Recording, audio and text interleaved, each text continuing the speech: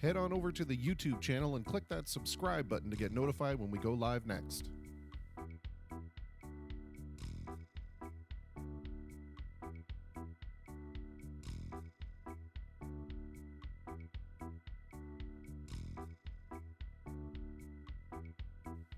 The Face to Facebook livecast will begin momentarily.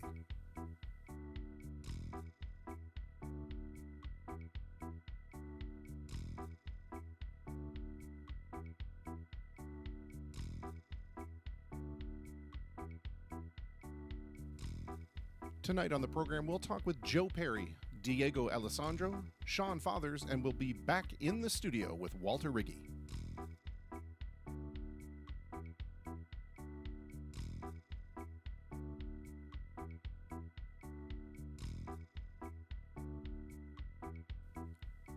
Head on over to the YouTube channel and click that subscribe button to get notified when we go live next.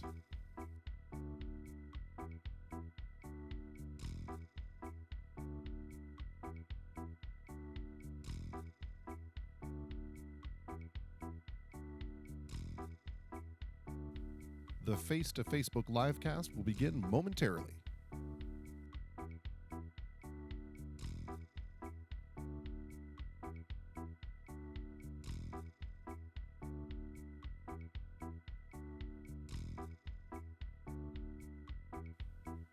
Tonight on the program, we'll talk with Joe Perry, Diego Alessandro, Sean Fathers, and we'll be back in the studio with Walter Riggi.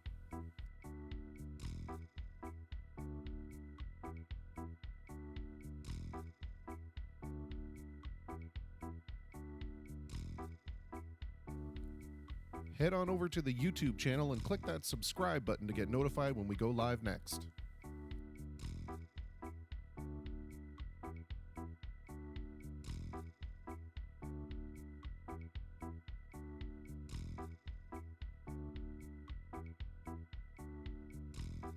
The Face to Facebook livecast will begin momentarily.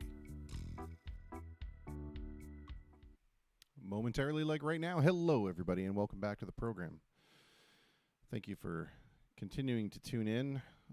Thank you for understanding our decision to respect yesterday. So yesterday, for those who were unaware, was a blackout day for most media and most performers in support of the Black Lives Matter movement in light of everything that's going on. And it was a difficult decision because I didn't want to seem like I was taking advantage of the situation, but I felt it's important to stand in solidarity. So thank you very much to everybody who sent supportive messages about that decision. And thank you everybody who is tuning in today. And thank you to Beth Clinch Good, who suggested that today shall be called We Shall Overcome Wednesday. We've heard a lot of people respond to the Black Lives Matter movement with All Lives Matter. I understand the sentiment.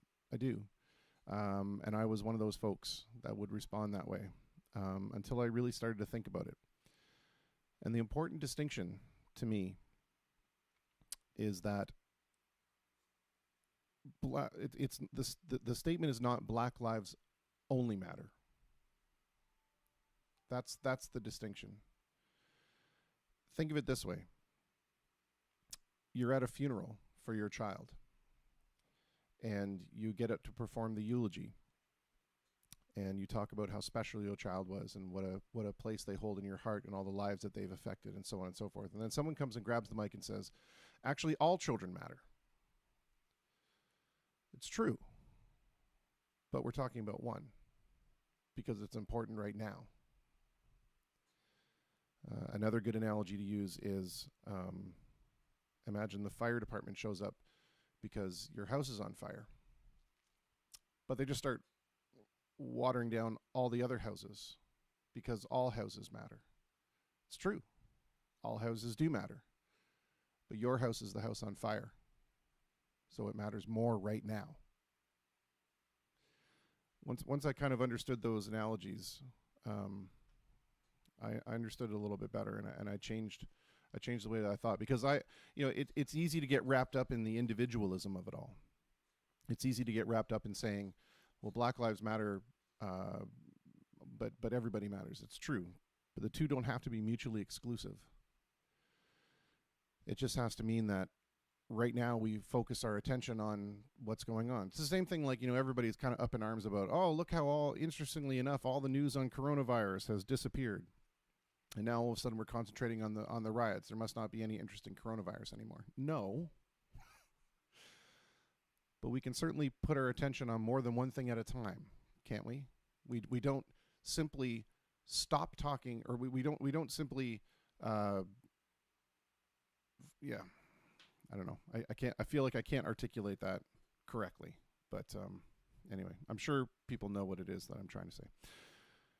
So that, in solidarity with our brothers and sisters all over the world, and for anyone who is experiencing injustice, then that's who we're doing this for. That's who we remember. That's who we hold up our fists for. For those who can't hold up their fists on their own. Anyway, I don't want to get too into that entire thing, because you guys know what it's all about. Mark Lapointe says the USA is on a side quest right now. There you go. That's exactly right. The USA can be a video game. Think of it that way. The USA is a video game, and you're continuing along the path to democracy, and all of a sudden a side quest comes up. Take care of coronavirus. All of a sudden a side quest comes up. Take care of your brothers and sisters. That's a great way to put it. And then Julie pops in with another great analogy. She says, if you have a flat tire, you fill the tire that's low, not all your tires. Or maybe you still take care of the rest of your tires. You look and see, are your tires okay? Great, but you take care of the one that's out of air. That's another great analogy. So that's all I'm going to say about that for right now. And we've got a great show full of great people tonight. We have Mr. Joe Perry, who's involved in hospice with a special project called the Hospice Band. We have a good friend of mine from New Jersey, Diego Alessandro. So we're going to hear some stuff from the States and hear some perspectives from that side of things.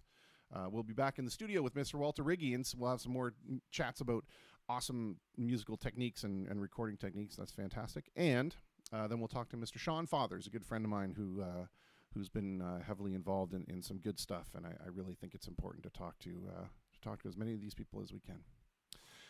Hello, Melanie Grant. Hello, Sandra. Hello, Lana. So many people to say hello to. I missed all you guys.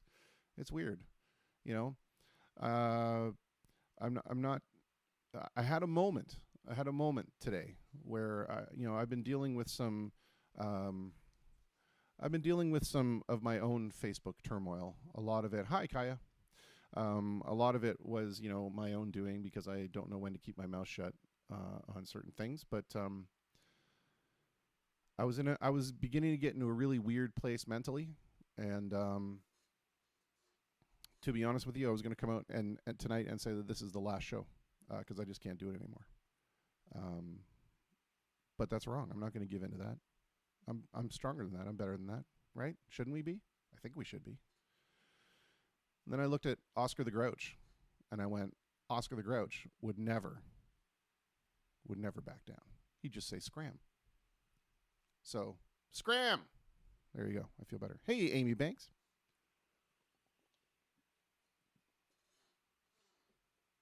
All right. Well, for my good friend Beth, we have to play some Springsteen. And I think that this is a really appropriate song to play right now. And this is a really appropriate way to play it. It's normally kind of a slow dance kind of number, but I feel this is a little more poignant, especially for right now.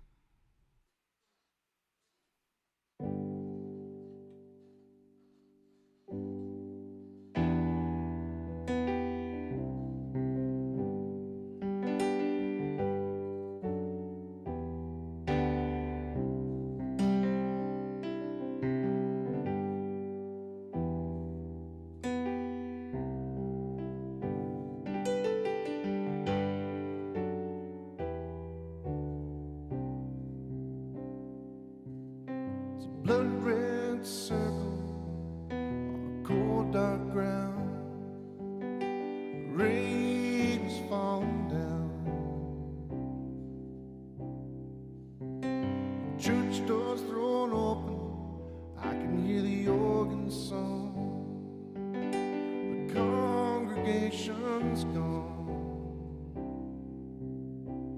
my city of ruins, my city of ruins.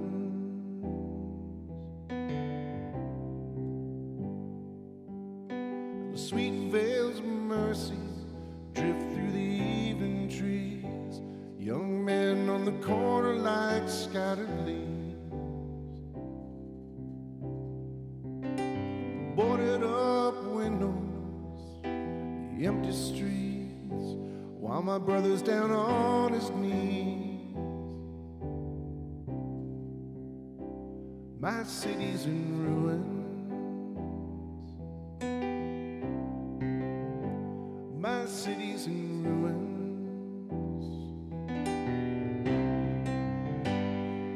Come on, rise up.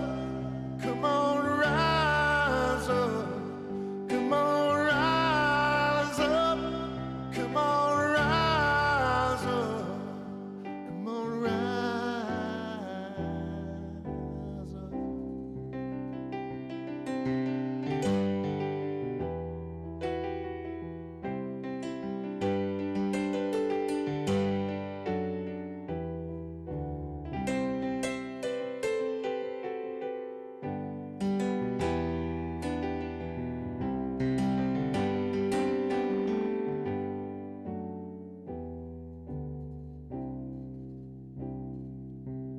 There's tears on the pillow, darling, where we slept. You took my heart when you left.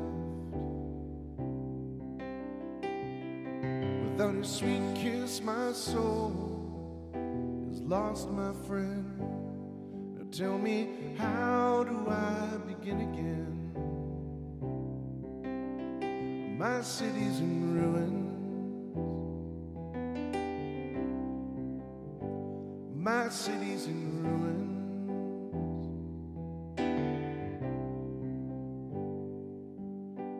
With these hands, with these hands, with these hands, with these hands, I pray, Lord, with these hands, with these hands, pray for the faith, Lord, with these hands. Pray for the strength, Lord, with these hands. With these hands, pray for your love, Lord, with these hands. With these hands, pray for the lost, Lord, with these hands. With these hands, pray for the world, Lord, with these hands. With these hands, oh, come on, rise up. Come on, rise up. Come on, rise up. Come on, rise up. Come on, rise up. Come on, rise up. Come on, rise up.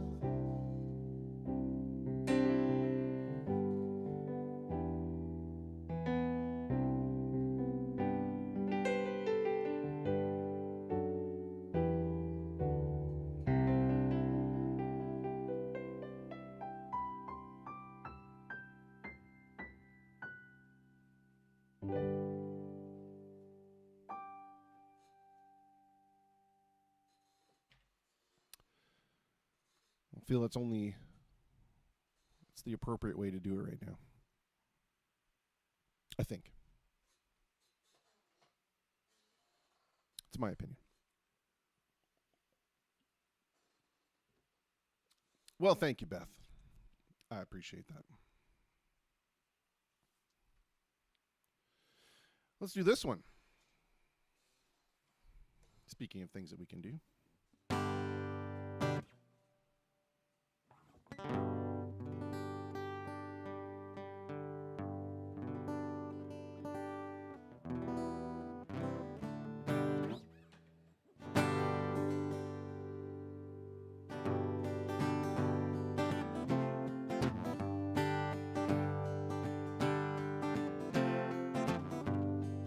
gather round people wherever you roll, and admit that the waters around you have grown, and accept it that soon you'll be drenched to the bone.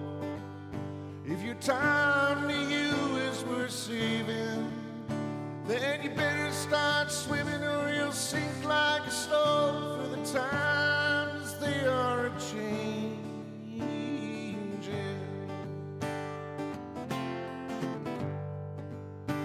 Come writers and critics who prophesize with your pen, and keep your eyes wide, the chance won't come again. And don't speak too soon, for the wheel's still in span, and there's no telling who that it's naming. For the loser now will be later to win, and the times they are changing.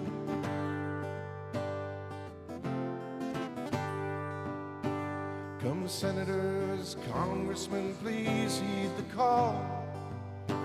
Don't stand in the doorway, don't block up the hall, for he that gets hurt will be he who has stalled. There's a battle outside and it's raging, and it'll soon shake your windows and rattle your walls, for the times they are changing.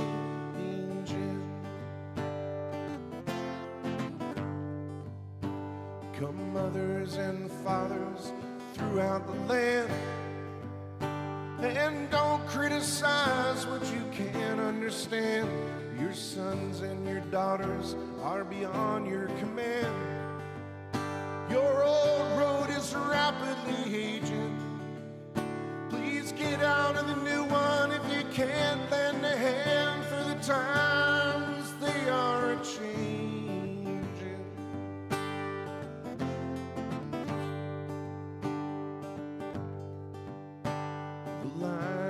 Drawn, the curse is cast. Slow one now will later be fast, as the present now later be past.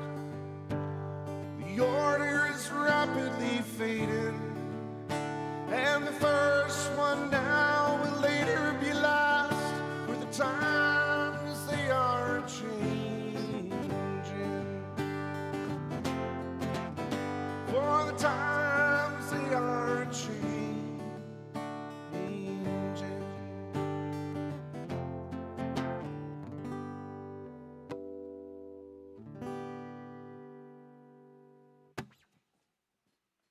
There we go.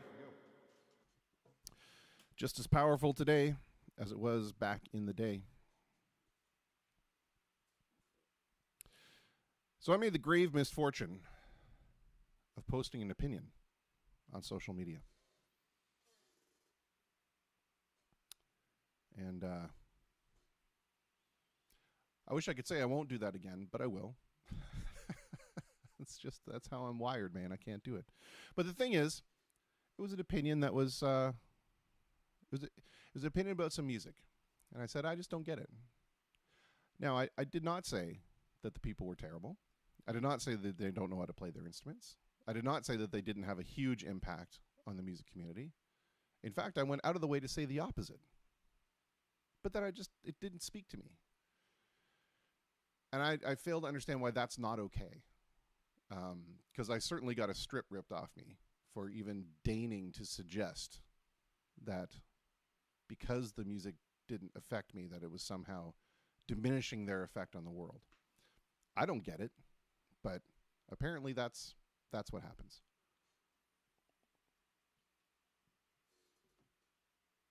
So out of solidarity to all the folks who love these guys, I'm going to play one of their songs. Because I like this song. I just don't like them all. And I don't understand the appeal. And that's okay. You may not understand the appeal behind Bruce Springsteen. I mean, I don't know how you could, but whatever. See? Opinion. All right. This one we can do a beat for, so let's do that.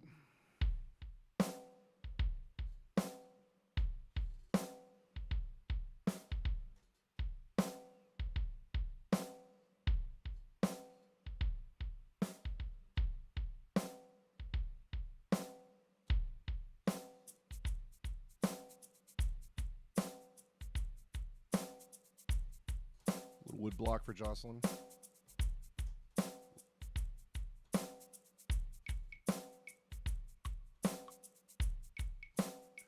Little cowbell for Sean Fathers.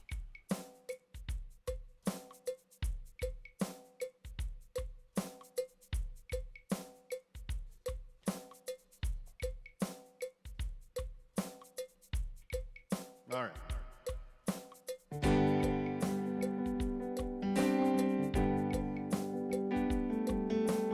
I pulled in Nazareth, was feeling about 10:30. Just needed some place where I can lay my head. Mister, can you tell me where a man might find a bed? Well, he just grinned and shook my hand, and no was all he said. Take a load off, Annie. Take a load free. Take a load off, Annie. And you put the load right on me.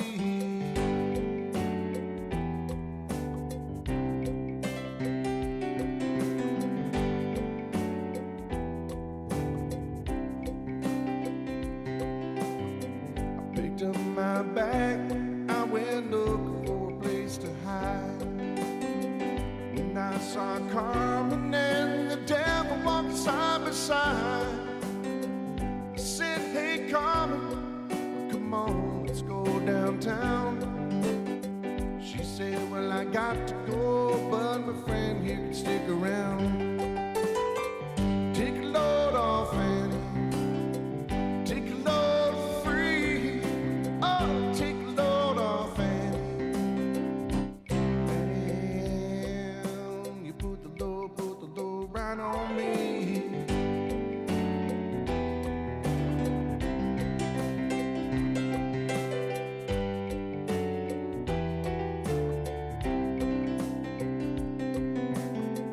Go down, Miss Moses, there's nothing that you can say. It's just old Luke and Luke's waiting on the judgment day. Well, Luke, my friend, what about young Anna Lee? He said, do me a favor, son, won't you stay and keep Anna Lee company? Take a load off, Annie. Take a load free. Oh, take a load off, Annie. And you put the load right on me.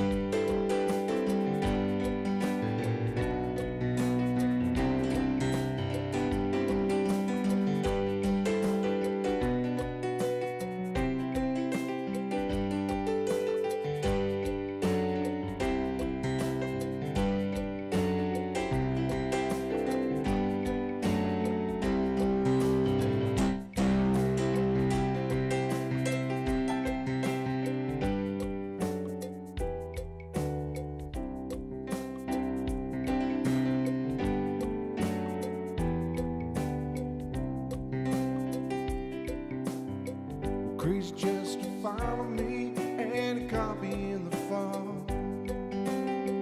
He said, I will fix your ride if you take Jack McDonald's. Hey, wait a minute, Chester, you know I'm a peaceful man. He said, that's okay, boy, won't you feed him when you can? Take a load off, Annie. Take a load free. Take a load off, Annie.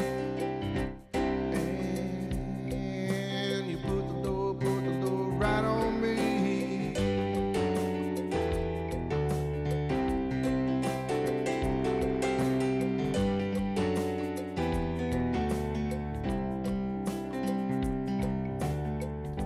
Get your cannonball now to take me down the line.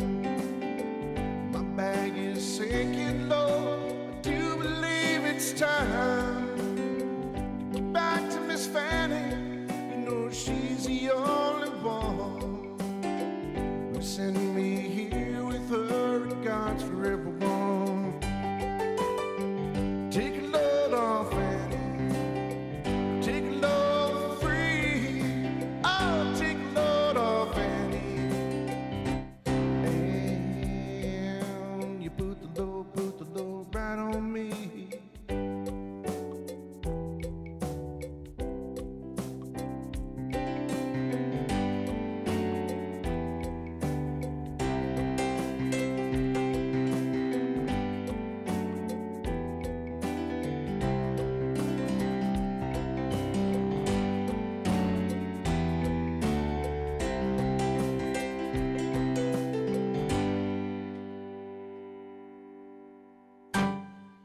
There we go, and the big Fanata at the end, as always, goes out to my good friend Rob Shepley. The Fanata, that's the coin we've termed, the term that we've coined for that moment at the end of a song when you do, everything's quiet and then you do the triumphant thing at the end. That's the Fanata, because it sounds so final, it sounds so formal, it sounds so great. Anyway, we are going to get our first guest on the line. I just have to log in to my messenger because I forgot to do that at the beginning of the show. And let's see here. See if we can find our very special first guest on the line. Where are you, my friend? There you are.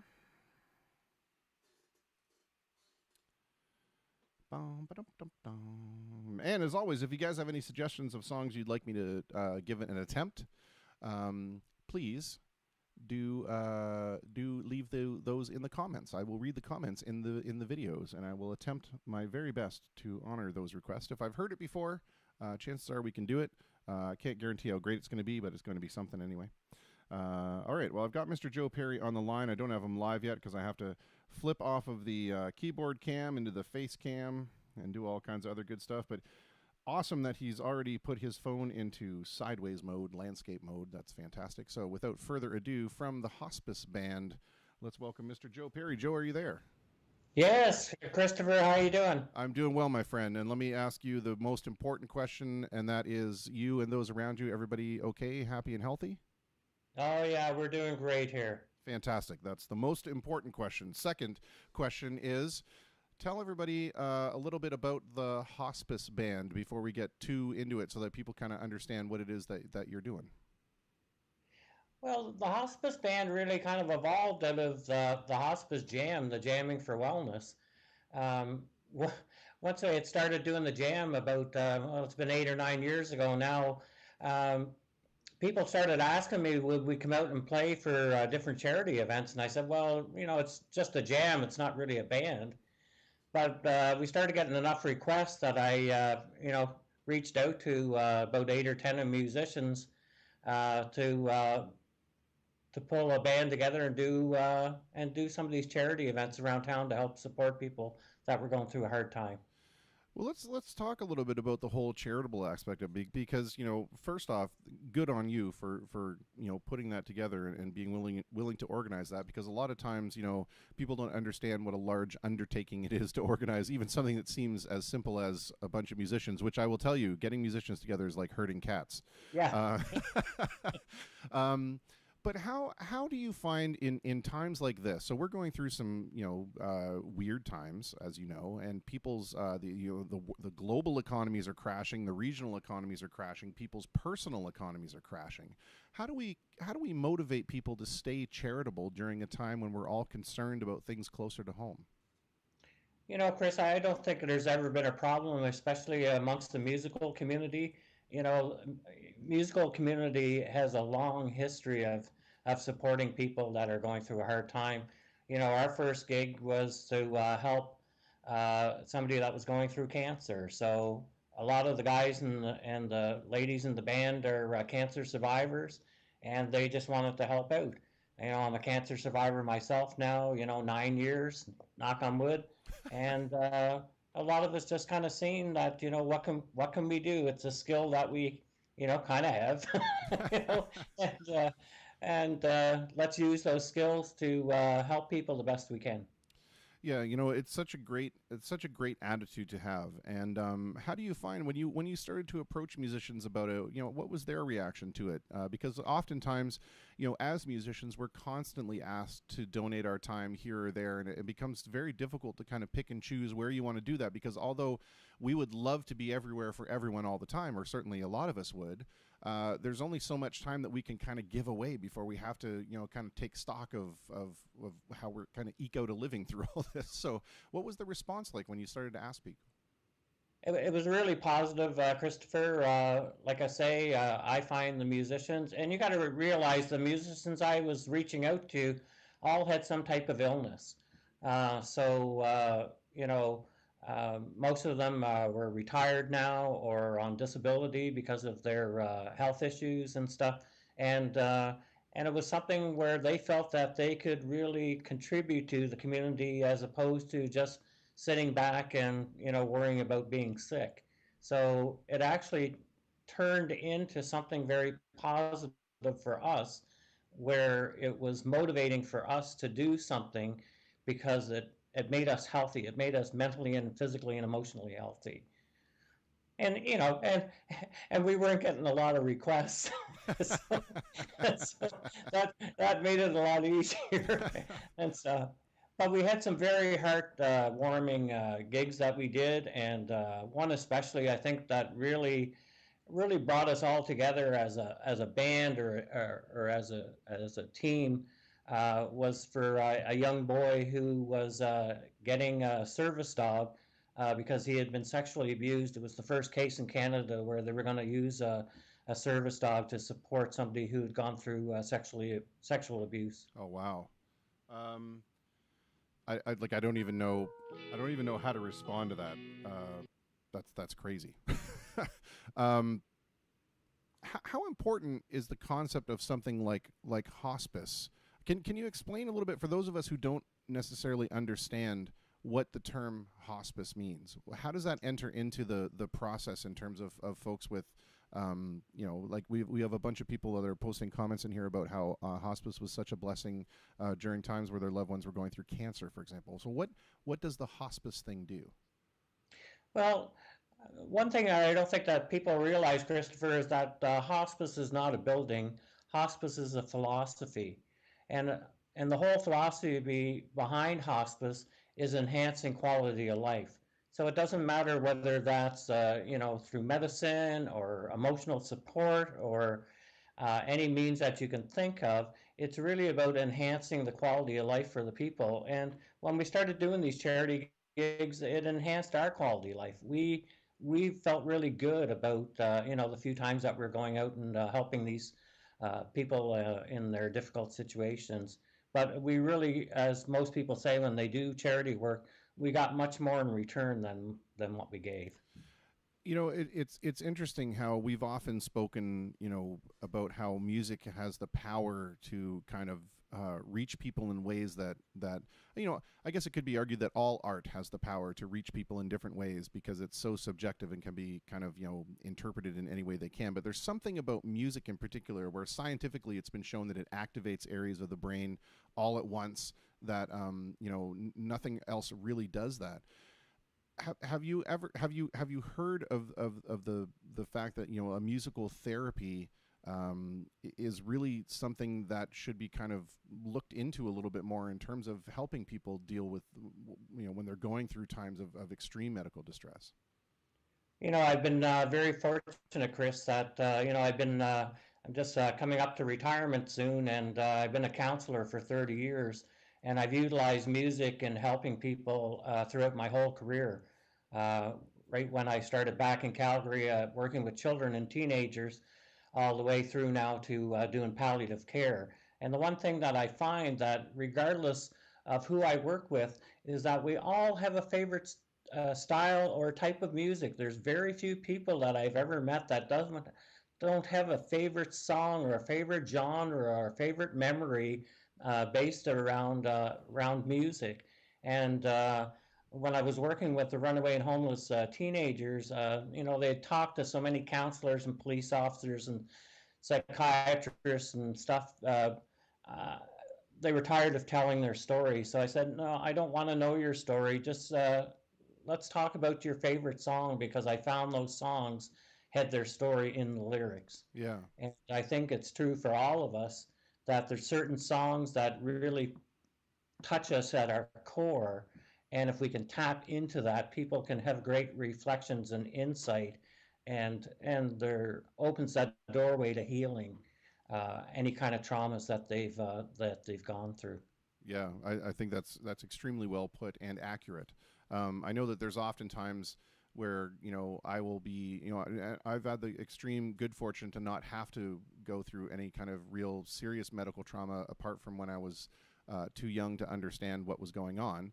But I know that even when we when we when we remark on things, like you said, past events in our lives, there are musical moments that can really just touch us and bring us back to those moments like nothing else can. It's incredibly powerful. That's Um, right.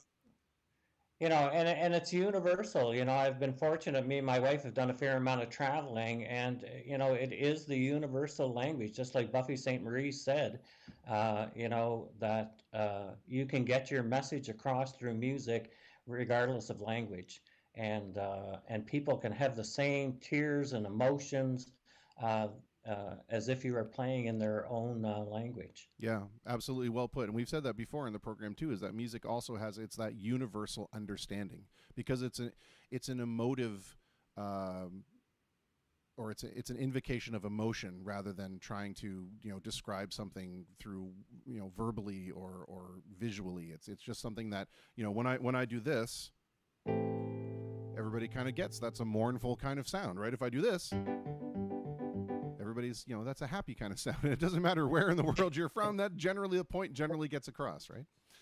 um, That's right. I want to ask a little bit though about the emotional toll maybe that it playing for folks in these situations may have on the players. Have you ever been in a situation where you've been playing for someone whose situation is just so dire, and maybe the music that you've played for them has touched them enough that uh, it's released some emotion on their side, but does it take an emotional toll on you folks as well, or do you just kind of say that it's quite the opposite? It gives you an emotional boost that you were able to help someone. Well, it's kind of like I tell my wife, Chris, I just feel honored to participate in my own way in some of these events that have ended up being meaningful to people.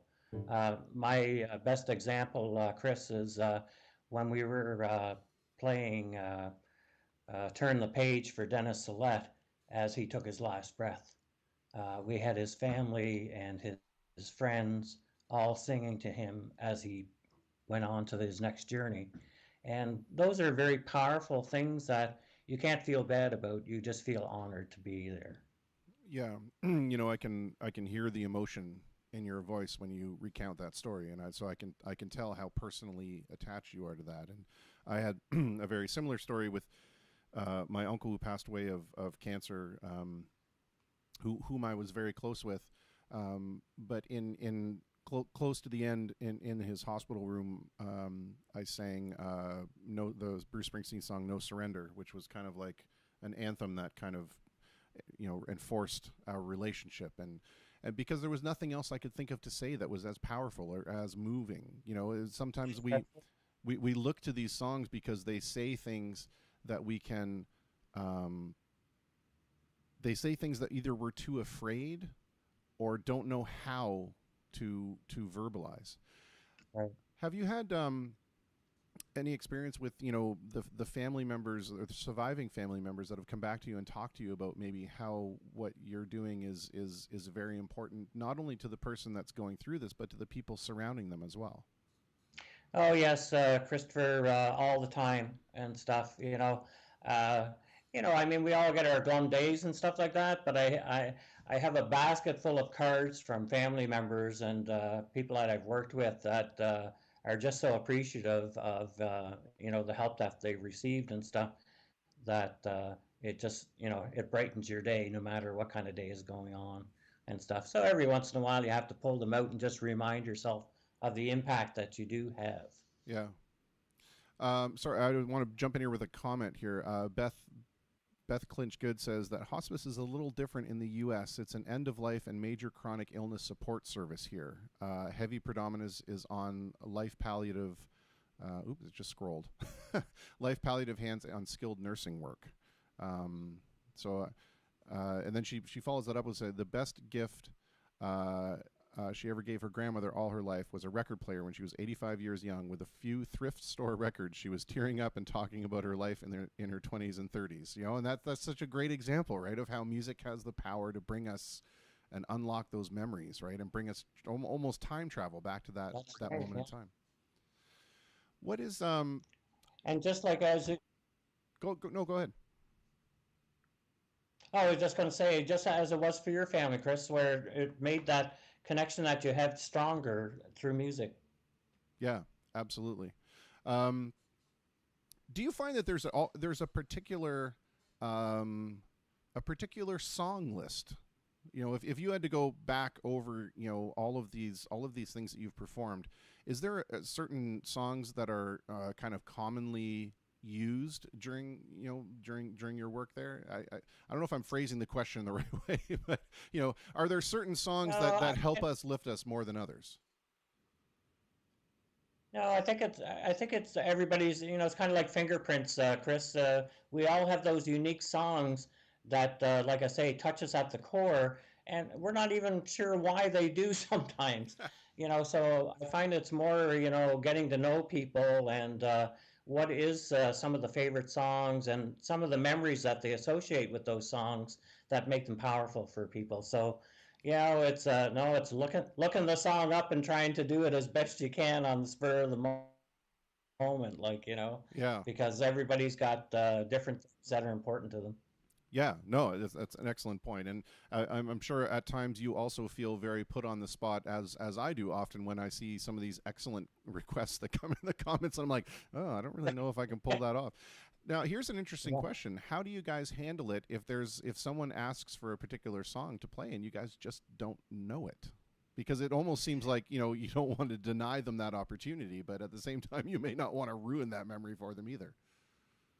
One of the things that I've done, Chris, is that if I can't do the song, I've got a pretty wide network of musicians, some great people around town here that volunteer to help me out, and I'll bring somebody else in, stuff, like Joe Graham and stuff like that. He's a walking encyclopedia of music. Like the guy must have 1,000 songs that he can do. So I usually find somebody like that I can bring in if I can't kind of pull it together and stuff like that.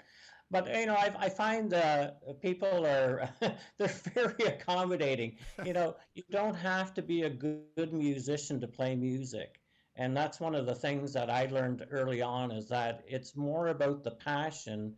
I always say I'm 100% enthusiasm, and every once in a while I hit a right note. I usually say that I just make all the wrong mistakes in the right places. That's So I find that people are not so hung up that they want it to be radio quality. They just want to have something live and present to kind of connect them. Yeah. And it's to a memory or to a person in the room and stuff. And they're quite forgiving. Let's say that we reach a point, and not to get moribund or anything, but let's say we reach a point, Joe, where you're at a point where you require something like this. What's the Joe Perry song list? My song list? It's probably my sitting around the campfire song list that I've done with the kids. Most people were playing Old MacDonald to their children. I was doing Whipping Post by the Allman Brothers, and so a lot of those songs will be the ones that my family will be singing to me is Sweet for Judy Blue Eyes and Whipping Post, and some Get Up Stand Up by Bob Marley. And Yeah, well, let me first, before we go any further, say that is a solid parenting win right there. That's Yeah.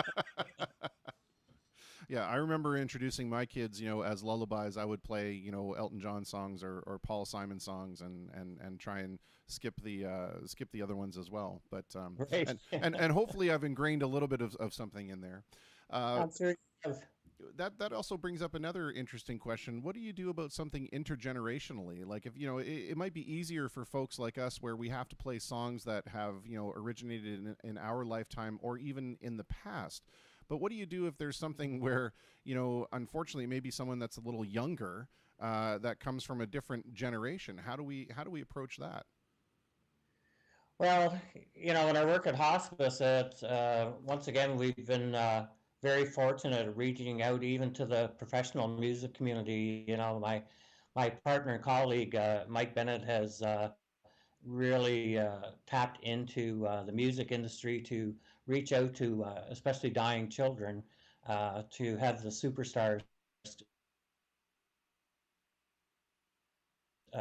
you know, book and sing them a song. Yeah. And, and I'm always amazed at how generous even the superstars are to help out, especially with, children that are palliative children, or yeah, really adults or children and stuff like that. And just how giving, once again, the musical community is.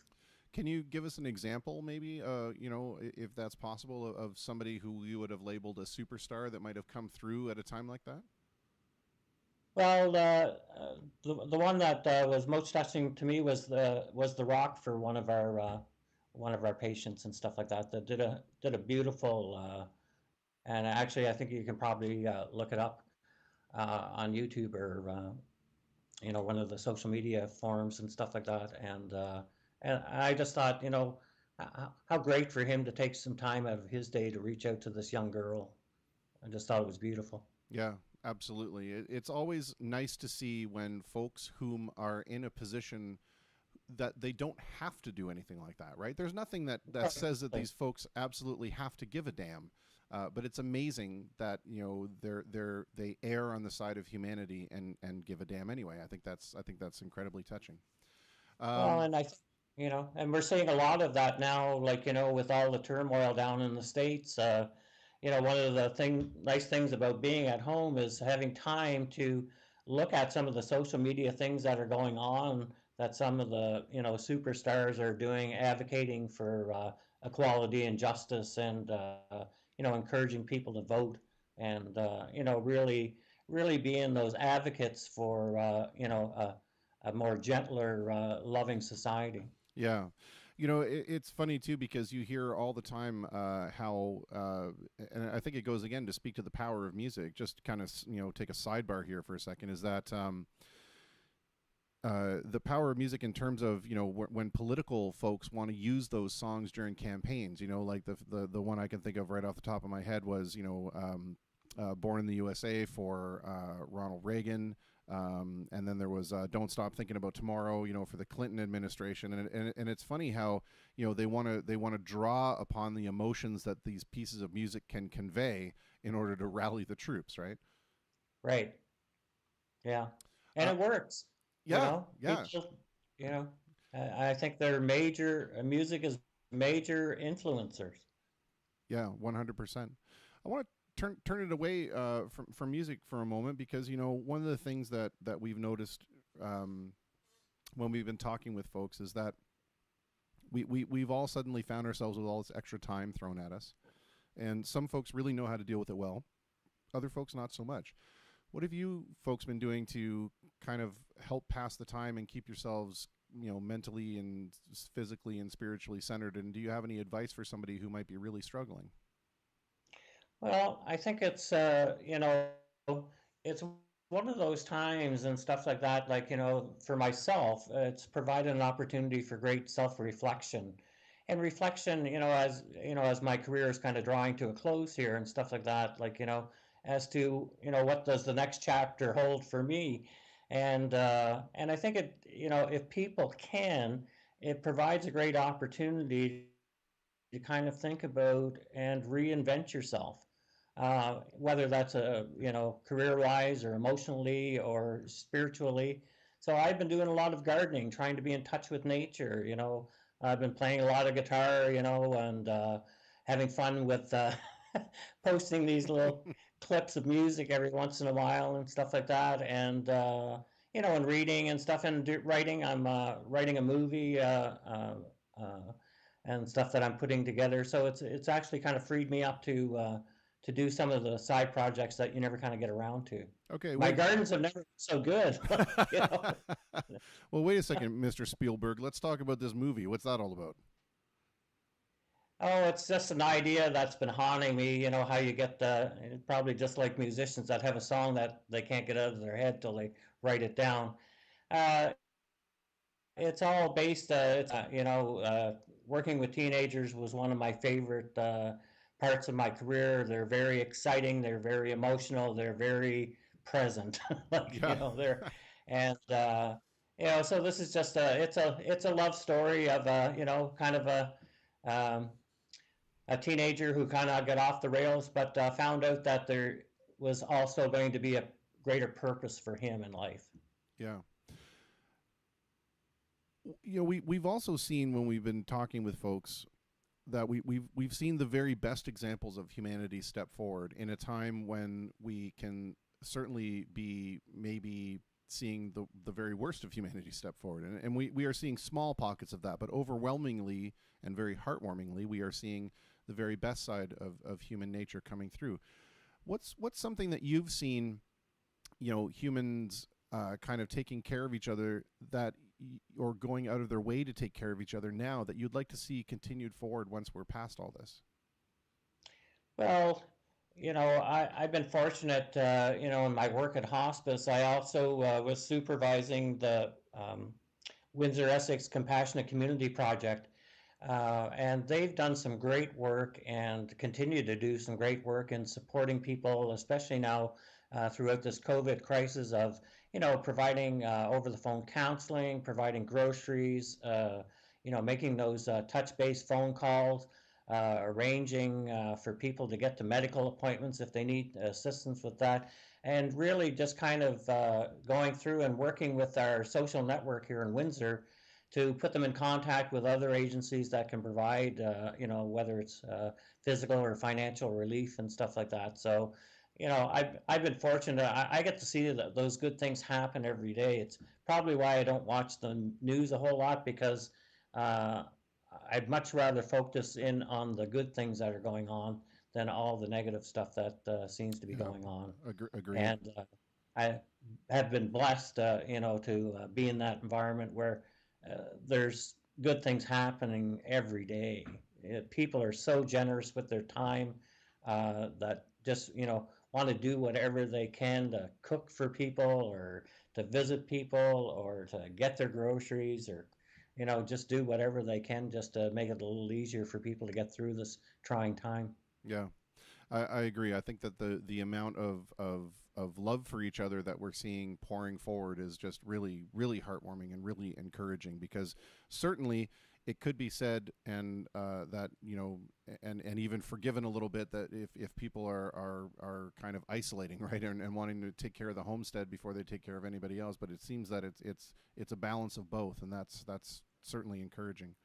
Well, and you can do both. Like, I mean, there's lots of things that you can do from home. Like, just as what you're doing, Chris. This has been a wonderful connection for a lot of people in our community. Is you doing these shows and giving people a chance to see that there's good things going on, that there's people out there that have interesting things to talk about, and provides us all with a greater connection to our community. So I think and so there's lots of things that people can do, is phoning up their neighbors, like and just seeing, are they okay, do they have food in the house, and and I've always been amazed ever since I moved to Windsor here. Now I think it's been just about 25 years and stuff, of how generous Windsor is, regardless of what's going on economically. Windsorites, it just amazes me at how giving and that they are to their community. Yeah. We're just supporting the Jeff Burrows Drumathon and stuff like that. That I know a lot of us all have and stuff. And there's just great things go on here in Windsor. I'm just totally thrilled to be a part of it all. Sometimes. Yeah. I agree 100%. I can't speak to very many other communities because unfortunately, I've lived here my entire life. So this is what I know.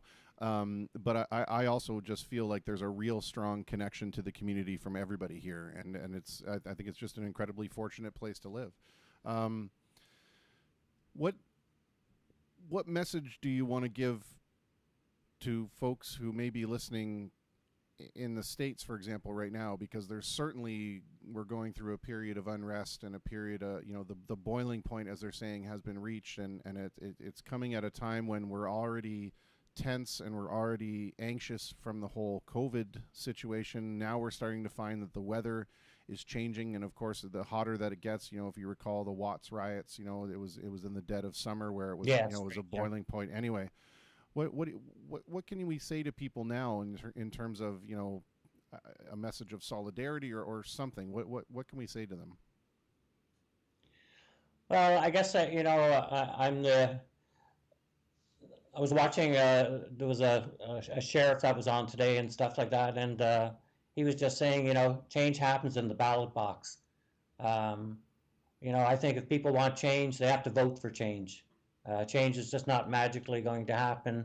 You have to make, you have to make it happen. And I just encourage everybody, as a lot of the musicians down in the actors in the States are encouraging people to get out and vote. This is a time when you can really get behind um, the whole cause of human decency and stuff like that, and and and vote for change. Yeah.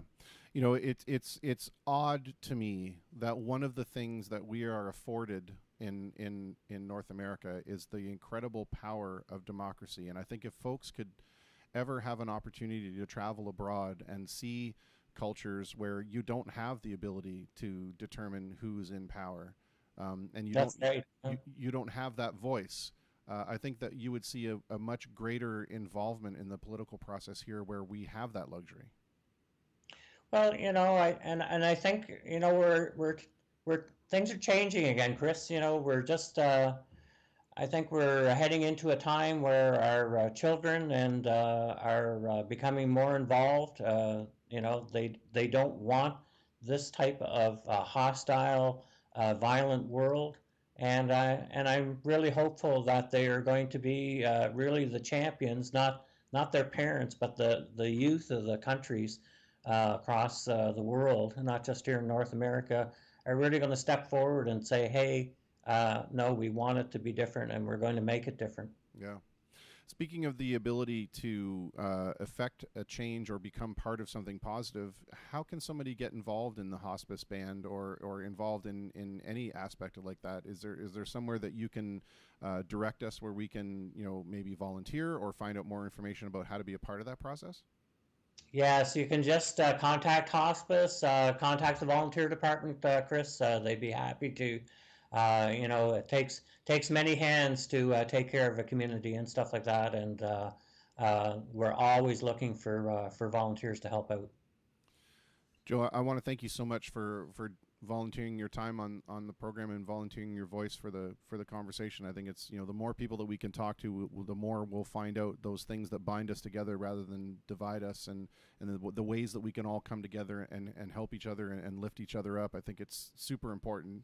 And for me, it's just a really selfish thing of being able to connect with friends or make some new friends. And even in this weird time of isolation, we can still share a smile or a laugh or a story or a tear, and I think even just virtually. So I think it's super important. So I want to thank you very much for that.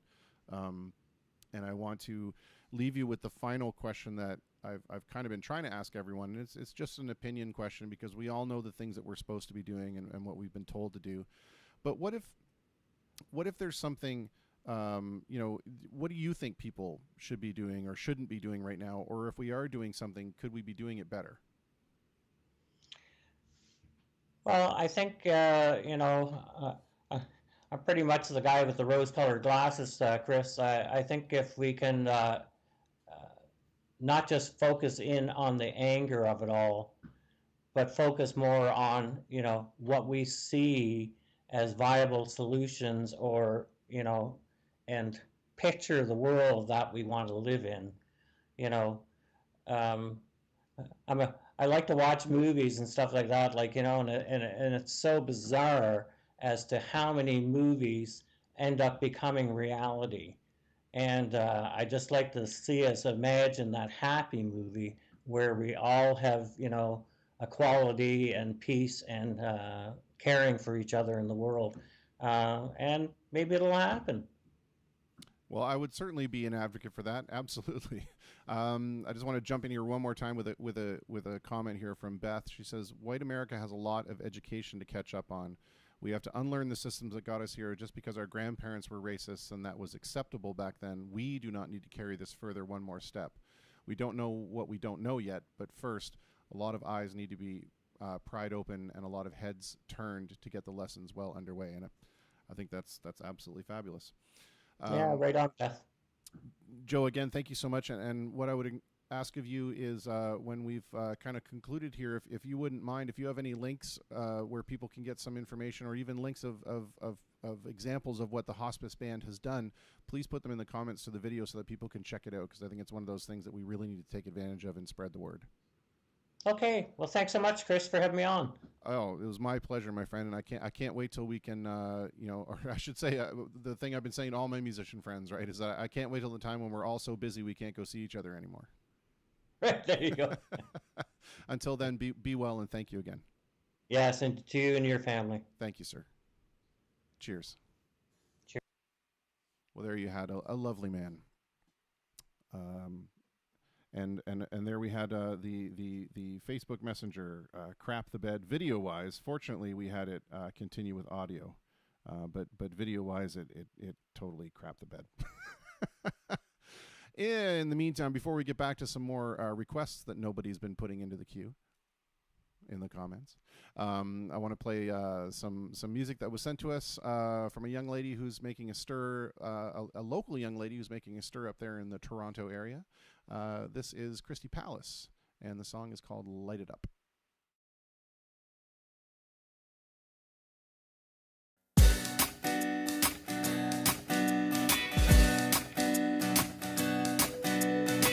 I used to be just a face in the crowd, content with shutting up and being back around.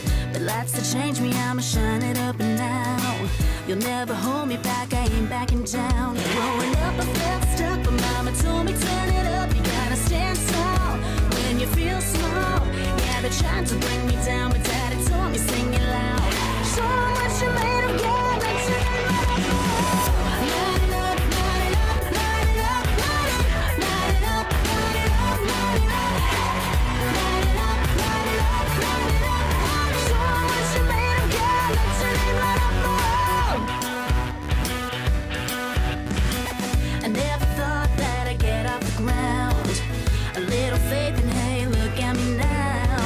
The lights have changed me, I'ma shine it up and now. The old me ain't coming back, she's never going. Growing up I felt stuck, but mama told me turn it up. You gotta stand tall when you feel small. Yeah, they tried to bring me down, but daddy told me sing it loud.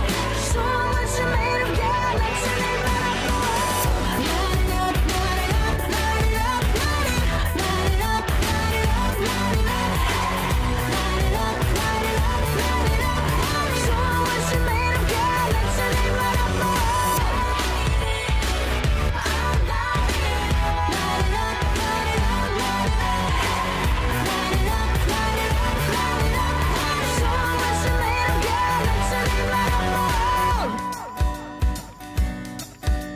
Show 'em what you made of, girl. Show 'em what you made of, girl. Show 'em what you made of, girl. Show 'em what you made of.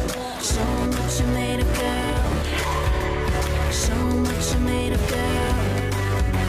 Show 'em what you made of, girl. Show 'em what you made of, girl. Show 'em what you made of. Growing up I felt stuck, but mama told me turn it up.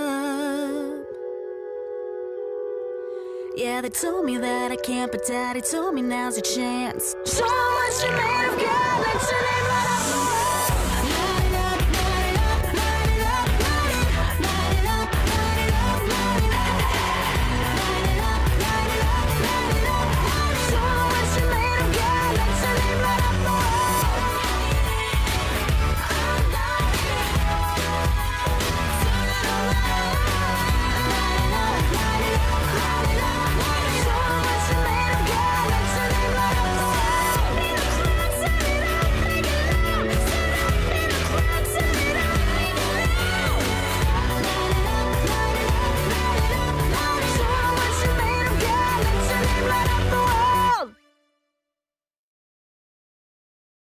Well, there you go. That'll get the toes tapping, the blood pumping, all that good stuff. Well, we had some requests in here. Andrew Pelche says, "Can you play Johnny Be Good?" You know what? I've never been able to play the guitar riff, but we could probably figure something like that out. And then Beth Clinch said her husband walked by and requested a Vel and Dyke song. It's a band he's in. Which, you know, if you want to send me some stuff, I'll be happy to play it on the program. If you got some YouTube links I can grab, that'd be great. And then Dr. Lay jumps in with, "Do you have any Billy Joel or Bruce Hornsby?" Absolutely. And I think it's important to do this Bruce Hornsby song because it's one of those ones that kind of speaks about the status quo and changing the status quo. I think you'll know exactly what song I'm talking about because it's probably the Bruce Hornsby song that everybody knows. But we can definitely do a beat for it, so let's do that first.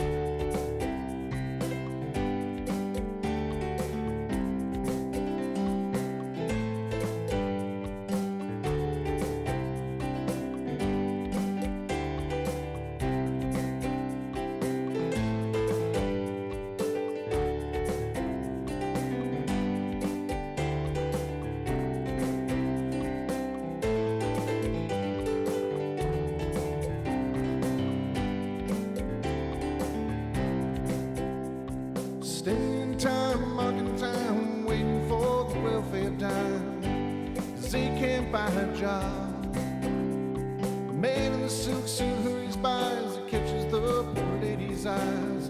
Just for fun, he says, "Get a job."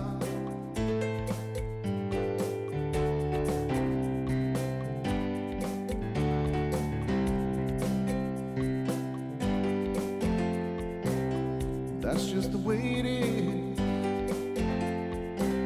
Some things will never change. That's just the way it is. Ah, but don't you believe them?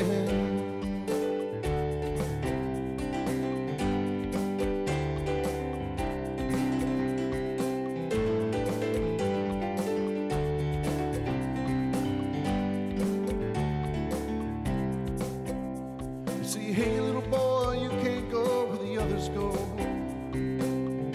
'cause you don't look like they do. I said, hey old man, how can you stand to think that way? And did you really think about it before you made the rules? He said, son, that's just the way it is. Some things will never change. That's just the way it is. Ah, but don't you believe them?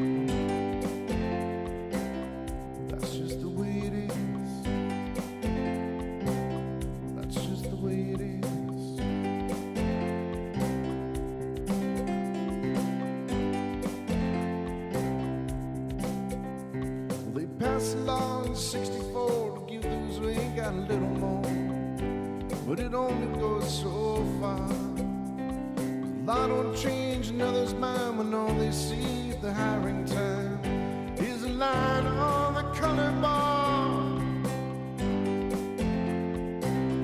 That's just the way it is.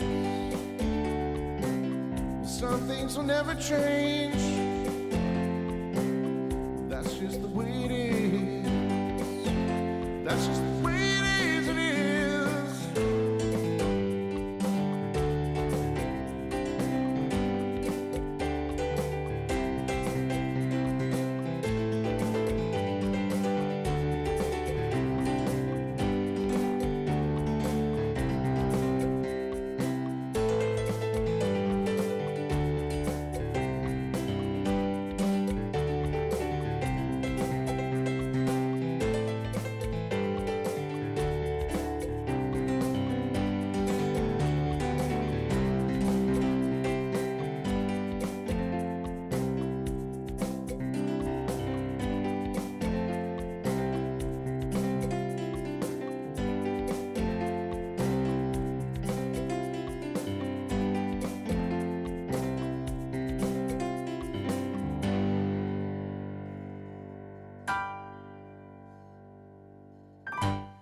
And the Finata at the end. I don't know why I have such a difficult time with that rhythm.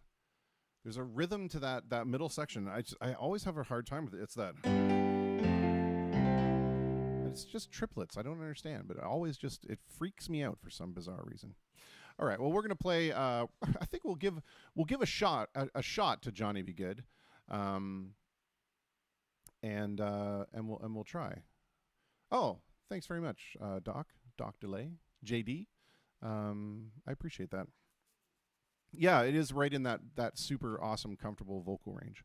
I want to play a song while I look up the Johnny Be Good stuff. I want to play a song from the fellow who's coming on next on the program, who I have had the pleasure of meeting several times. So for those of you who may not be aware, Beth Clinchgood and the next guest that's coming up, they are part of or were a part of a musical community that I had the fortune of kind of wrangling together called Springsteen Radio. So we're all ginormous Bruce Springsteen fans, and in 2007 I went out and saw the Magic Tour, and I came back and I was just so inspired, because of the fellowship that I saw during that concert. And that's one of those things that people don't get is, when you go to see a Springsteen concert, it's not just about the music. It's like an old time revival show, like people go there to get lifted up, and it's amazing. It's really amazing. Anyway, I was filled with that spirit of fellowship and came back, and I thought, you know what? It'd be really cool to have a place on the internet where people could go and they could listen to Bruce's music, and they could participate in a chat and just kind of get that whole community together. And so I created the site springsteenradio.com, and it just kind of took off, and it was in a very positive and awesome way, and built up a real strong community of friends. And there was a point in time during the last tour where I was fortunate enough to be able to travel to a bunch of cities in the U.S. And I'll never forget this. This is the coolest thing I've ever had happen to me. Period. Coolest thing ever. I think I was in Chicago. It was either Chicago or yeah, I want to say it was in Chicago. And I went to go take my seat, and the guy sitting next to me in this stadium. Now you got to understand, this is a stadium full of people. There's probably like 40,000 people in there. The guy sitting next to me was wearing a springsteenradio.com t-shirt. And I just kind of looked over and I went, "Oh, I see you're a Springsteen Radio fellow." And he goes, "Oh yeah, I love that place." I'm like, "That's in my basement." Isn't that cool? It's so neat. And so I've made this community of friends all over the world. And anyway, so the fellow that's coming on next, Diego Alessandro, is a singer-songwriter from New Jersey. And I had the good fortune of meeting and jamming with him in the hotel lobby of the Royal Crown Hotel. There was a piano in there, and he brought his guitar down, and I brought my guitar out, and we sat down and we jammed for a whole long while before and after the concert, as I recall. Anyway, He's an extremely talented songwriter in his own right, and I want to play you a tune of his. This is called, I believe it's the one that he sent me a few on YouTube, and for some reason I couldn't get it to work. Normally what happens is I have a program that downloads the YouTube video so that I can play it offline, and I can put the video up for everybody to see. It did not work that way, so I'm going to try to do this this other way, and we'll see how successful we are. But hopefully what we'll see in the next couple of seconds is the Diego Alessandro song, With These Hands.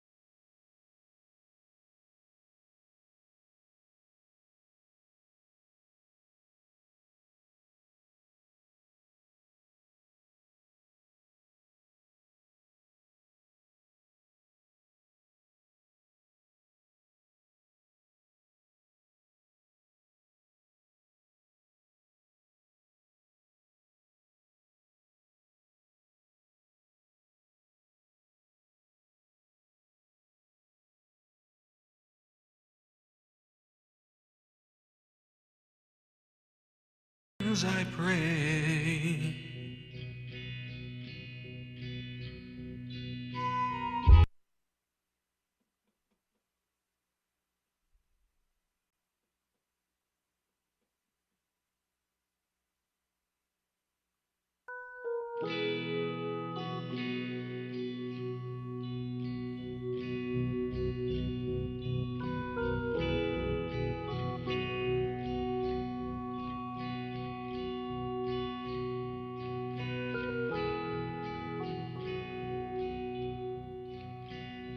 Look in my eyes, tell me, what do you see?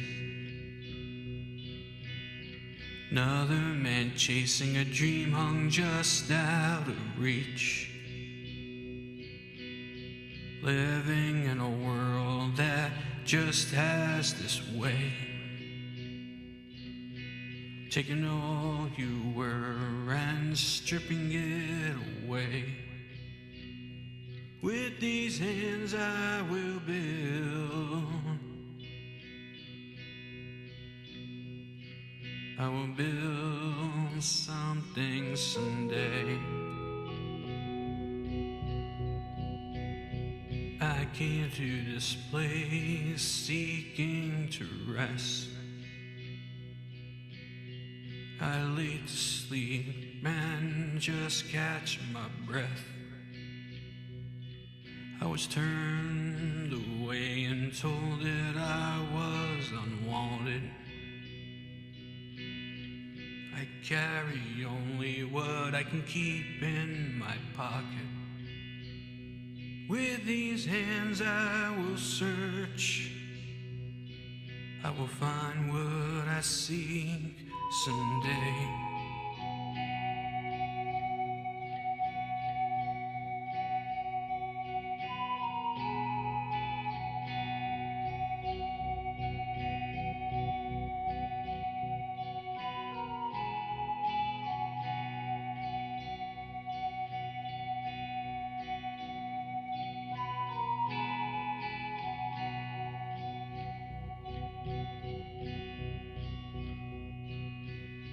Heavenly Father, I beseech you to guide me. For so long I'd follow this path so blindly. May your blessings and grace fall upon me like rain, and protect me from those who bear the mark of Cain. With these hands I pray.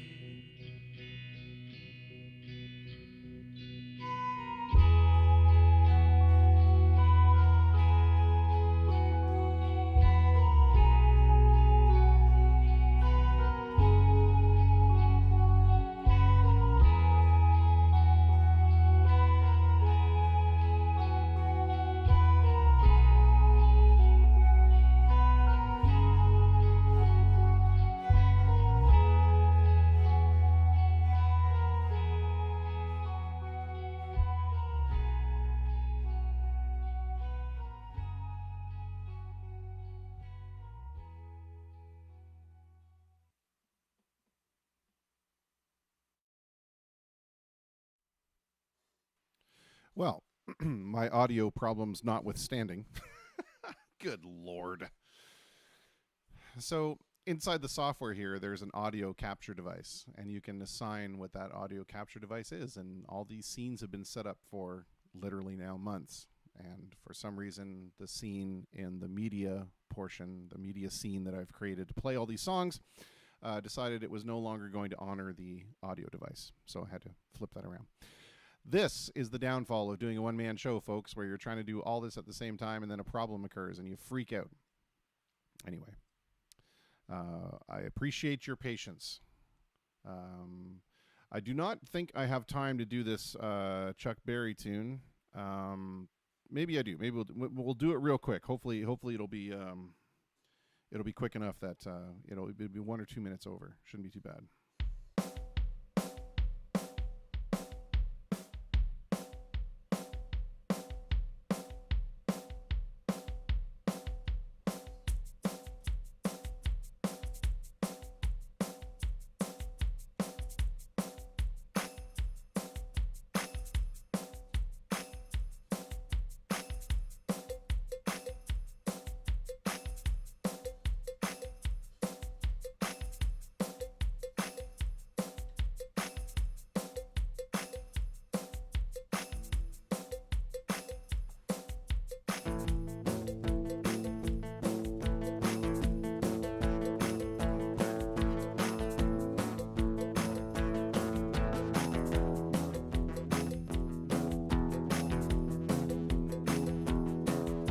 Down Louisiana, down New Orleans, way up by the woods among the evergreens. Stood a log cabin made of earth and wood. Lived a country boy named Johnny B. Good.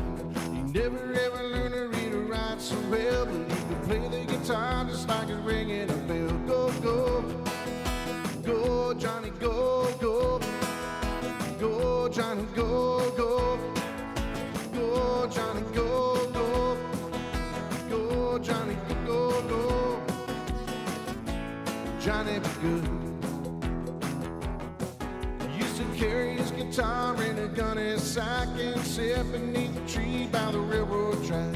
Old engineers sitting in the shade, drumming through the rhythm that the drivers made. When people passing by, they would stop and say, oh my, that little country boy sure can play. Go, go, go, Johnny, go, go. Go, Johnny, go, go. Go, Johnny, go, go. Go, Johnny, go, go. Johnny, be good.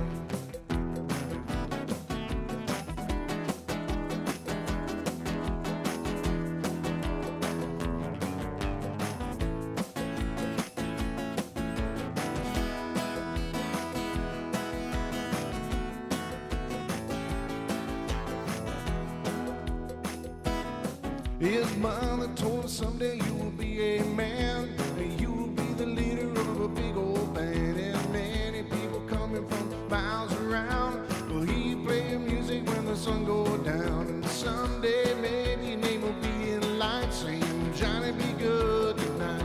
Go, go, go. Go, Johnny, go, go. Go, Johnny, go, go. Go, Johnny, go, go. Go, Johnny, go, go. Johnny, be good.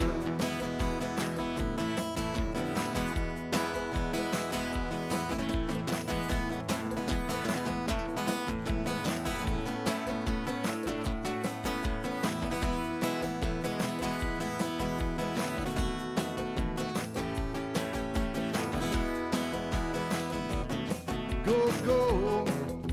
Go, Johnny, go, go. Go, Johnny, go, go. Go, Johnny, go, go. Go, Johnny, go, go. Johnny, be good.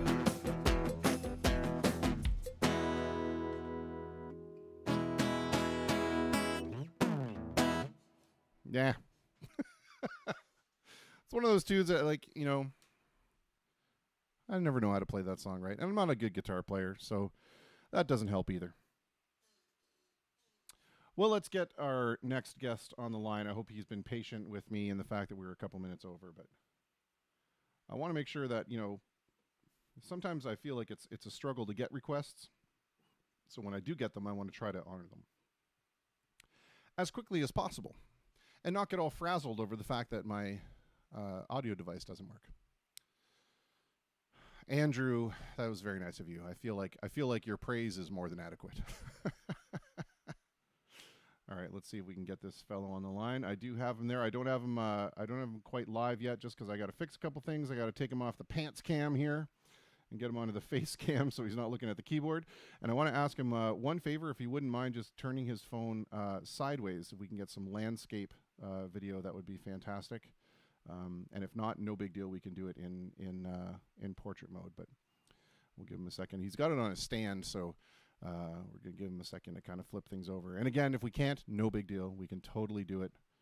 Oh, but there we go. Flips over right away. Look at that. What a consummate professional. Fantastic. I love it. Ladies and gentlemen, would you please welcome to the program Mr.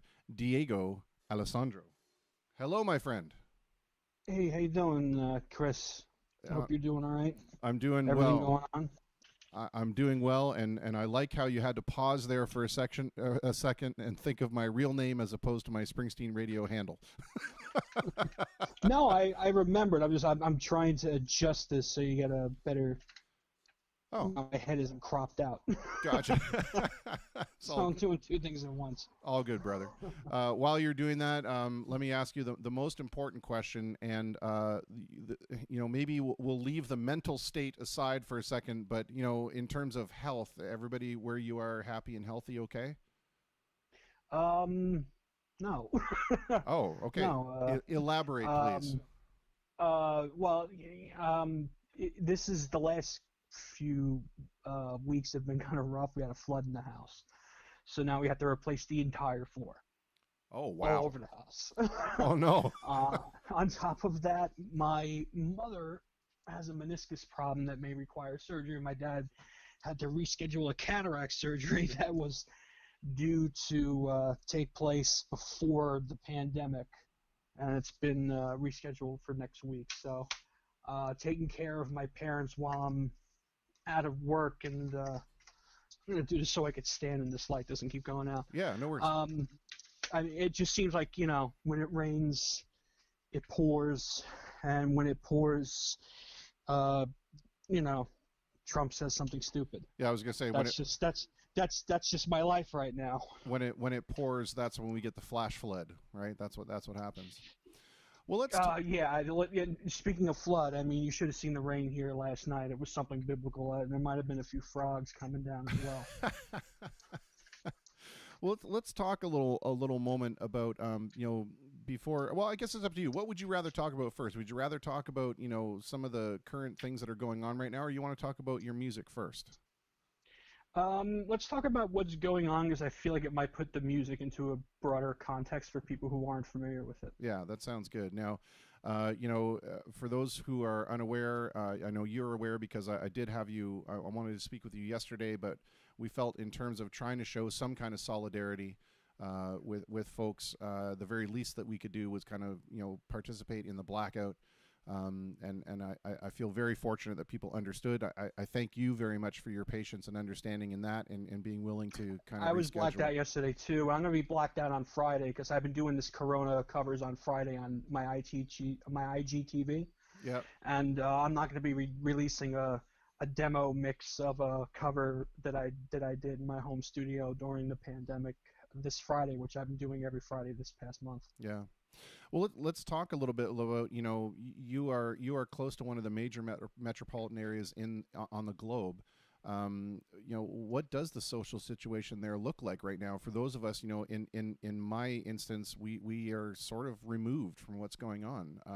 What does it look like there right now?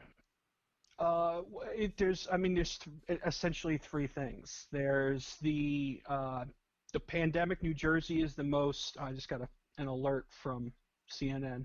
That's never good. I seriously think they're changing their breaking news banner to "He did what now?" And so the three sides. You have the pandemic, which is still going on. I live in New Jersey. This is the most densely populated state in the U.S., and I live in the suburbs right outside of New Jersey. So everything here is still on lockdown until at least like another week or 10 days from now. They're going to start lifting some of the restrictions. The other side of that, we also live in a very, it's a diverse area. We have people from all walks of life, economically, racially, ethnically, religiously, atheists, like myself. You find everybody out here, and we're all right on top of each other. So for the most part, things aren't as racially tense as some of the other parts of the country. Everyone's here. It's pretty chill. For most people, it's who you are, not what you are. That's going to be how they judge you.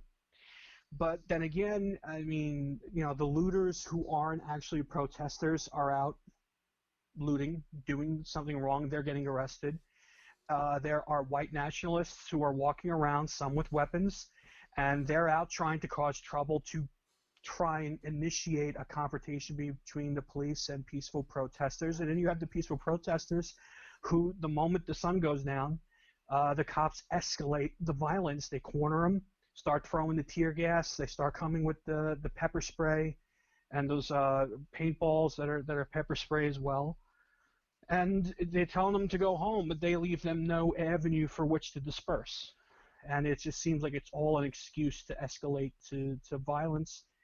A reporter from the Asbury Park Press, which is a local newspaper here, was arrested last night at the protest, was physically assaulted and then arrested, was held in Belmar, New Jersey's police department all night, grilled about whether or not they were Antifa or knew anybody that was Antifa, had met anybody that was Antifa.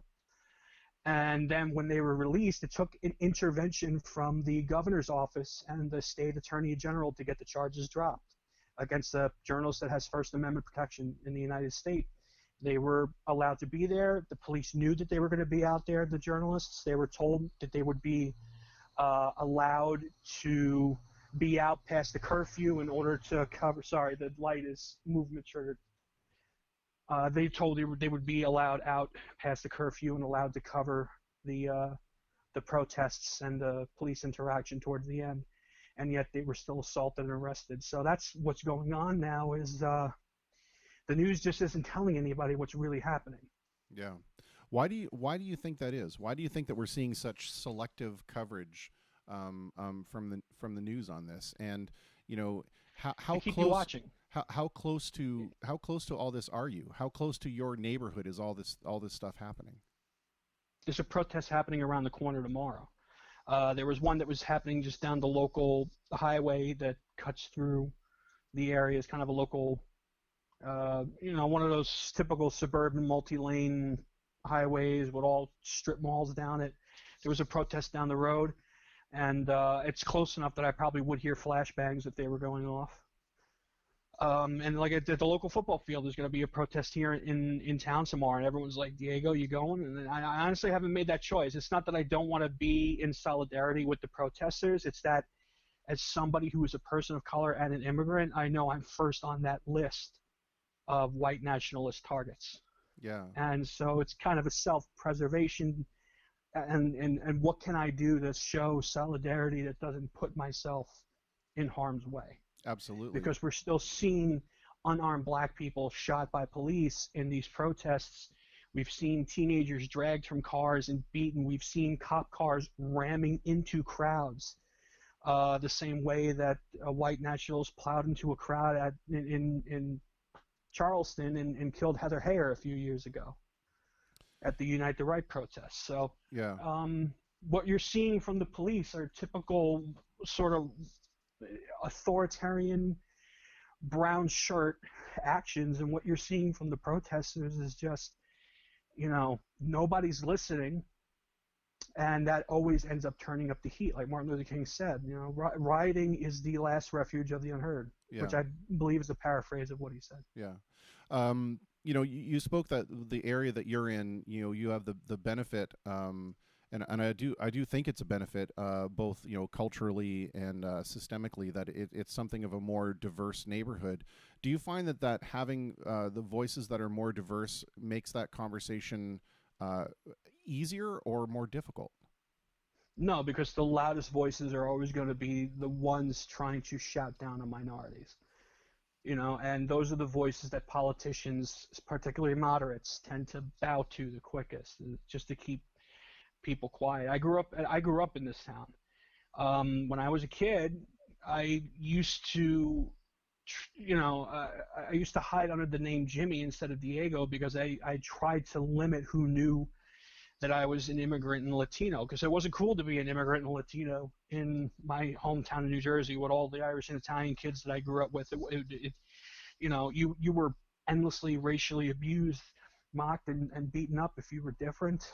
And we have a mayor here now who's slightly to the right of the Kaiser and is suing the governor to be able, because the governor signed an executive order saying that the townships weren't allowed to work with immigration and customs enforcement in these mass deportations that have been going on the past few years. And our mayor here is trying to use the courts to reverse that executive order, because he's bowing to where the heat in the Republican Party is right now. And it's kind of just it's fascinating and scary to watch your country succumb to fascism and such. Like, you see it coming, yeah, and then it happens. And in one way, it's fascinating as someone who has studied and loved history like I do, and in other ways, it's scary because you're at the top of that list of the others that'll either be the first to go or the first to die. It's not the first time that we've heard about what we outside and you have to appreciate that I'm looking at it from outside, right? I'm an exterior observer of the things that are happening in the United States, but it's certainly not the first time that we've heard the phrase "the decline of the American empire."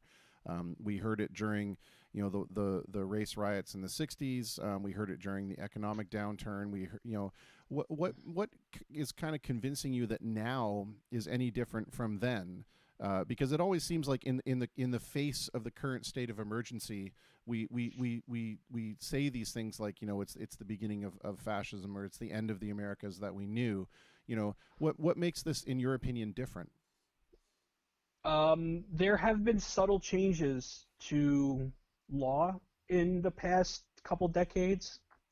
One of which being, and I believe someone will have to fact check me on this, but I believe it's called the Fairness Doctrine, which had been repealed through largely Republican-supported piece of legislation from federal law that said if you're the news, you have to be honest. And you know, that's right around the time, it would have been right around the time that Fox News started its broadcasting, which obviously makes total sense to me. You can kind of draw a line from that point in the 90s after the fall of the Soviet Union to now that kind of shows this a rise of white nationalism and fascism in the United States. But it goes back even further than that. I mean, the riots in the late 60s in America, that happened before Ruby Ridge. That happened before the Oklahoma City bombing. That happened before Waco. It happened before 9/11.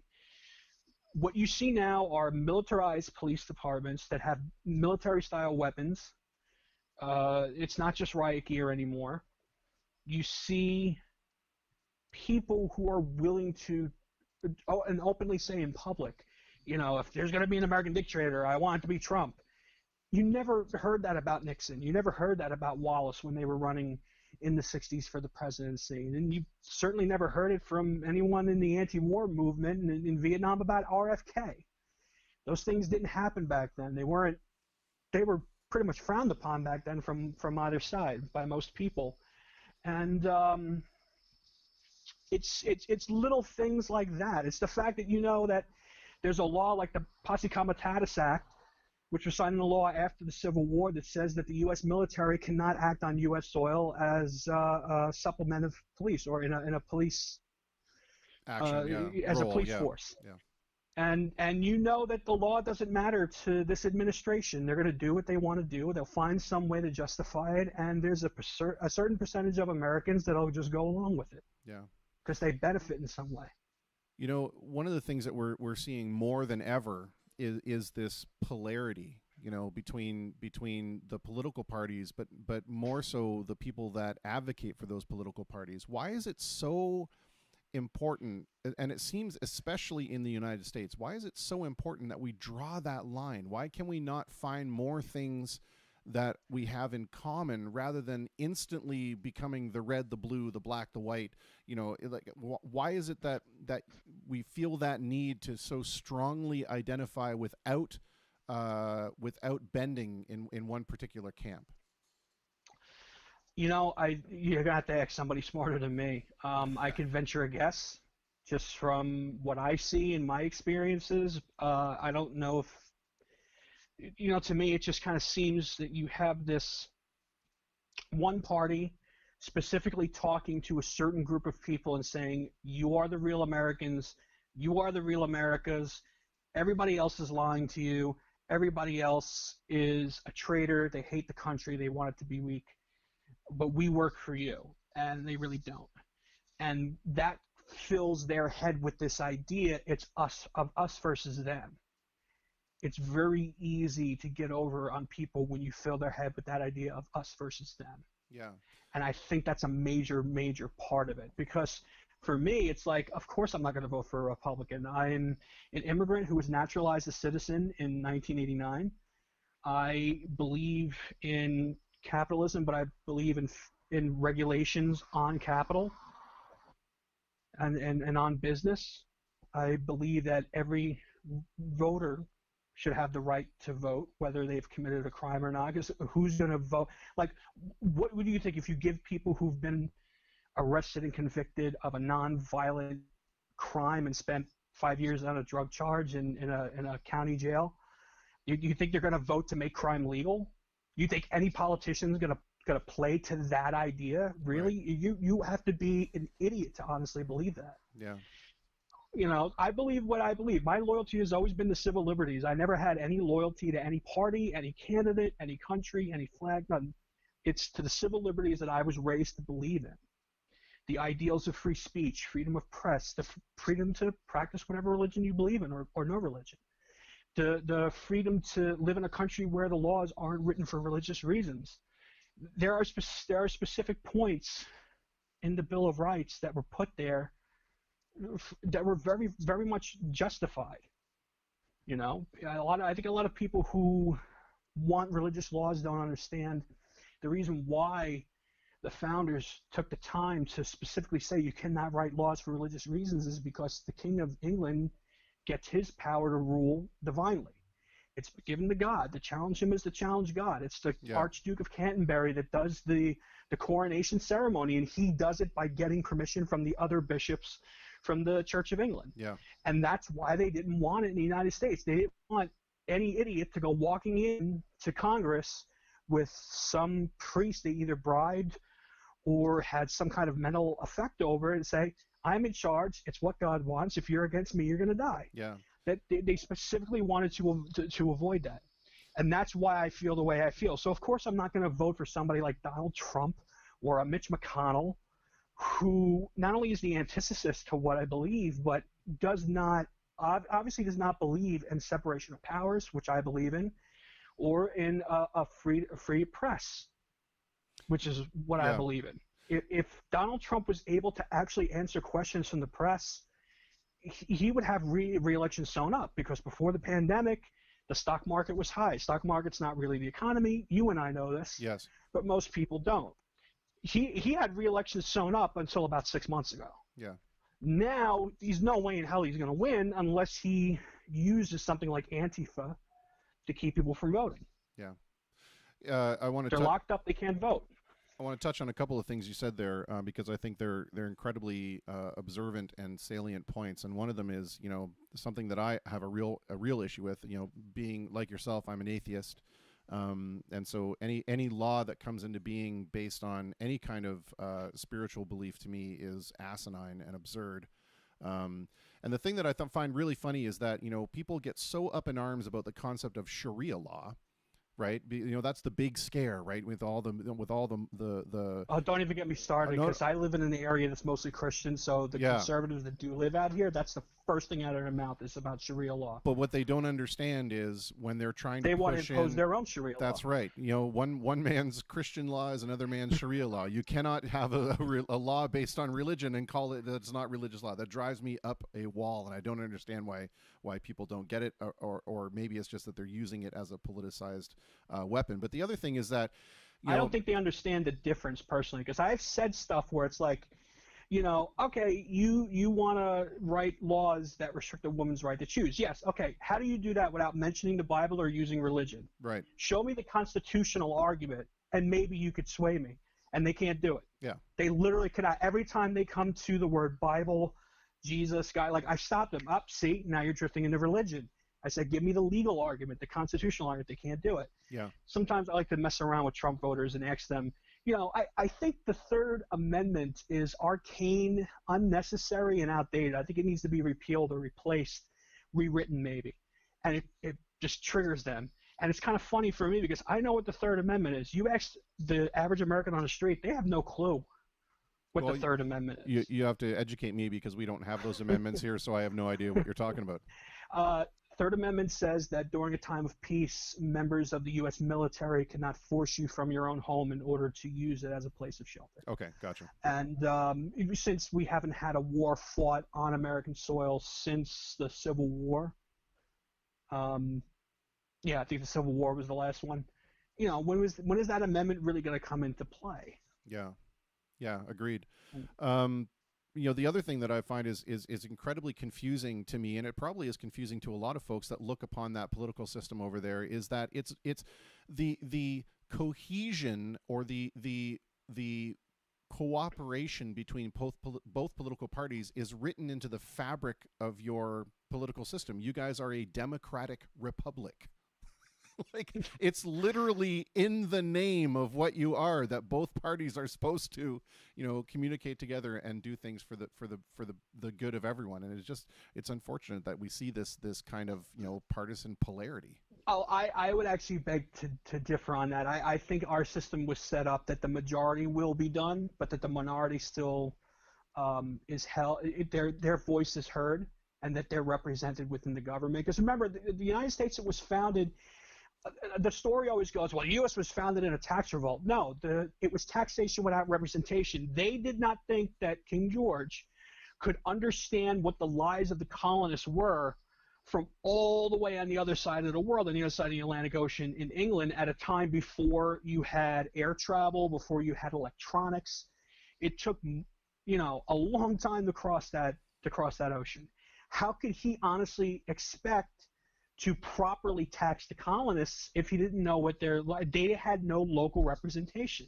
And that became the foundation of the American Revolution. So I would argue that really what was intended was the majority will is done while the minority is at least heard out and represented in some way at various levels of government, which is 100% okay with me. Yeah. The only thing that I have always kind of leaned back and said, well, I'm not 100% on this when it comes to my friends on the left, who I mostly agree with.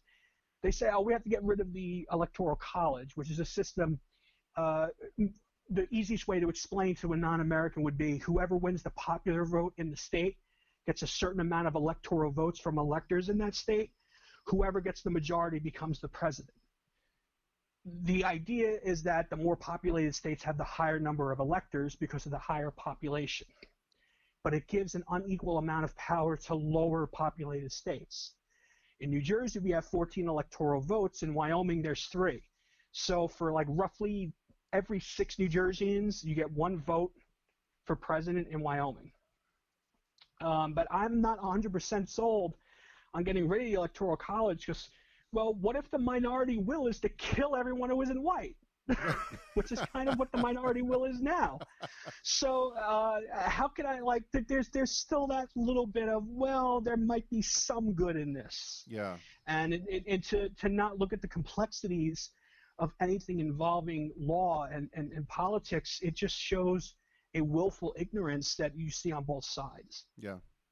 It's funny because earlier you said, I'd have to ask someone smarter than you, but you certainly seem well versed in the political spectrum, and I wonder, you are probably you're probably slightly younger than I am. 35. Okay, well, you're definitely 36 in June. You're definitely 10 years younger than me, so there you go.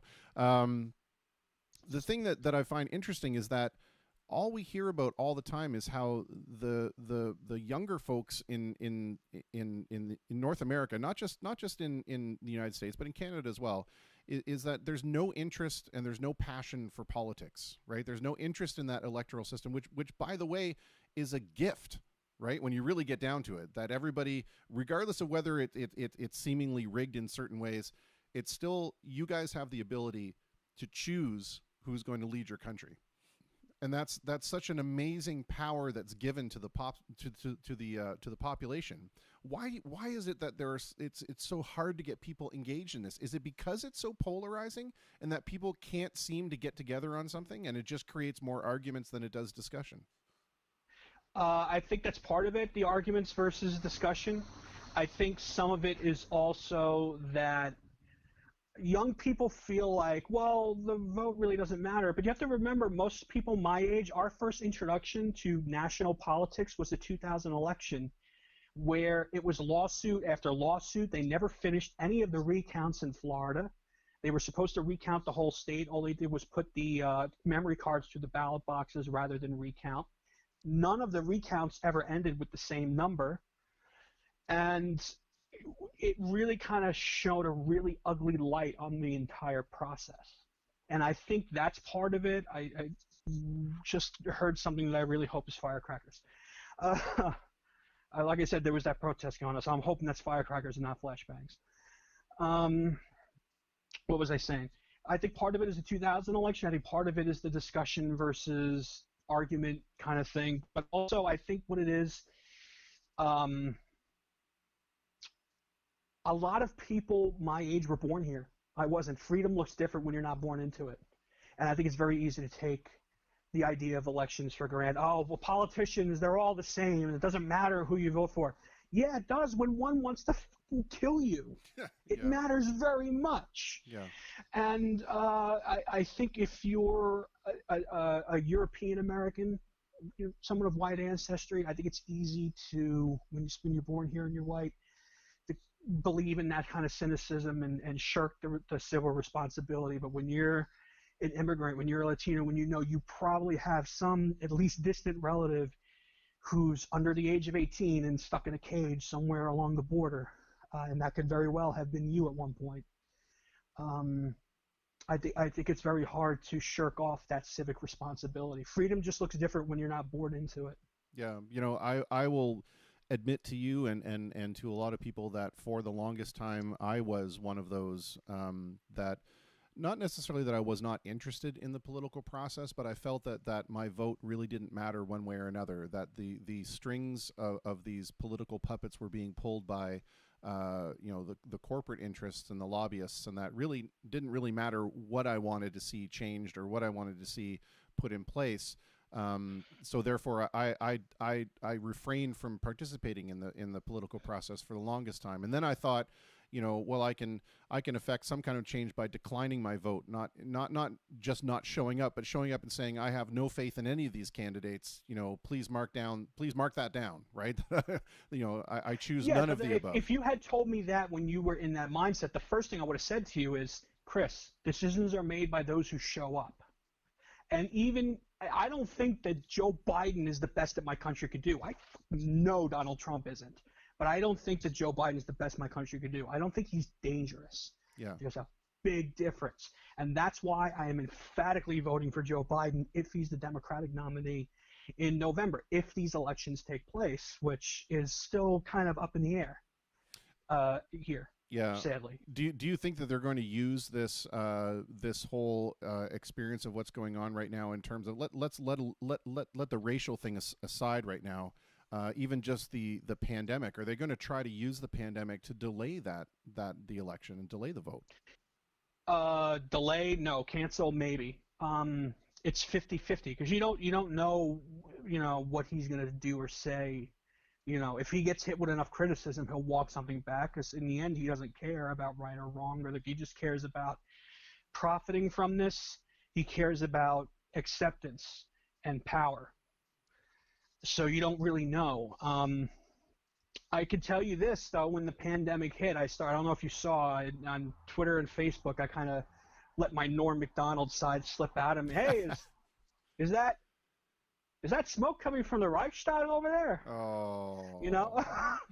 And now I'm a little more scared. In fact, I said the same thing to my parents the other day. Hey, is that smoke coming from the Reichstag? When he talked about using American military against American citizens. And my parents didn't get it. I said, hey, I wish there was a book in which there was all of human events from at least like the last couple hundred years listed for posterity, for perhaps context. Something like a book of history. Yeah. I wonder if we can get one of those. That would be amazing. They had no clue what I was talking about. It didn't compute to them because they're so used to election seasons come, election seasons go. There's a winner, there's a loser. It can lull you into a false sense of security. Democracy is something, it doesn't die with gunshots and flashbangs. It dies with thunderous applause. Yeah, that's an excellent point.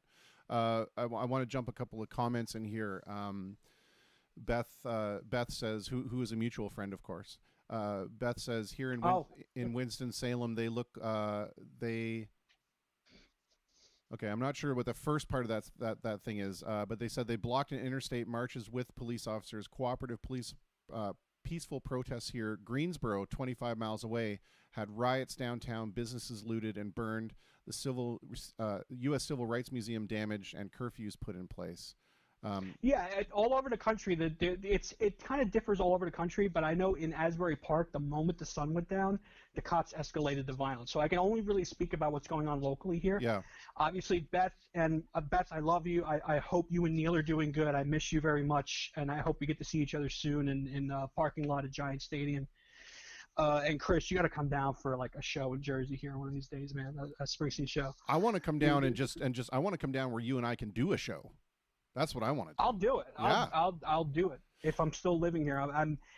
I don't know if I'm bailing to Canada or Central PA to be with my sister who has a growing family out there now. I might move out of the area. Well, let me ask you. I don't know. I mean, if the worst comes to worst, the only place I could bail to would be Canada because I don't speak Spanish. But at least in Canada, they have a majority of people who speak some English. Uh, yeah, well, I mean, I think predominantly we call ourselves a bilingual country, but it's we're English speakers. I want to ask you this. What is people? What are people's opinions of Canada when because it's always interesting. We know very well what we think of what's going on in the in the United States of America. It's a loft apartment over an insane asylum. Like, I have the highest opinion of Canada. You guys, to me, the top 5 countries are the Netherlands, Sweden, Norway, Canada, and Germany, in no particular order. I think you guys are governments who get it right. I think the minority opinions get heard, the majority will is done, and that these governments really care about the health and well-being of their citizens. Here, I just kind of get the sense, I'll pay, that we have a government that accepts corporations saying, I'll pay you gladly on Tuesday for a hamburger today, and then Tuesday comes and here's the bankruptcy, bail us out now. Yeah. Yeah, 100%. I mean, we're not. I think what 2020 is showing is that this country's current laws don't work for anyone. Yeah. And when you have a hardcore capitalist like Mark Cuban calling for more liberal taxation, more liberal economic laws being passed, someone like Mark Cuban, really, the guy from Shark Tank, owns the Dallas Mavericks. When you have someone like that calling for those kind of laws, I think it should show you that it's not working. Beth says that she'll pick you up on her way north if things go bad come November. And I will tell you this, my friend, my door is always open. So you can come up here anytime you like. Let's turn it away from all this craziness. And I understand that, by me saying that, it sounds like I'm oversimplifying it to someone that's living in the middle of it. And please don't take it that way. Not at all. I think these are very complex issues, but it's kind of hard in so little time in one discussion to really get deep on it. So I don't blame you at all. But let's talk a little bit about your music, because you come from an area that has produced at least 2 phenomenal musical acts, and has certainly shone a light on the talent that comes out of that area. And tell me a little bit about your musical journey. It's kind of a weird one. My parents used Springsteen's records to potty train me, and I was born in '84 when he was at the height of his popularity. So I grew up listening to him, and I grew up listening to the Beatles and to Motown and all kinds of stuff. And then it was around the early '90s I became more aware of what was current, and I got really into like '80s synth pop and '90s pop, New Jack Swing, and early hip hop and stuff. And even punk. The first record I ever bought with my own money was I saved up my allowance for a few weeks and bought a vinyl copy of Green Day's Dookie. And I just went back and revisited the classic rock stuff as a college radio DJ. For years I was writing and I was playing Beatles and Stones, and I grew up hanging out with the guys who have been playing in Asbury since the 60s, who came up with, Bruce and Van Zandt and Southside, and they would teach me stuff. So I play the guitar like they do, and I sing like they do, because they're the ones who taught me the soul. I knew how to play. I was taking lessons at 7 years old, but they taught me how to play like the Wrecking Crew, like the Funk Brothers. And no, you're gonna do this and forget about that finger, but you're gonna put this finger there, and it's kind of like a different way of playing that chord, and that's how they did it on this Motown song. And that was kind of how I grew up, and I started writing my own stuff. Some of it was very politically charged because I was still trying to figure out where I was. I took courses in college specifically about American national government, the Constitution, and various political science courses because I wanted to know where I stood. And I didn't want to learn from a news broadcast, and I didn't want to learn from my parents or anybody. Not that I disrespect my parents' political views. I wanted to know for myself, straight from the material, how I felt. I read the Federalist Papers. Many American citizens haven't, written by James Madison, one of our founders. It's a brilliant piece of writing. Don't agree with everything, but I think it's absolutely brilliant. And that fed into my music, started teaching myself how to play keys and bass and stuff. 2012, put out my first album, put together a band called Lot 25. We were nominated for 2 AMAs. played places like the Stone Pony, Six Flags Great Adventure, played all over the Eastern Seaboard, New York, Philly, Cleveland, Pittsburgh, and was a little successful in the DIY community, and then we kind of all went our separate ways. We all wanted to do something different. And ever since then, I've been really under the radar with just doing passion projects. You know, one of the things that I've noticed about your music and is that there is very much an echo of that, you know, that Springsteen kind of sound to it, right? And I wonder, is that a conscious decision on your part? Is that, you know, because you're so passionate about that music and that's the music that you want to try to emulate, or is it just a function of having learned from all these folks that came up around the same way? I think it's mostly because I learned so much from the old guard here in Asbury, and it's the way that I play music. To be honest, most of the music that I write is not very Springsteen influenced. I'm actually a little more Green Day influenced than I think most people might interpret me. But because I'm not, you know, my songs don't boil down to I want to punch George Bush in the face, people tend not to see the Green Day in it. I always said that my music was the best mixture of 80s and 90s pop with the attitude of a 2000s punk and pop punk kid. And if I could throw a little Motown in there, a little Beach Boys or something, if that makes sense. Yeah. I wanted my music to be accessible to kind of everybody. I wanted it to be a party where everybody would get together and have fun and we dance in the face of whatever it is that feels most oppressive, whether it's our own minds or political oppression, sexual oppression. Yeah. I wanted to dance in the face of that in a room with a giant crowd and party together. That was always what I wanted my music to be about. Let me ask you this. You know, a lot of times we as singer-songwriters or as artists, when we create from places of things that touch us emotionally or spiritually, you know, things that when we wear our hearts on our sleeve affects us a great deal. And I wonder, you know, in times like this where it's a time of uncertainty, it's a time of fear, it's a time of panic for some, you know, do you allow those external influences, or do you find, maybe allow is not the correct term, do you find that those external influences have an impact on your writing, or do you use your writing as a shield to kind of keep all that stuff at bay?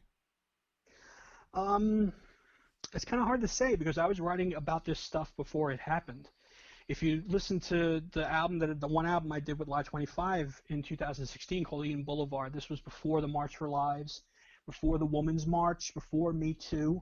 This was before Donald Trump was somebody anybody thought could actually be elected or win the nomination. I was writing songs about anger and fear and hatred and paranoia and things of a political nature because it was all there under the surface for years before. You know, this administration is not the result and it's not the disease. It's a symptom of a larger disease. Yeah. That's alive in the country right now. So that stuff was always kind of under the surface. So it's just kind of filtered into my writing, and that's why Eden Boulevard and This American Life are the way they're written. You know, I think what was the line I wrote in This American Life? You know, about lighting, you know, my last cigarette and reading the newspaper and just kind of wondering how they got away with it. Yeah. I wrote that a few days after the 2016 election. You know, one of the things that we always hear from a lot of folks is, you know, that, you know, musicians shouldn't have a say in politics and shouldn't have a voice like that. And, you know, just basically, you know, in my, to paraphrase one of my favorite Frank Zappa albums, you know, shut up and play your guitar kind of thing. And I wonder how you respond to that, in the sense that, like, do you feel it's appropriate for musicians to exercise a political voice when writing songs? I think it's kind of hard not to. You know, we're all citizens. You know, Springsteen's a citizen, but, you know, so is, you know, that crazy idiot Ted Nugent. And they have the, you know, I respect Ted's, you know, right to disagree with me, and I think it's fine if it's in his music, but for him to go around talking about shooting liberals, that's too far. I think it depends on what the rhetoric is, not the fact that you're talking about it. Yeah. You're not gonna see Paul McCartney talking about going out and killing white nationalists. That's never been his. He would never in a million years do that. Yeah. Should Paul McCartney shut up and play? Yeah. I don't have the luxury to not be political. I have to be as someone who is a part of a class that is constantly under attack. Yeah. I get it totally, and I in my writing, certainly not to the extent that other folks do, but I have an opinion, and I'm going to talk about my opinion. That's who I am, and that's how I have a voice. That's how I am able to communicate my thoughts, right? So I want to jump into another comment here from the comment. Jump to a comment from the comments. Yes, it's Captain Redundancy here, and it comes from a fellow namesake, Diego Camelo here, says. Question, bands like U2 and others started to write political material and hit commercial success. Is it me, or do they seem to shy away from that type of material as success kicks in? Do you think that they are told to stay away from political material? For example, the song Sunday Bloody Sunday, was certainly one of their early things during their rise to fame, but you certainly do see in some cases that political voice tends to lessen, and what's your take on that? Do you think that they're told to kind of be a little more vanilla? Oh, they're definitely told. I mean, because at the end of the day, the record company just wants the money. They don't want to sign artists that might piss somebody off. But also at the end of the day, you had Bono well after the album with Sunday Bloody Sunday coming out, after their mainstream success, dressing up in a devil costume and prank calling the White House. Yeah. on the Zoo TV tour. So, prank calling the White House as a double character going, I think you're doing a wonderful job. Yeah. And everybody who understands Bono knows exactly that he's just completely punking Bush 41, the former president, when he was in office. I don't think they've shied away. I mean, one of their albums post 9/11 was called How to Dismantle an Atomic Bomb. Yeah. You're not gonna say, oh yeah, we're vanilla now, no more pesky politics, and name an album like that. Yeah. So I just think with experience you learn how to personalize it and keep it. Because if you listen to my first album, Roses of Broken Hearts, it is not hard to tell what my politics is, and I even kind of look back and go, if I was a little more mature as a writer and as a person, I probably could have written that album more effectively. But if you listen to This American Life, you still get that political feel, but it doesn't feel like it's being thrown at you or angrily put to you. It kind of sounds like where the personal meets the political, which was my objective. Yeah. The other artist that immediately springs to mind to me, because he's one of my personal favorites, is Roger Waters, right? And I mean, there's absolutely nothing subtle politically about a Roger Waters concert when basically a giant fascist floating pig comes through the audience with "fuck Trump" on the side. There is no second guessing what that man's stance is, and whether I agree with it or not is one thing, but I cannot believe the balls on that guy sometimes. It's just it's amazing. Yeah, but I mean, Robert Waters he's white, isn't he? Well, sure, but he's English. I mean, he has no vested interest. Yeah, but what I'm saying, look at Colin Kaepernick. All he did was kneel to protest in judgment, and they ran him out of the sport. It's easy to get away with certain things when you're not a person of color. I mean, I've been told relentlessly by people in the local music industry, you'd be so much more popular if you anglicized your name, if you did it in the English version or just changed it. I'm like, why should I have to do that? Well, because people don't really know if they're like Diego Alessandro. Is it Spanish music? Is that, what does that matter? Yeah. And so I mean, there's always I have one guy who wanted to be my manager that I don't trust as far as I could throw. And so interestingly enough, a huge fan of the administration, who told me, he's like, hey, look, there's this burrito place over in Belmar I can get you into. We'll give you an acoustic guitar. He's like, we'll plaster signs all over the outside of the building, and like the Beaters will come out and love it. I'm like, what the fuck did you just say to me? What did you just say to me? Yeah. And it's like, wow, you expect to work with me after that? And I know how to steal a buck. And I'm like thinking to myself, fuck this guy. Yeah. Yeah. You know, so like I said, when you're not a person of color, it's easier to get away with certain stuff. You could do something like that. If Enrique Iglesias came out with that same F truck fascist pig thing, Roger Waters was doing. I mean, are you kidding me? He'd be getting death threats. Yeah.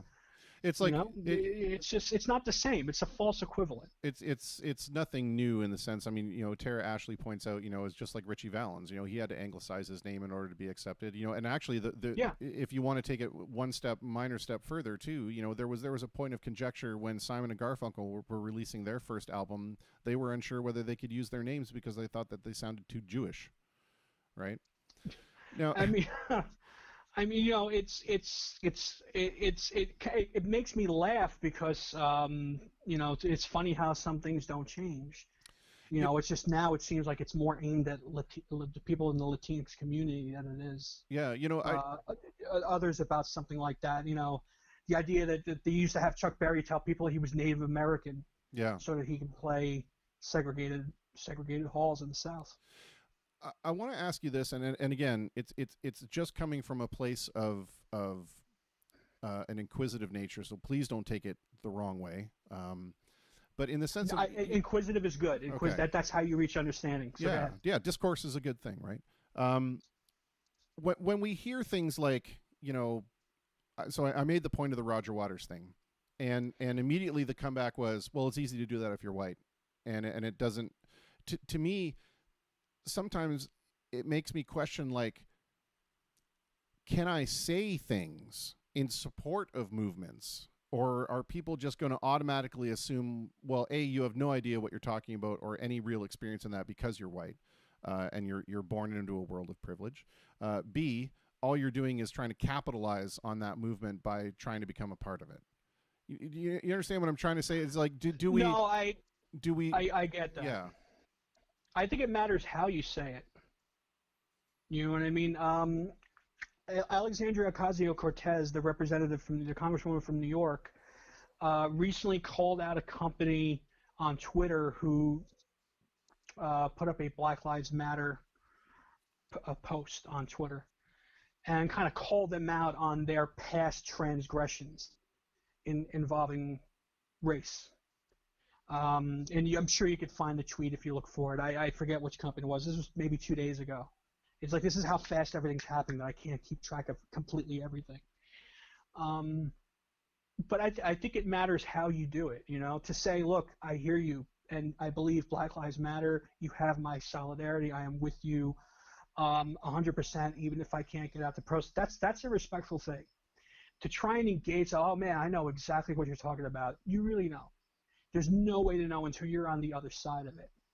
You know what I mean? I've been, pulled over just kind of driving home from college. When I was at Monmouth University, there were cops in Deal, New Jersey. I'd be driving to Wendy's to get a burger because I have a late show on the college radio station, and that's my dinner.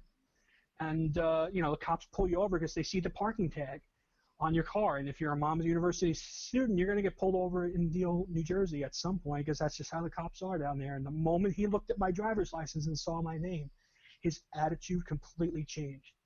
You don't know what that's like till you're on the other side of it, but voice how you feel, but just make sure to do it respectfully and to truly hear what comes from people of color, and kind of just don't let it be this rah-rah thing. There's so many people on the street right now protesting with the rah-rah thing, and they're getting ready to start throwing bricks and take the flashbang grenades, but at the end of the day, that's not going to do anything but get more minorities hurt. Yeah, and I think where I was coming from with that question, though, was more from the other angle. Is like when I try to be a supporter or try to be involved in these movements, that's what I constantly get told: is you have no idea what it's like, you have no voice in this, you have no opinion, because you've never lived through it. And I'm not.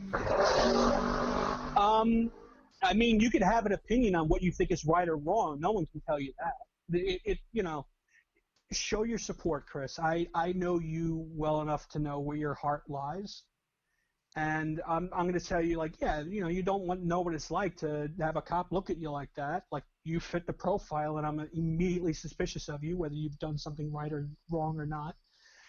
And you can't come at it from that perspective, but to know that you're a good person who truly opposes systematic oppression, by all means, voice it. More people Yeah. like you need to start saying those kinds of things, and I think more people of color need to be willing to allow European ancestors, our European ancestor brothers and sisters, to join us in this fight, because it's the only way we're going to win is to do it together. Yeah, I mean, my ancestry comes from probably one of the most Aryan places of all time, which is Scandinavia. So I really I can't put a stake in this game no matter what.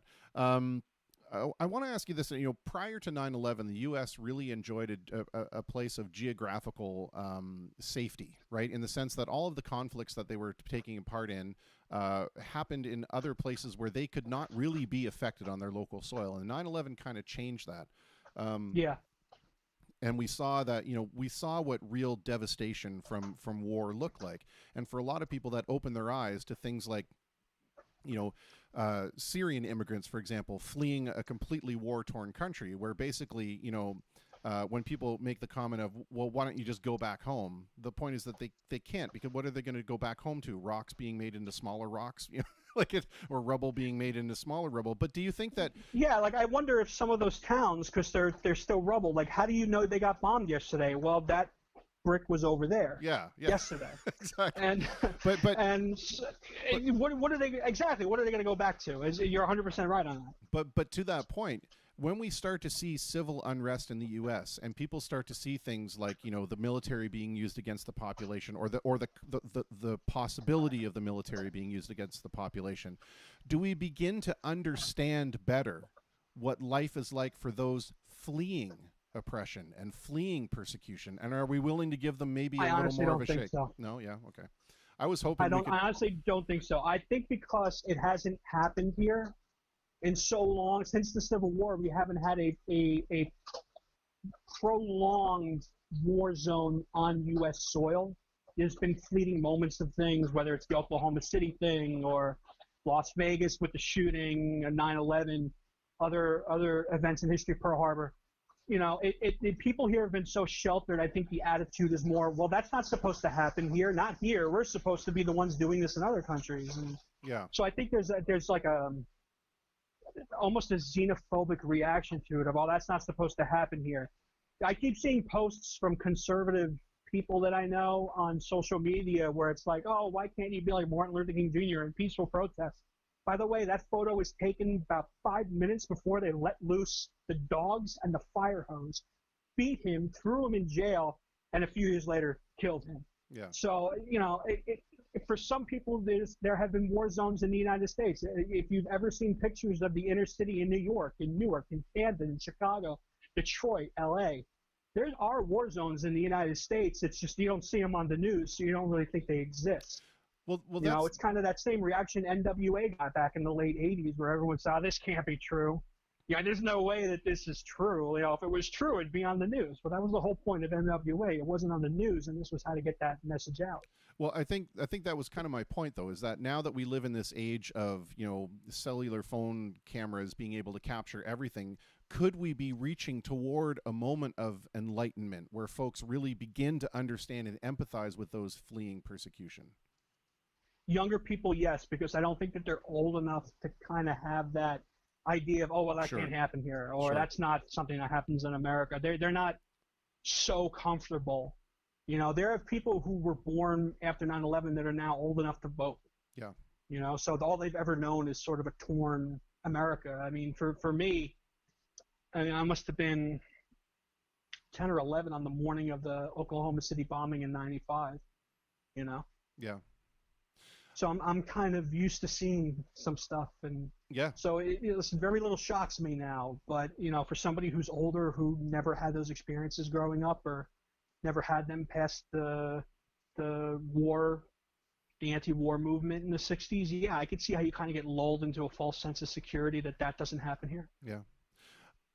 Diego, I want to thank you so much for being willing to be a voice in the conversation, and again, for me, a lot of this is purely selfish in the sense that I get to reconnect with very dear friends of mine, and especially hear perspectives that we are not necessarily kind of made privy to up here, because I feel like in some sense we are sort of isolated from everything that's happening. So I really yeah, plus want they're never going to give me a microphone with enough people listening to make a difference. So. Oh, we can change like they that. Would never dare. we can change that. But no, I do want to thank you so much for being willing to do this, and especially I know that you had a few reservations because of your status, I guess. Not status isn't the wrong word, but you know what I'm trying to say. With my background, because I always get told you're not an American, shut up, you don't know what you're talking about, go back to your country. That's what I always hear. And from, people say, why are you a Democrat? Well, no one on the left ever told me to go back to Mexico. What do you think? So, I mean... it's not a huge leap there. Yeah, let me join the Republican Party. I'm told theirs is a party of inclusion. Yeah. Let me. I want to kind of leave you with two things. The one is when we're done, please put in some links into the comments for the video on where people can check out your music, please.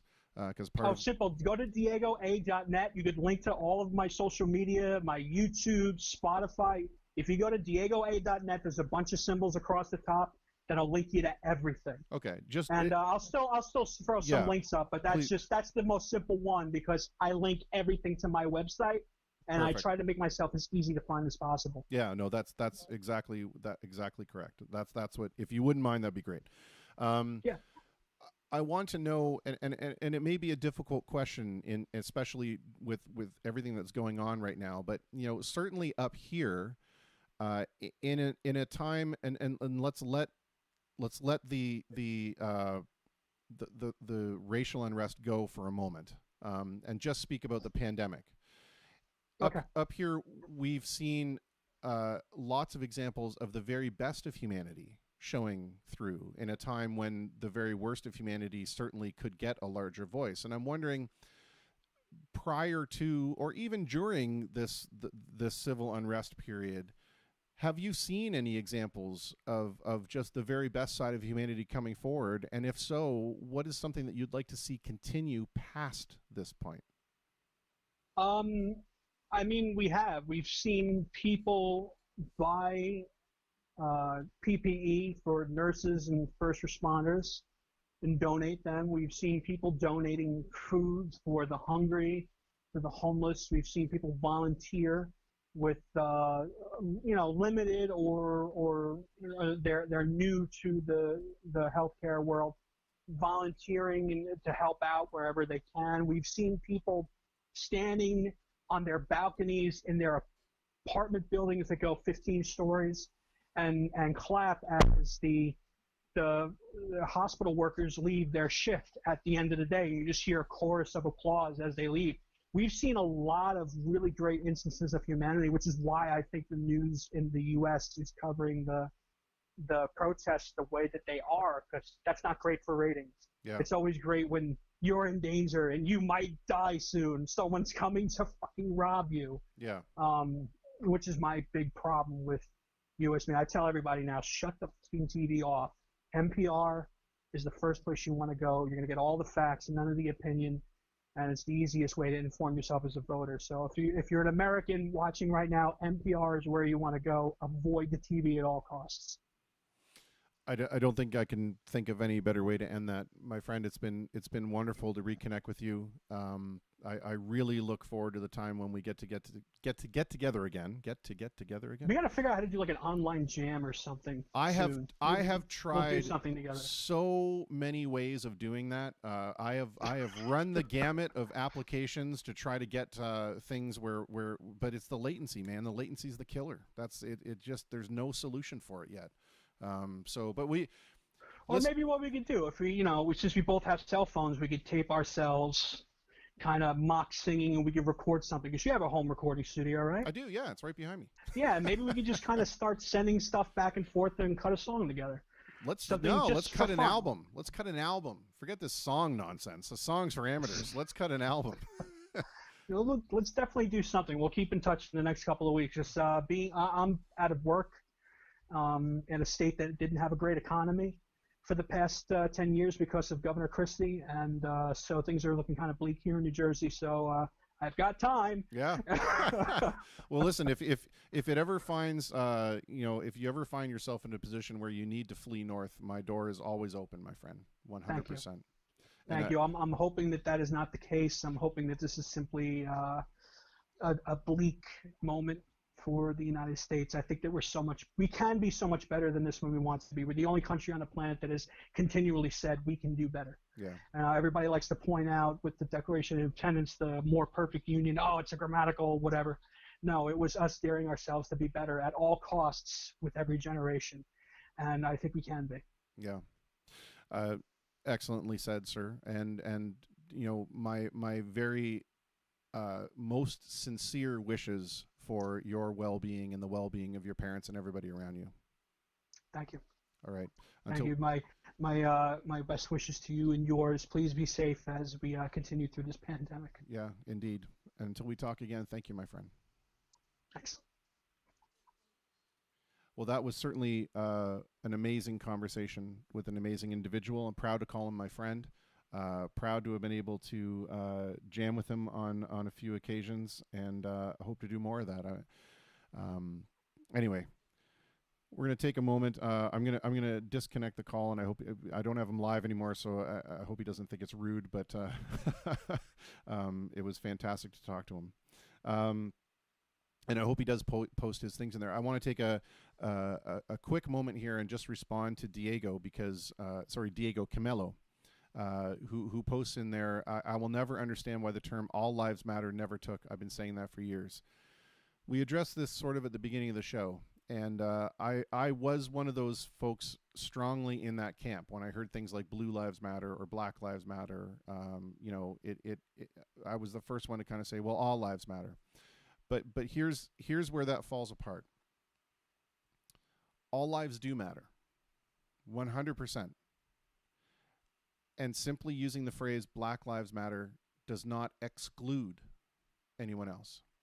In fact, when we say Black Lives Matter, what we really mean is Black Lives Matter as well. And the two analogies I used at the beginning of the program, I'm just going to restate them here. And again, this is not a criticism. It's just an observation. When we say things like all lives matter, we understand where your heart comes from. But it's like saying, if your house is on fire and you call the fire department, and the fire department shows up and starts watering down all of the other houses on the street, because all houses matter. 100% true. All houses do matter. But your house is the house on fire and needs to come first in this particular instance. Or, again, another example, if you're at a funeral for your child and you are delivering the eulogy and you start to talk about how, what a special child your child was and how they touched so many people's lives and how wonderful they were and so on and so forth, and somebody comes up and grabs the microphone and says, all children matter. That's true. All children do matter. It's just that we're talking about this one right now. It's in the grand scheme of the phrase, all lives matter, 100%, but we're shining a spotlight on one particular area because it needs it right now. That's all.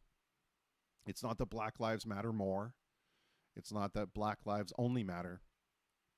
It's just that in the sense of all lives mattering, here's a particular segment that really needs our help, I think.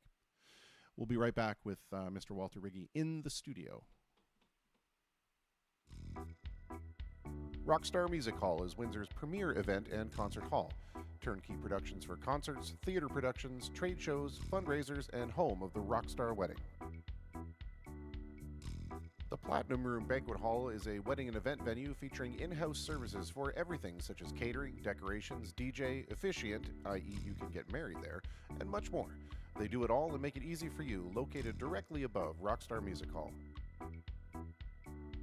Partners with and located at Platinum Ruin Rockstar Music Hall, Windsor Weddings provide wedding and event services such as live entertainment, DJ, photography, photo booths, decorating, and efficient services. The Border City Dance Company provides education in dance and performing arts under the direction of Melissa Williams. Melissa is known for her work with Prince, Britney Spears, James Franco, Sarah Gaden, Josh Gad, Elizabeth Berkley, Michael Caine, and Randy Quaid, among others, and her choreography has been featured on television in shows such as So You Think You Can Dance Canada Seasons 1 to 4, Bomb Girls, Kim's Convenience, 11/22/63, and in countless commercials for big names such as TD Canada Trust Bank, Adidas, and Sun Life Financial. Also the main stage for the 2015 Para-Pan Am opening ceremonies and the 2016 FINA opening ceremonies and gala. Border City Dance Company is located at Platinum Room and Rockstar Music Hall.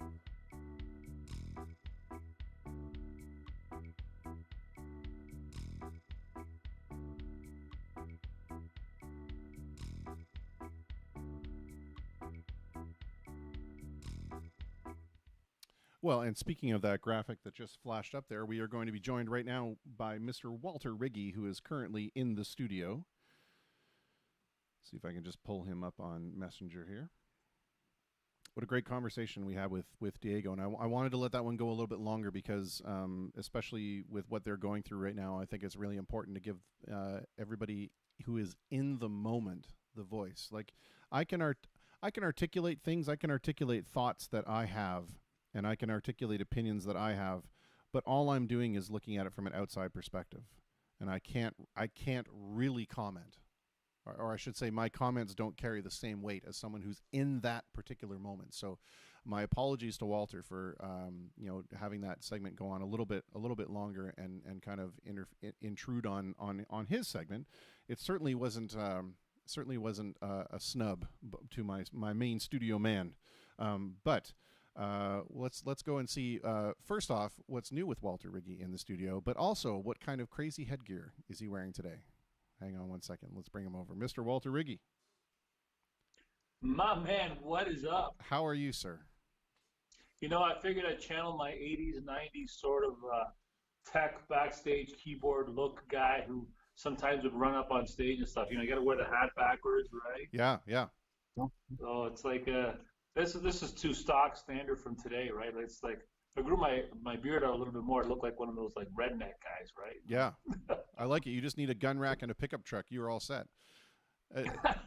It's important to note that when you wear the hat the correct way, you know that's just for visibility purposes. But when you wear it backwards like that's for streamlining, right? So aerodynamics, you can run up on stage faster and get to the problem. Exactly. Complete with my like 80s, 90s sort of vintage shirt. No? It's pretty good. The only thing that would have been better is if you would have been wearing like a suit jacket over top of that, you know, like a blazer or a sport jacket, and then socks with or shoes with no socks. That's total Don Johnson. Yeah, that's right. The Miami Vice thing would have been right in there. I apologize that we're a few moments behind. I felt it was super important to, my last guest was a good friend of mine that currently resides in New Jersey. And I really wanted to speak at length with him about, especially what's going on there right now. So thank you for your patience. I appreciate it. No, it's all good. Hey, listen, New Jersey people all the time, you know what I'm saying? They take preference. They take precedence in how you doing.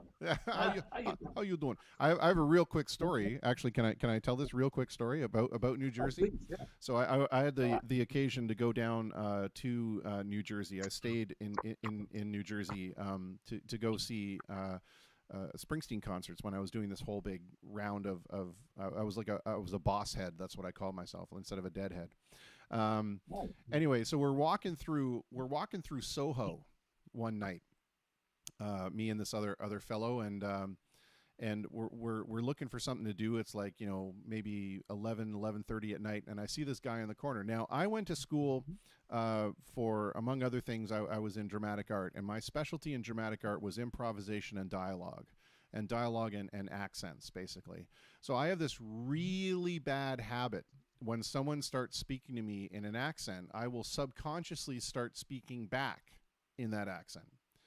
So I love it. we went up to this guy and we said, hey, we're looking for a place to, or my friend said, we're looking for a place to go, where we can, hang out, listen to some music or whatever. And the guy goes, yeah, where you guys from? And I looked at him, I said, don't be a mook, tell us where to go. And And he just looked at me for a second. He just stopped talking. He looked at me for a second. I thought, here, I'm going to get my ass kicked in Soho. That's what's going to happen. Then he goes, oh, I got the place for you. Hang on. He goes, you want to go check out this? Exactly. Yeah, you want to go check out this place up here. It's called the Duplex. You'll have a great time. It's just for you guys. So we went up there, and it ended up being a gay bar. And I will tell you this. We had the time of our lives there. It was absolutely fantastic. Anyway, that's my New Jersey story, or my New York story. What do we have in the studio today, sir? Okay, wait a minute. The time of your life. Now, isn't that from? Yes, it's from Dirty Dancing. Yes, I was trying to avoid the Dirty Dancing reference, but thank you for bringing that up. Yeah, so I'm afraid to know how you dance in the gay bar, my friend, but I love you. Oh, now. It's all good. It's all good. Well, what do we got in the studio today? Well, you wanted to talk about synthesizers, so we got a couple. Couple, 2, 3 there, yeah. Yeah. So I guess how nerdy do you want me to get? You want me to get like a touch nerdy or just? Well, I think maybe it's appropriate to talk in the beginning about what did the synthesizer do for music, and for the ability for artists to create, because originally we had things like just the piano, and the piano was beautiful. The piano makes noises like this, which are super dear and close to my heart. But then we started moving into things like the Rhodes and things like that. I guess what role did the synthesizer play in shaping the way that we make art? Sure. Well, I think, if memory serves me correctly, probably the first incarnation of a functioning synthesizer that could work for music is the theremin.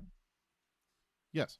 There was a lot of coolness to it, because aside from being able to manipulate sound by just moving your hand through air, it actually made functioning sounds that you could actually use. And if you're a Trekkie, you would definitely know, you would have heard it a million times in the opening theme. Oh yeah. Right. That was actually somebody there with their hand monkeying around on the theremin, which it was used quite a bit. So it was a functioning thing. Like I said, it was a bit novelty because you didn't really have to be a musician, but you had to have good pitch. But then on the other hand, if you were a musician with great pitch, then you could really get creative with it, and that was kind of neat. So that was nice. So the theremin was something important. So that was probably, I would think, the first that I would know, the first commercial use of anything that wasn't locked down like a piano or a guitar or a mandolin, a ukulele, all those things that are tried and true from day one, right? So that definitely was important. Then from there, it moved over into the next usable commercial space was a Moog. Right, when Mr. Moog came out and decided to start doing something really cool with oscillators and trying to give things for musicians that they can actually experiment with sound. So that was really, really important. And I know that that gave opening for like Rick Wakeman. People in Yes, they used it as well, but that was a lot of progressive rock stuff, right? So a lot of these bands that were doing that sort of stuff was all prog rock at the time, and people were like, well, "That's kind of neat. Like, what is that sound? What is it like? How are they making that?" It did open up a lot of flood doors. Yeah, let me just jump in real quick in the sense that I remember the very first instance where I remember a Moog being used was in Leonard Bernstein's wonderful program where he brought out the modular synthesizer for PDQ Bach and switched on Bach, and was introducing kids to this new fangled kind of sound. And it was very interesting to watch the reactions of the kids in the audience, and these are young kids, right? They're certainly preteens at the oldest.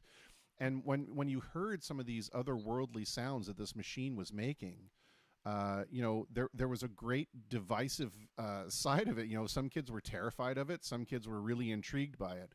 But I think what it illustrated to me was that for centuries we had the same sounding instruments. Now, we certainly had deviations within those groups. So we had the brass group, but we had, trumpets and trombones and tubas that all made differing but complementary sounds. And we had the woodwinds, saxophones, clarinets, oboes, that all made complementary but differing sounds.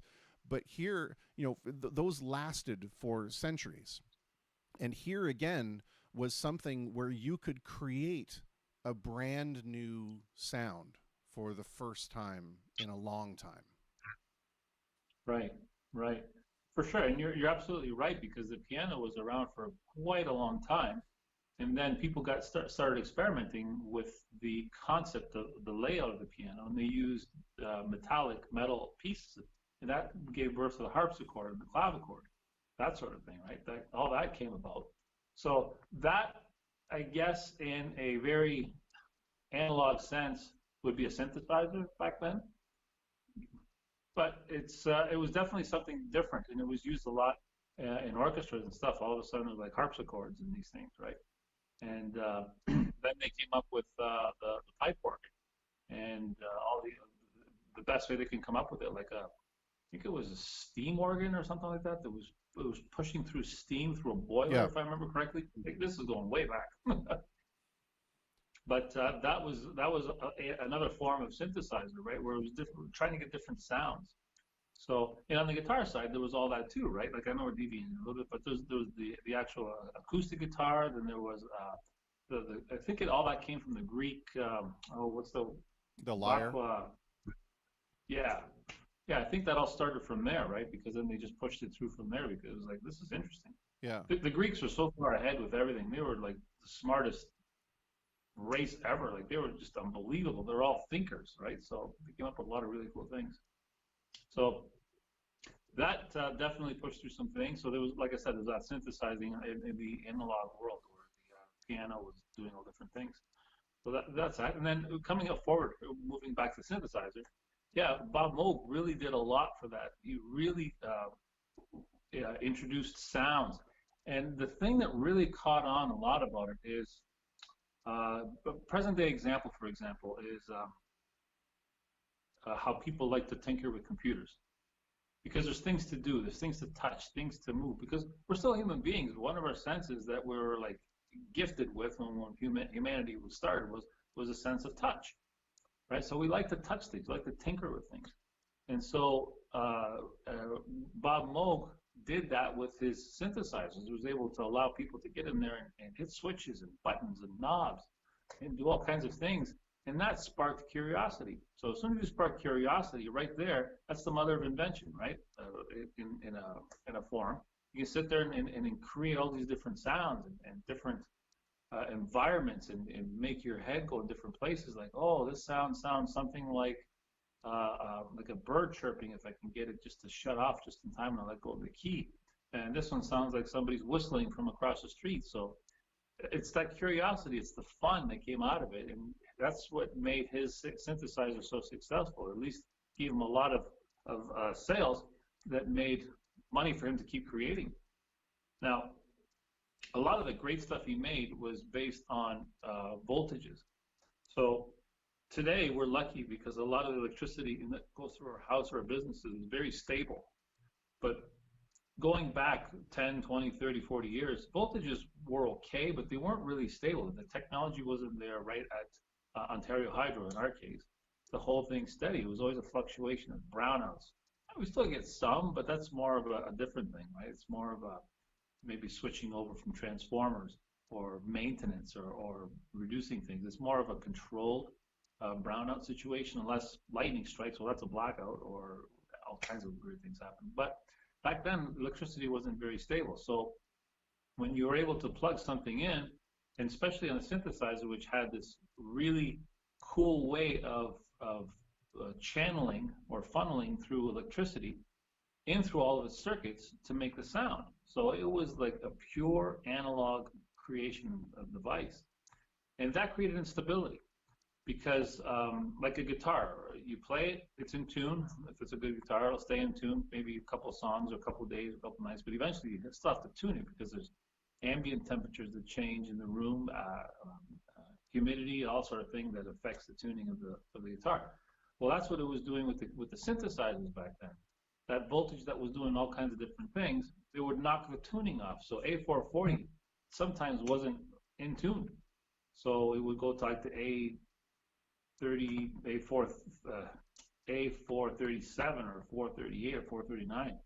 And on stage, you had actually technicians dressed like me that would run up there before the concert started and sit there either with a pitchfork or with some sort of device or a guitar or something and try to tune the knobs on the synthesizer, the Moog synthesizer back then, just to get it in tune. And hopefully that with all the humidity on stage, the light that were beating right on the chassis itself and creating heat, it's on, creating heat, that it wouldn't knock too far off of the tuning. Because the keyboard player could be doing a great job, but all of a sudden he's not in tune with the guitarist or the bassist anymore, and all of a sudden it's kind of like, ooh, something weird's going on there. Our old friend dissonance creeps its ugly head in there, and not for the right reasons, right? You know, these early synthesizers, you talk about, you know, the concept of voltage and how the shaping of the voltage created the sound, and that's that analog thing. And I should have worn my T-shirt, which was the you know, I have the T-shirt of the fundamentals of synthesis with the attack, delay, sustain, release of the envelope. But can you maybe touch a little bit on what is or how does that sound get created when we talk about things like VCAs and VCOs and oscillators and things like that? Because that was pretty much, for the longest time, at least until the 1980s, was, you know, oscillators were the way to make sound. Yeah, exactly. The first one that started coming out was a voltage controlled oscillator, or a VCO. So that basically ran through electrical current through a component that was an oscillator. So what an oscillator does is just like the word says, it just vibrates. It vibrates at a certain frequency. So how many times does something change or go back and forth within a second, right? So that's like the inverse, but it's a frequency. So it's the same thing. So a VCO would run voltage through it. So the sine wave was important, and a sine wave is basically an S curve. It's like an S on its side horizontally, right? So it has the positive side, and then it will go to 0, which is pretty well silenced, and then it will come up to a negative side and come back to 0 and silent. So this 1S is considered 1 cycle, or 1 hertz, 1 frequency. So VCOs would rely a lot on that, and that goes to what I was just talking about a few minutes ago, based on the voltage. So if the voltage in the house or in the wherever they were performing at wasn't stable, then it would be like, we're used to 120 coming out of the wall. Well, sometimes it would go to like 119 or 118 or 117 or maybe 121, 122. To us as consumers, either our lights would be a little bit brighter if we could really be tuned into that, or a little bit dimmer because the voltage changed a little bit. But it didn't matter because, well, let me see, it didn't matter. It mattered to the synthesizer because if that electricity came in a little bit weaker, a little bit stronger, it would knock that VCO out, and that sine wave would be out of tune. So voltage-controlled oscillators, they're amazing. They sound great, especially when you can put 2 VCOs running in parallel. Now, that manipulates those 2 sine waves, and it creates like a chorus effect, or that, using your word, a dissonance. And that dissonance is pleasing because if you've ever listened to a sine wave, let me see what a good sine wave could be. A long time ago, TV stations would shut off at night, and you would see these color bars on the screen, and you would just hear this tone, like just this long tone. And it's kind of like, after a while, you're kind of like, oh, shut the TV off. All right, like that's a pure sine wave, like a pure note, just a sort of thing. Yeah. So a VCO. I was just gonna say, I have a square wave here on the keyboard that I could probably, you know, give an example of, right? Like,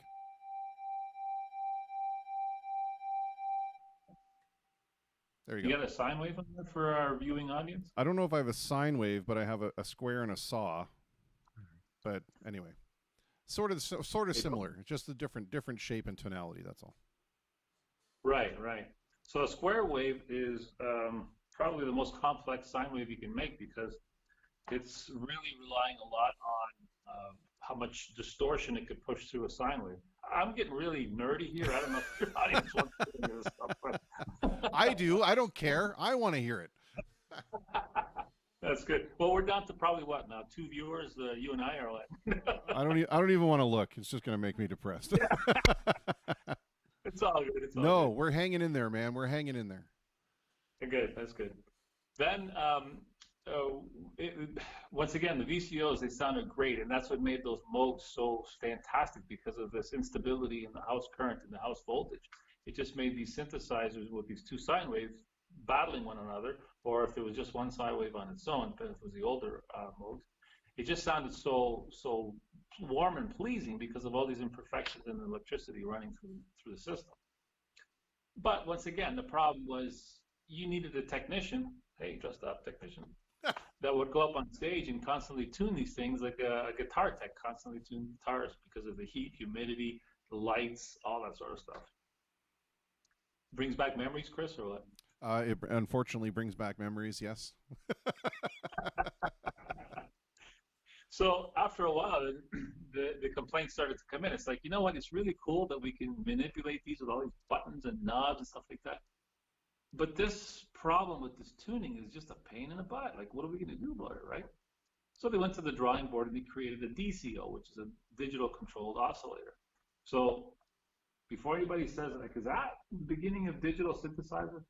No, not really, because if you really want me to get technical and nerdy about it, it's talking about frequency divisions and all that sort of stuff. But that's like, it's not even necessary. I'm not giving a sermon here, even though it feels like one at this point. But hey, but the nice thing about that was that it was able to grab a frequency off of another component and feed it into a VCO and still keep it steady. So this way it controlled the voltage. Now you had a different way of doing things because you didn't need a guy like me dressed up to run up there and tune things all the time. I just made sure that a guy like me all dressed up would run over there to make sure that things were functioning properly, like fuses didn't blow or the cables running to the PA system worked properly, all that sort of good stuff. So that was a big step. From the DCO, then it started coming into like samples, like little snippets of sounds. That opened up synthesizers even more because now they were able to take a little snippet, like maybe like the first 3 to 5 milliseconds of a piano being hit, grab that little piece, and then another 3 to 5 milliseconds of a guitar ringing out, and maybe another 3 to 5 milliseconds of, I don't know, a cymbal going on. So now when you're able to blend those three together, all of a sudden you're getting all this new sound, and that is one of the true words, true definitions of synthesis, which means making things up, right? In a crude way of defining it. So synthesizers like that were a lot of fun. So when you were using these snippets of samples and sounds into it to come up with these different sounds, all of a sudden the mind exploded because it's like, okay, we can still use a sine wave all the way to a square wave, we can use a triangle wave, we can use all these other really cool synthesizing things. But we can also mix in these samples. Wow, that's a really cool thing because now it's like you're making sounds that are otherworldly, and that created a different palette because now people would come on board that were called sound designers. And what these sound designers did, they lived in studios. They were studio rats. Hey, remember that one? Yeah. They were studio rats, and those people over there would go in there and do nothing but program these synthesizers. I guess some of the forefathers of these synthesizer studio rats were the Porcaro boys and the David Page and all these guys from Toto. And they made a huge impact on music when they were allowed to go crazy because there were budgets there for that, or they would bring in these guys who were always living at all these synthesizer manufacturers and trying to figure out what they were doing. And it's kind of like, okay, now that these synthesizers do things that are totally unique, can you create sounds for us for our album that no one can get based off of what comes out of the factory? So all these guys would come inside and they'd spend like days, weeks, months, and just play with synthesizers trying to come up with different sounds. Imagine having that job, Chris. Are you kidding me? That's like it's like going and saying to Picasso, "Would you just come and paint something that no one's ever seen before?" That'd be great. That'd be fantastic. Absolutely.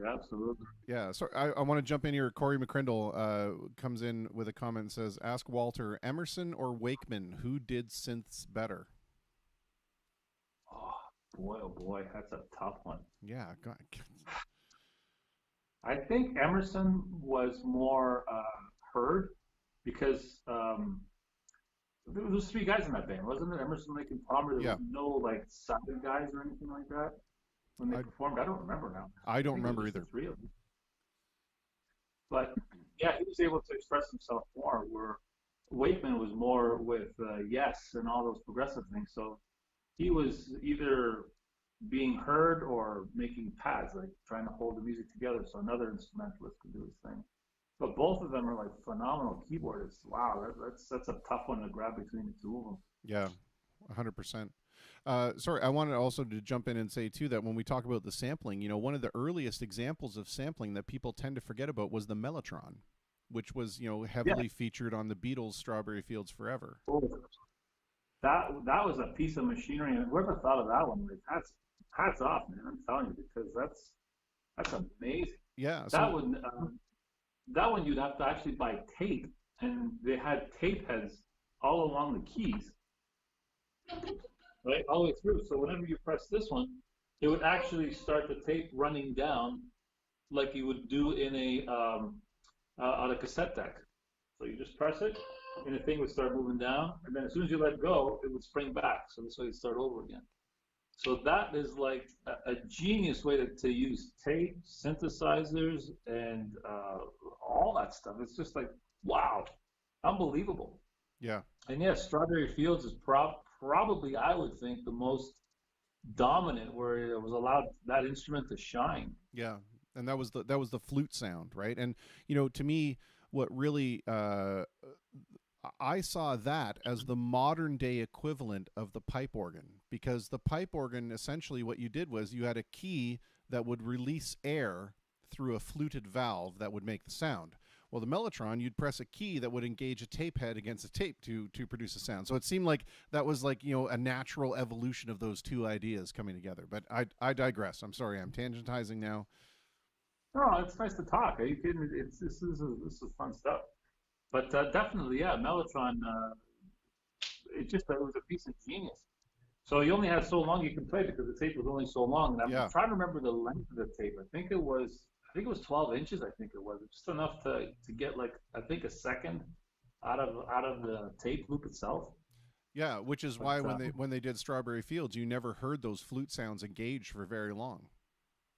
Yes. Yeah. Yeah. Now that one you needed a technician for sure, because you needed to make sure the tape heads were clean. Yeah, and don't store it near any magnets. No magnets near the thing at all, please. Man, oh man, you got that right. Yeah. All right, sorry. Back to what you were saying. Yeah, actually, I lost track. What was I bubbling about? Yeah, well, we had gone on to digital controlled oscillators. Right. Okay. Yeah. Oh yeah. Then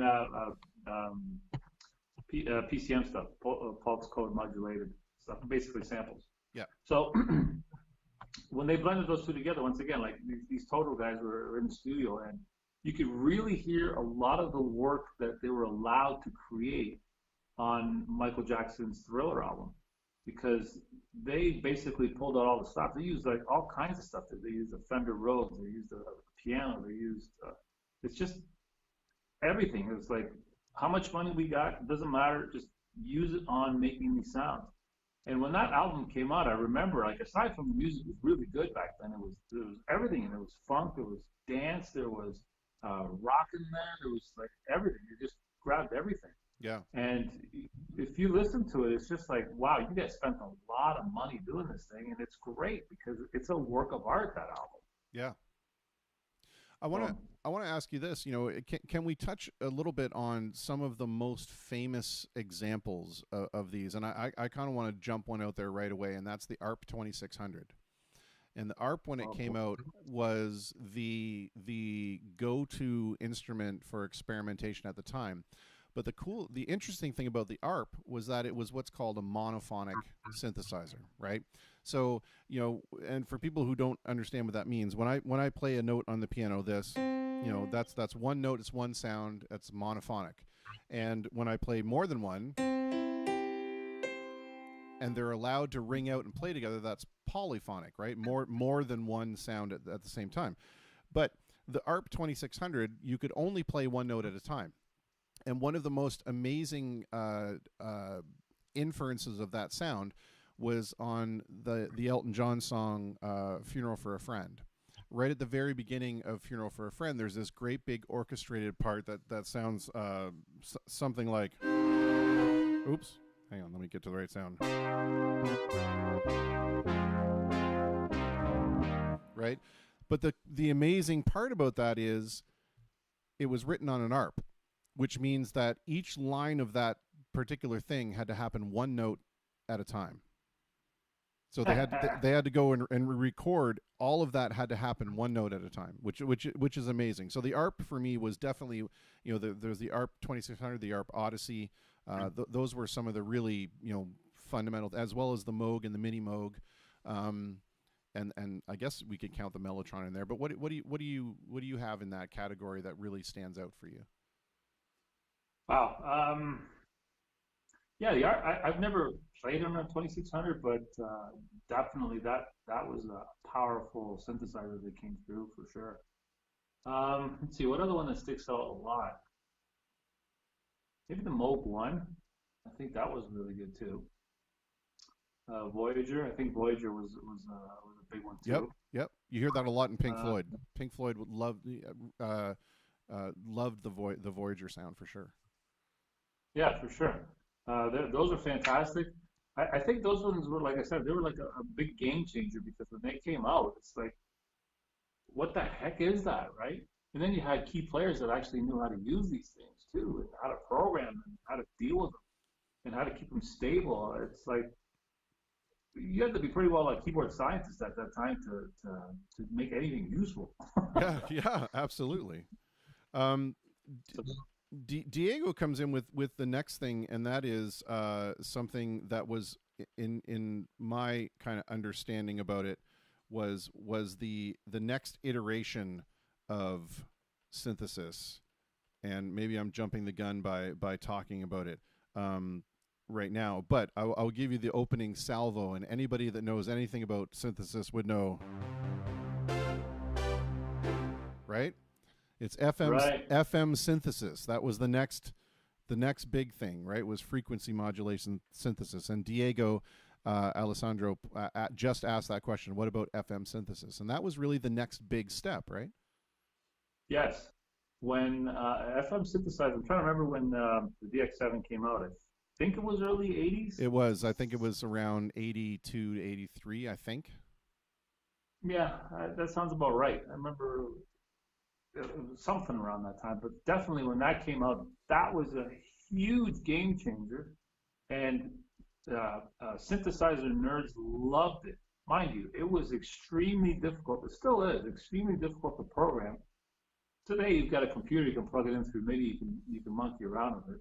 But back then, it was extremely difficult because there was no knobs. There's nothing to push. There was just nothing to rotate. There was just buttons that you could push. And actually, I have one here. I don't know if you can see it from there. Yep, perfect. Yep. Okay. But it's all it is. It's just these green buttons. And a little bit on this side as well, too, just to get you through different pages. But all these green buttons over here, this is where all your programming was done. And then you had a data entry slider. And yes and no, or up and down. That was it. So, and your screen was like extremely small. It's like about the size of two of my fingers. So you had two lines on it. See if I can turn the camera around and maybe get a little bit in there. Hold on a sec. While you're doing that, Diego says it was 83. So DX7 was 1983. He got number 64,000, one of the first made. Oh, nice. Nice. So, all right, can you see that? It's a little dark, but yeah, we can see it. Yeah, it says internal so internal 16 base. Yeah. Yeah, exactly. So this is basically pun intended. Yeah, I see that. This is the screen you had to work with, and these are all the parameters that you had to deal with. So it was tough. Like, you basically had to really know your stuff, and then they gave you this little diagram at the top, which, okay, it's cool, but once again, it was a turn off for anybody that loved to tinker with synthesizers. From an amateur point of view, it was kind of like, yeah, why am I doing this? It's a lot of work. Yeah, it is. It is a lot of work. And knobs were a lot easier than just pressing buttons. It's just like, oh, you turn this, and oh, okay, yeah, this sounds good. Oh, yeah, that sounds good too. The X7 wasn't anything like that. But the sounds that came out of it were extremely important to the sound of the 80s for pop, all that sort of stuff. Like, especially the bass. I was on, excuse me, I have the hiccups. I was on 16 over here, and this bass. Wait a minute, sorry, 1 second.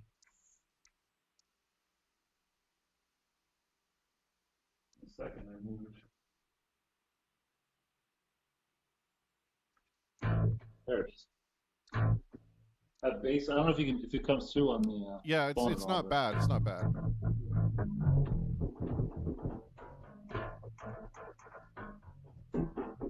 So Janet Jackson, Yeah. When I Think of You, which is a monster hit. Mr. Mister used it all over the place. Phil Collins, Genesis. That bass sound was legendary back then because it was just so, there's something really cool about it that translated well on small speakers. And engineers loved it. They're like, yeah, finally, I don't have to work so hard at trying to get a bass to come through on a small speaker. Because it had that upper end crust. Yeah. So that was cool. So the DX7, yes, was an extremely important synthesizer for the 80s, and it lasted for, I think to this day, it's still the best-selling synthesizer ever. It's like the Model T. There was just tons of them that were sold and made. So everybody was using them. Now, in a studio, aside from that bass and a couple of the brass sounds, on its own, it could hold up pretty good. But outside of those sounds, it always sounded a little thin. The sound, people weren't ready for the sound of this machine on its own because they were so used to listening to DCOs and VCOs that were warm and fuzzy and had all those imperfections in the sound.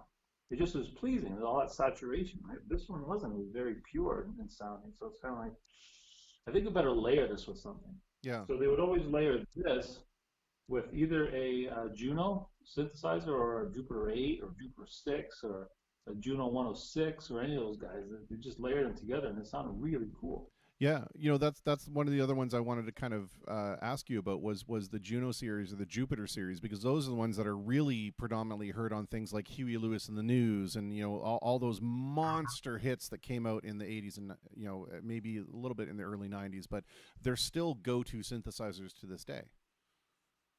Absolutely. A Jupiter 8, for example, goes for between $18,000 and $22,000 right now. Dang. Tell me about it. Can you imagine that? Wow. And it only played, to your reference of polyphonic and monophonic, it only played 8 notes at one time. That was it. Yes. But they just nailed the sound on that. It sounded so rich and so inviting. And people, like I said, were listening to the DX7, which was fine. It could do its job. But that keyboard on its own was just massive.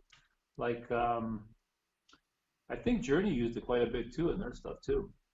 Like, there's actually, speaking of which, they have one screwed to the wall on one of their music videos.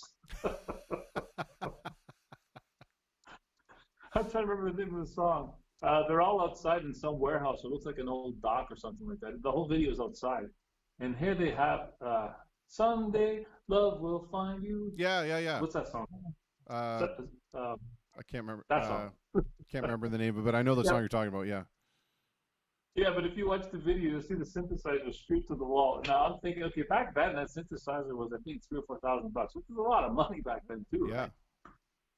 But now the guy is holding on to it like, why did I screw it on there, man? I could have kept it. It could have been worth $22,000. While we're on the subject of different synthesizers, Diego Camelo wants to know, what is your favorite all-around, off-the-shelf retail synth?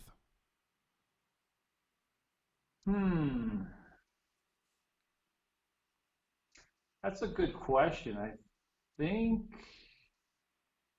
right now Yamaha is pretty strong with their is it Montage series, I believe it is. Yeah, the Montage, yeah.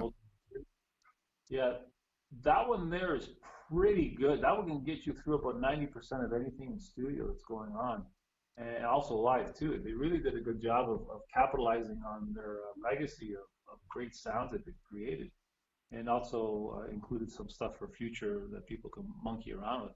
I think that one is probably the most versatile. But if you want a period synth, then you probably have to go back through vintage because every synthesizer has a sound and it'll bring you back. Like I said, this bass, right? It's you get that DX7, you'll have that bass. Sure, they sampled it and you could use it in different synthesizers today. But if you want to get that vibe, that vintage sound and stuff, then you'd want to go with however this created that sound as opposed to it being sampled. Yeah. So yeah, Diego, I don't know if I answered your question there, but I think that's the Yamaha Montage is probably, I would think, the one that's good to buy. Yeah, you know, get you through a lot.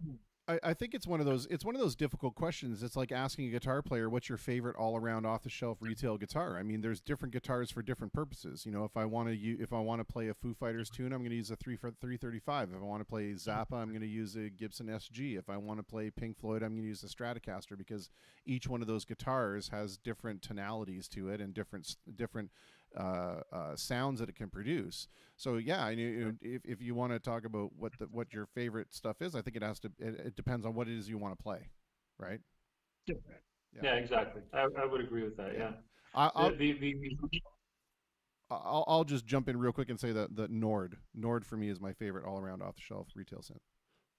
Oh, very cool. Yeah, you can't go wrong with that. Yeah, not that I can. The only breakaway from guitar and the synthesizer, like you're saying, everything goes so far with each instrument. The only breakaway between the two or the fork in the road is that the synthesizer can be a chameleon these days. It could really do a lot of different sounds from a lot of different synthesizers, right? So that's the only takeaway from it. So a Strat will always sound like a Strat. An SG will always sound like an SG. The body will be the same. You may monkey around some of the electronics, but the purity of it all, that's going to be the sound. So with the synthesizer, that's the only place it'll offshoot is because it's able to maintain and retain a lot of the different samples, a lot of different sounds. Yeah. Corey wants to know, any idea how that sound at the beginning of Sweet's Fox on the Run is created? I don't know the song that he's referring to. Yes, that Fox on the Run. I remember that song. We used to play it too. Oh boy, what was the name of that synthesizer that did that? Because it goes like way up into the stratosphere at the beginning of it. Sorry, Corey, I'm drawing a blank right now. I want to say it was a Moog, but something inside me tells me it's a Theremin. I don't know. One of those two. All right, fair enough. Let's look it up. Yeah. You're allowed. Well, walk us around what you've got there in the studio. You see what I did there? Walk us around what you've got there in the studio with Walter Riggi, and kind of maybe just touch on the differences. You know, not necessarily, you don't need to get super in depth, but the differences in why do we need so many versions of these things? Right, for sure. Well, back in the day when these guys were popular, some of these are vintage and some of these are a little bit newer. But back in the day, excuse me, the race was to have a personality. I guess it'll be just like having a guitar. Like you wanted that Strat sound, or you wanted that Gibson sound, or you wanted different manufacturer sounds, right? So that's what synthesizers were doing back then. They were trying to come up with either a standard for a synthesizer or their own personality. So Yamaha was fantastic at, we talked about it, right? The FM synthesis. So the VX7, which was, like I said, I still believe to this day, the biggest selling synthesizer ever. Yeah. This one. And then Roland was working on the same ideas. They were trying to come up with a blend between samples and oscillation. And they came up with a D50 and the Juno series that we just talked about. But the D50 was probably the beginning where they blended digital and analog concepts together. And Roland's thing was to make their sounds thick, rich, and chocolatey. They really wanted to have a strong personality. When you play something on the Roland, it's kind of like, wow, every sound sounds so thick. It sounds so stereo. It really makes you think like, I got to get one. So that was their claim to fame. Korg on the other side, they were in between all this. They were trying to do the analog thing like the Moog. They had a lot of some of the older keyboards look a lot like the Moog. And then they moved over and they tried to do a little bit something like Roland was trying to do with their sounds and trying to jump on the digital bandwagon. They wanted to have their synthesizers really embrace digital and try to move forward with that.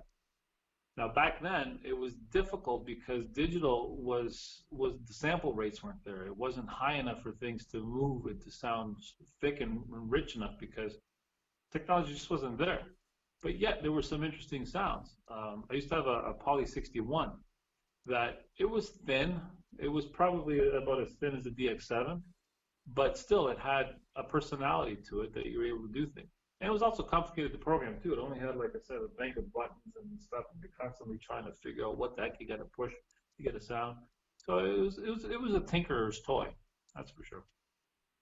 So those two are our thing. The three companies were that Yamaha, Korg, Roland. They pretty well put an end to Moog's reign over things because Moog, I guess, should have probably embraced more memory technology. Like he put that in, I think, a little later after everybody was running through it, because memory technology helped live musicians on stage instead of having a guy like me run up there and reprogram different things or delay song to song so people can tweak the patches in. You could just recall. Yeah, perfect. That's a great word for it. You hit a button and you recall your sound that you worked so hard for in the studio. So that became convenience, and I'm a firm believer that convenience breeds laziness. So it's kind of like, why do I have to tweak on stage and break the buzz that the audience is going through? I just want to go hit the convenient buttons. Yeah. So that was cool. And Moog tried to do that, but to have effective memory, you have to embrace digital premises, right? Yeah. And that kind of monkeyed around with the thickness and richness of his sound, and he probably wanted to hold that a little bit longer. I don't know. I haven't talked to Moog, but just looking back through history and using 2020, that's what I get out of it. Yeah. Yeah. So those three guys, pretty well, like I said, Yamaha, Korg, and Roland, they were basically the professional way of musicians getting their sound out. Now, ARP was still there.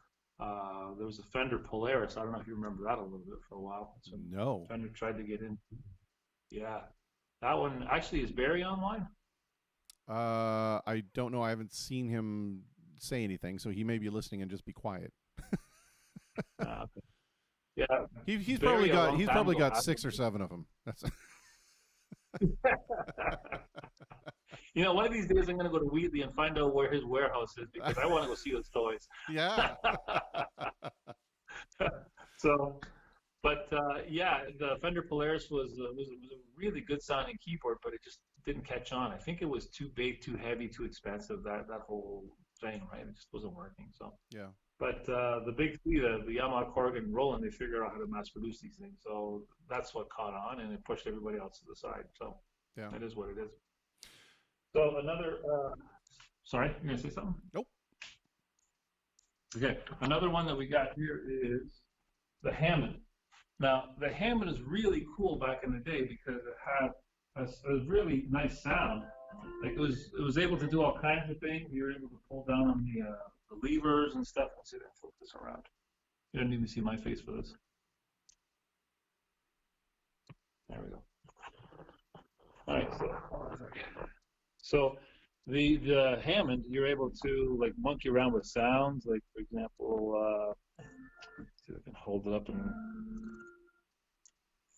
So this is like. It's tough to hear over there, but the concept on this Hammond organ was just like a pipe organ where you're able to pull stops. So this would increase and decrease the different sounds that would come in through, or different versions of the sound. So once again, it was based on the pipes. And if you know, for pipe organ, you got different feet of the pipe organ. So the smaller the pipe organ is, the higher the pitch, and the taller the pipe organ, the pipes are on the pipe organ, then the deeper the sound is. So this is what this was trying to do, and it's basically stopping how much air goes through the pipes. That's why they're called stops. So that would create that sound. Now for a Hammond, they had presets which are these black keys. That's why they're inverted. So basically, you were able to somehow, in a crude way, able to make all these stops come together here into a preset. So you're able to hit one of these things while you're playing. So it was 1, 2, 3, 4, 5, 6, 7, 8, 9, 10, 11 different presets. So when you're on stage, you can just hit them and you can do different things. Now Hammond was able to use the top, and you also had a bottom. This is not a Hammond, this is a Korg, but if I had another one of these things, then it would definitely look like a pipe organ. And Hammond was so particular with the sounds that he really worked hard at trying to get the stops to make the organ sound really good, and you were able to get like really thin organ sounds and really thick sounds and really lush sounds. Now the interesting story about Hammond is funny because he was so meticulous about trying to get his sounds and his keyboards working together that this one other company decided to improve on his sounds, which he did not find pleasing. Yeah. But wound up improving on his sound by creating a Leslie. And Mr. Leslie said, "Your Hammond is fantastic, Mr. Hammond organ, Mr. Hammond, but if you put this Leslie to it, it's going to sound even better because of the Doppler effect of how a horn spins around, because you've got opposite pointing horns. And when they spin around at different speeds, it creates a Doppler effect, just like when a train runs by you at the railroad tracks, right? It's like one pitch, and then as it goes farther away, the pitch starts to drop. That's a Doppler effect. I can give the folks a quick example of that. So here's a Hammond sound, right? You can hear it a little bit. You can hear that oscillating, but then I can move the Leslie, right? So here we go.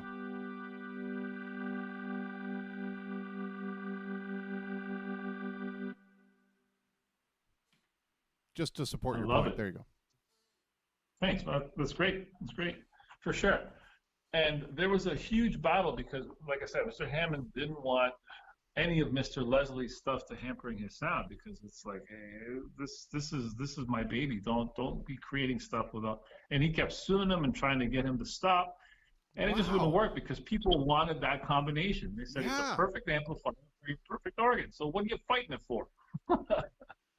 But I didn't. Hey, well, he wanted to do what he wanted to do. I didn't know that, because that, like, that's an automatic combination for a lot of people, is the Hammond B3 with the Leslie rotating speaker. Those two things are synonymous. So the idea that they were that one was fighting against the other one is crazy. Yeah, it is. But Mr. Hammond was so infatuated with how organs sounded in churches and in the reverb in there, that he wanted that purity that people could have. And he wanted to commercialize that sound, basically make it available to the public, right? Democratize it. But Mr. Leslie came up and said, you know what, I think it's a lot better if we do this. And he said, no. And there fun started, and at the end, look who won, the consumer. Yeah. So I have another comment here from a different Diego Alessandro. Says, are the newer Hammonds good, or is it, quote, real vintage B3 or nothing? He says he's worked with them both, but he's curious to know if in the 21st century, if it's worth using something that it takes so much time and money to upkeep. Right. Okay. So the Leslies are all mechanical driven, right? So there's belts, and you got to lubricate them and stuff. Like, these are like the original hardcore ones. And that's just how it was back then. It was mechanical. So you had to keep up on them. And the Leslies and the Hammonds themselves, there was maintenance involved, and there's just upkeep, because it's a machine. It's a big beast. And today, yeah, there's sampled ones, and you can get really darn close and stuff. But for convenience and in the studio, either one is fine. Either one is fine. But just be aware that when you have a session coming in that requires that organ, you better make sure that it's maintained, and it's on, because you don't want to be burning through somebody's time to get there. Oh, I got to oil this, or I got to make sure the belt is tight enough. no, they're not going to pay for that. They don't want to pay for that. It's not right. Yeah. So that experience is there for sure to do it. I find personally that this Hammond X5 is their flagship from Hammond, and it's just been released a few years ago, I guess. And actually, the story about this Hammond was that it was at NAMM when it came out, and I believe Stevie Wonder played this actual unit. I'm not sure, but they told me at Hammond when I bought it that this was actually a floor model over there, and a lot of big artists played on it to show off how cool it was. So I don't know. We'll see what happens. I would say that's your story, and you're sticking to it. That's This is what they told me, and that's what I'm going to repeat it. Now, does it matter to anybody? Probably not, but I think it's kind of neat. for sure. So yeah, so this for sure. This, like I said, this is the flagship. They spent an enormous amount of money and an enormous amount of time, because I called them. I wanted to see like what was the latest and greatest, because I wanted a Hammond in studio. And they went up and down with specs on this one here, and they said if you can tell at this point the difference between this one and the original B3, he says we'll ship you one for free. I'm like, wow, that's pretty deep.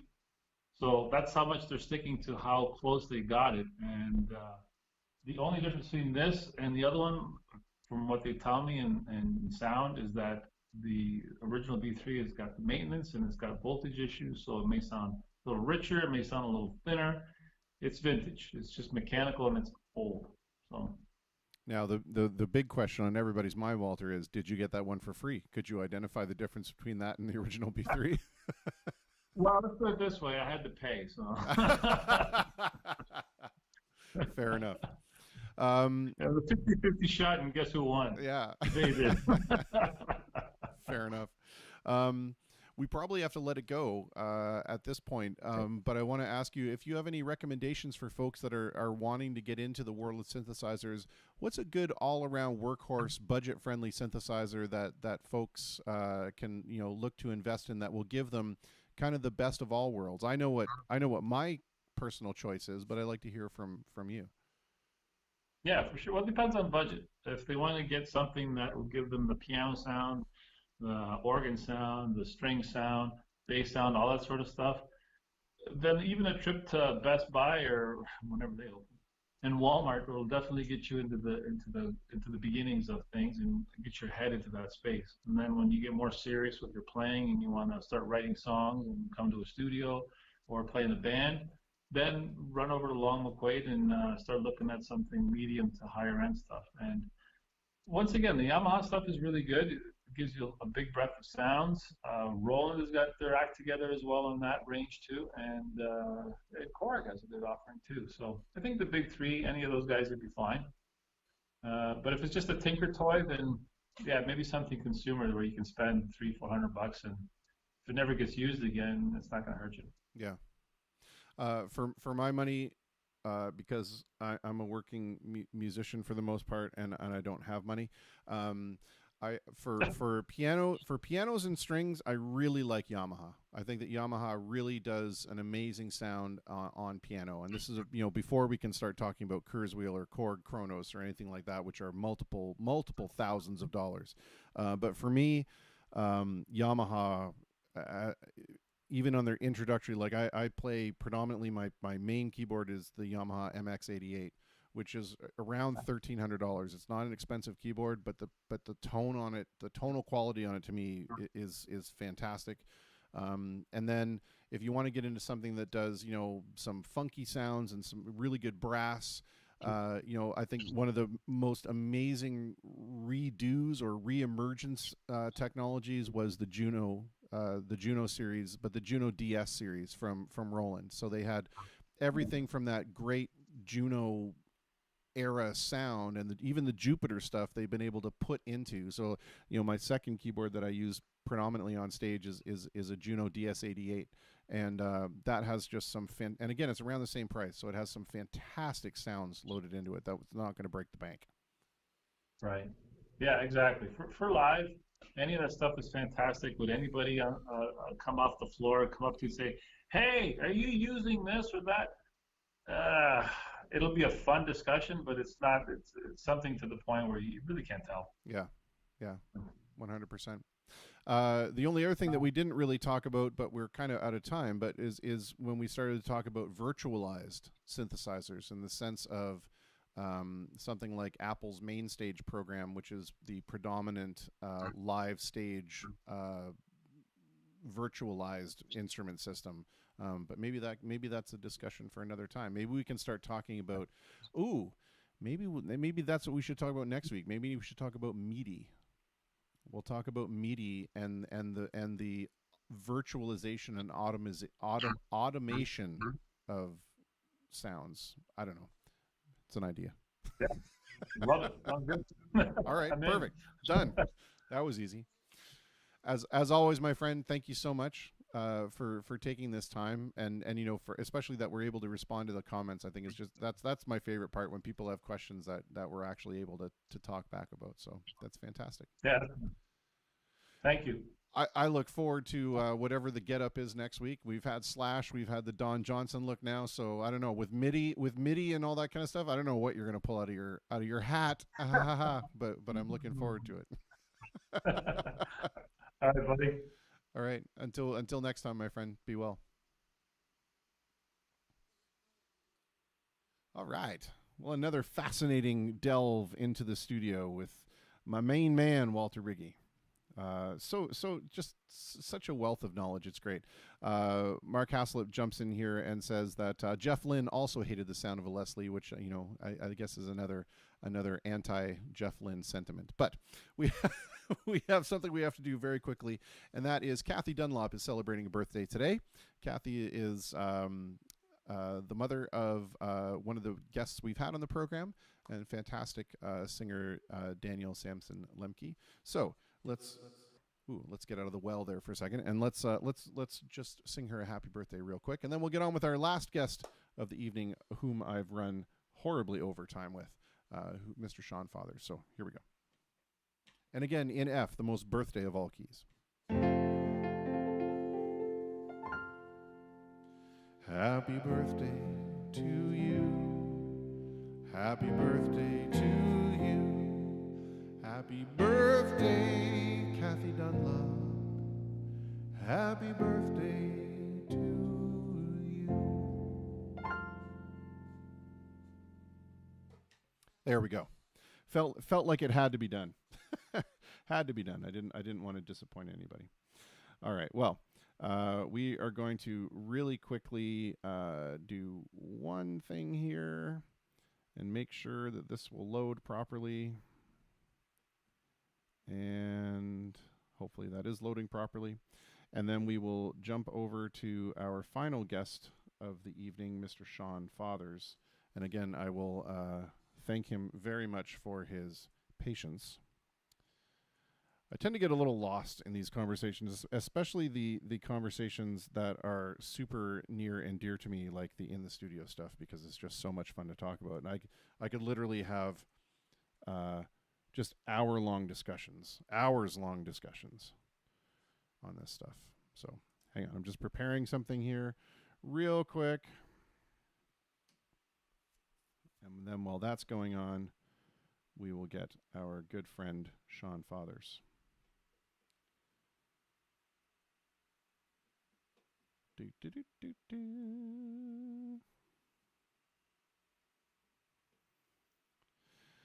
So Danielle and Kathy, I hope that was satisfactory, and thank you so much, Tara, for singing along, and Diego for acknowledging. Alrighty, we're going to turn the view away from the pants cam here for Mr. Sean Fathers, who is decked out in all kinds of regalia, but I'm going to ask him, he's not live yet, I'm going to ask him one quick favor, and that is to just kind of tilt the camera down a bit, because otherwise the title card will block all of that goodness. So there we go, that's much better. And without any further ado, we are going to press the right buttons and get the right information. There we go. And we're going to say hello to Mr. Sean Fathers, sir. Hello.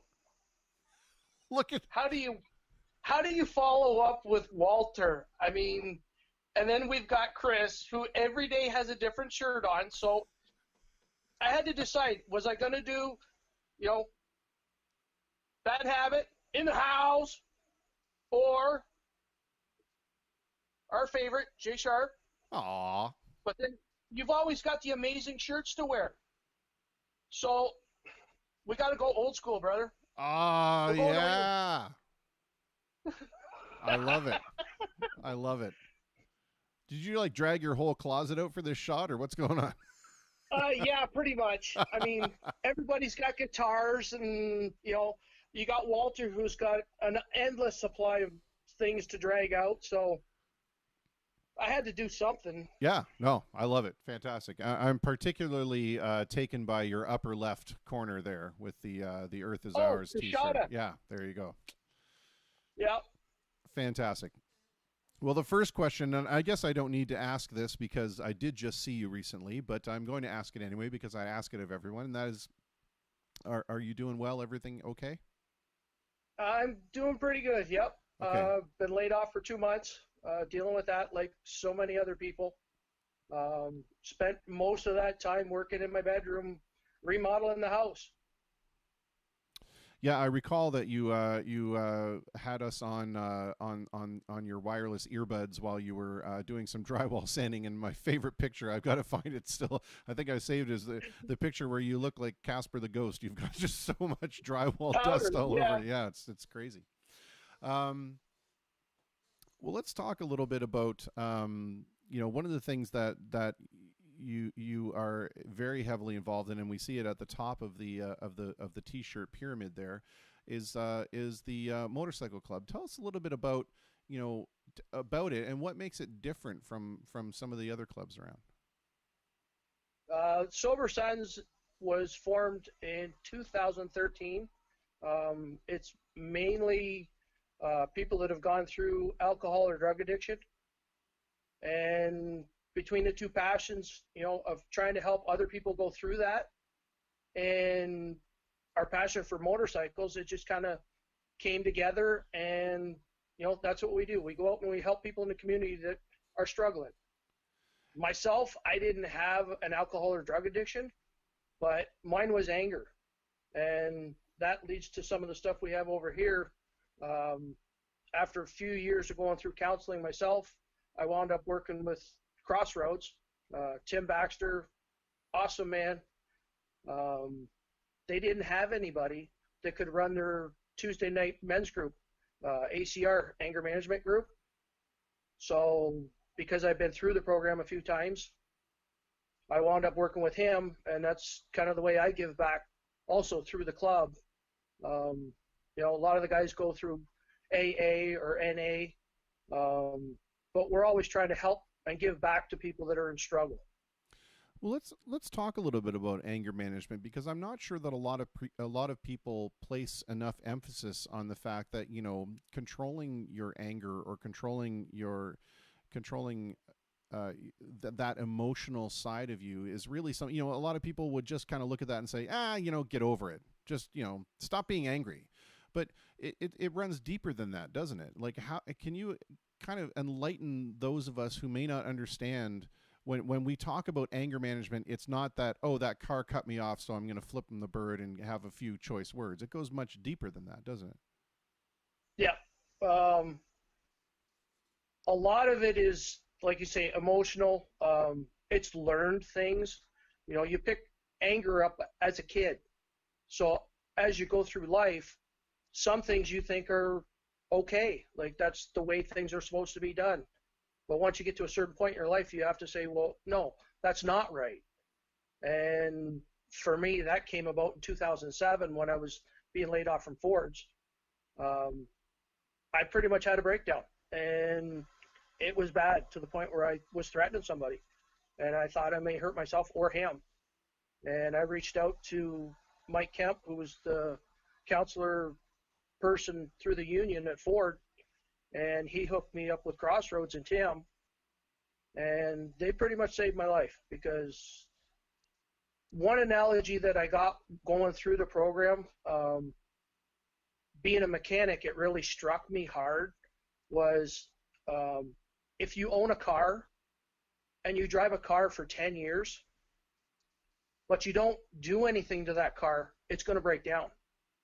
So again, it's a mental health issue, um, going to counseling and seeing somebody to help you get through that is no different than doing an oil change on your car, changing it, doing a tune-up.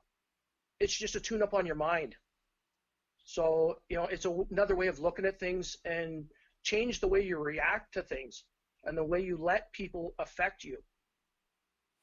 One of the things we hear all the time when we talk about, addiction, for example, because you mentioned AA and NA, and one of those things, my father going through that as well, they will never say, I used to be an alcoholic, right? Is I am an alcoholic, because it's something that you deal with on a continual basis, and you have to constantly monitor and keep under control. Is it the same kind of thing with the anger management? Is it something that is always going to be a part of you, and you have to acknowledge the fact that I am someone who has, and please don't take this the wrong way or think I'm belittling it when I say I have a short fuse, because I understand it's more complex than that, but it's just it's a way for me to quickly articulate something, right? But so is it something where it's 100% right on. I mean, it's a daily struggle.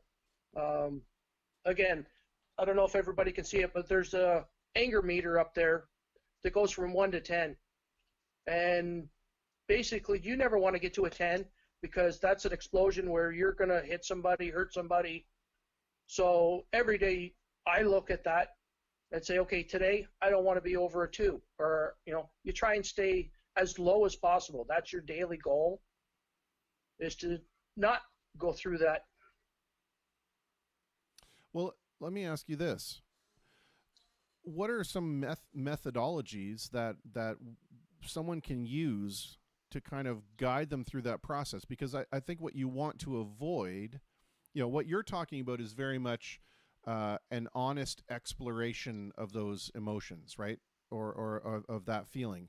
And what you want to try is, I think, to avoid is that bottling in, right? What you're not talking about just suppressing it. You're not saying don't feel angry. What you're maybe saying is find out the reasons why you feel angry and how to more positively deal with that. So what's something that you use as a routine to kind of overcome that? In the course that I do on Tuesday nights at Crossroads, it's actually a 10-week course, and every week we go through another lesson, so you're more cognitive of things that are affecting you, and then the tools how to not let that affect you, to work through it, and to keep everything in check. It's interesting because I've known you for some time now, and I would never have pegged you as somebody like that. Now I will also say, and I should mention here right now, right at the very outset, that Tara Ashley says, thank you very much for your honesty and for your sharing. And I want to echo that as well, because this is something that is extremely personal to talk about, right? And extremely difficult for a lot of people to talk about. But I have also been on that end of that spectrum where I have, and I think it's somewhat hereditary.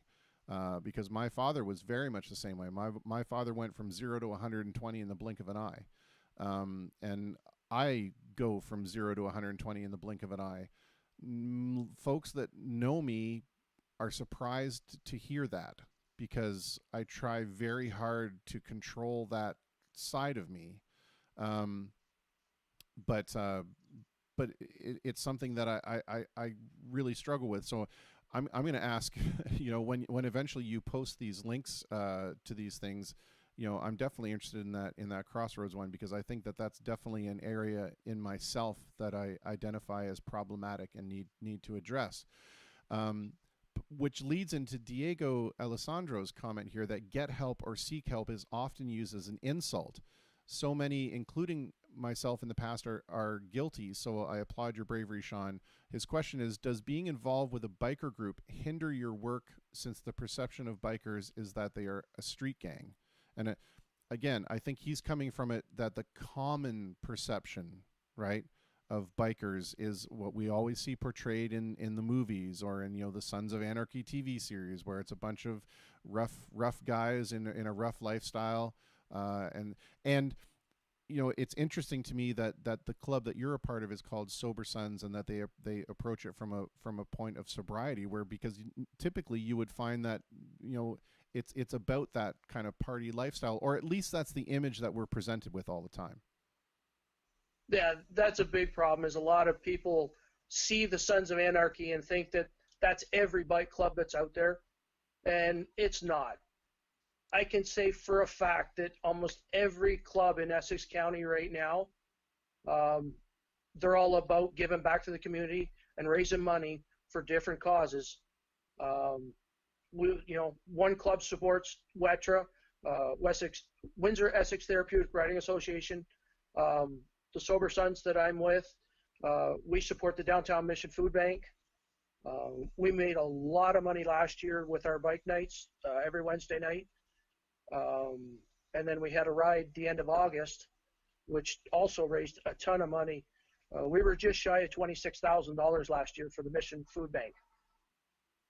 And then this year, so far, it's been really, really tough with all the restaurants and other people closed, and everything is being canceled. So a lot of our fundraising on the club levels has really dropped this year. So there's a lot more people that are going to be hurting at the end of the year when we would normally pass over those checks. So yeah, it's a struggle this year, definitely. Well, I think, you know, what he was kind of intonating there was that, is there a perception when you tell people that you're involved in a motorcycle club? Is there a perception there that, you know, that I don't really know what the stereotype kind of tends to follow you? Sometimes,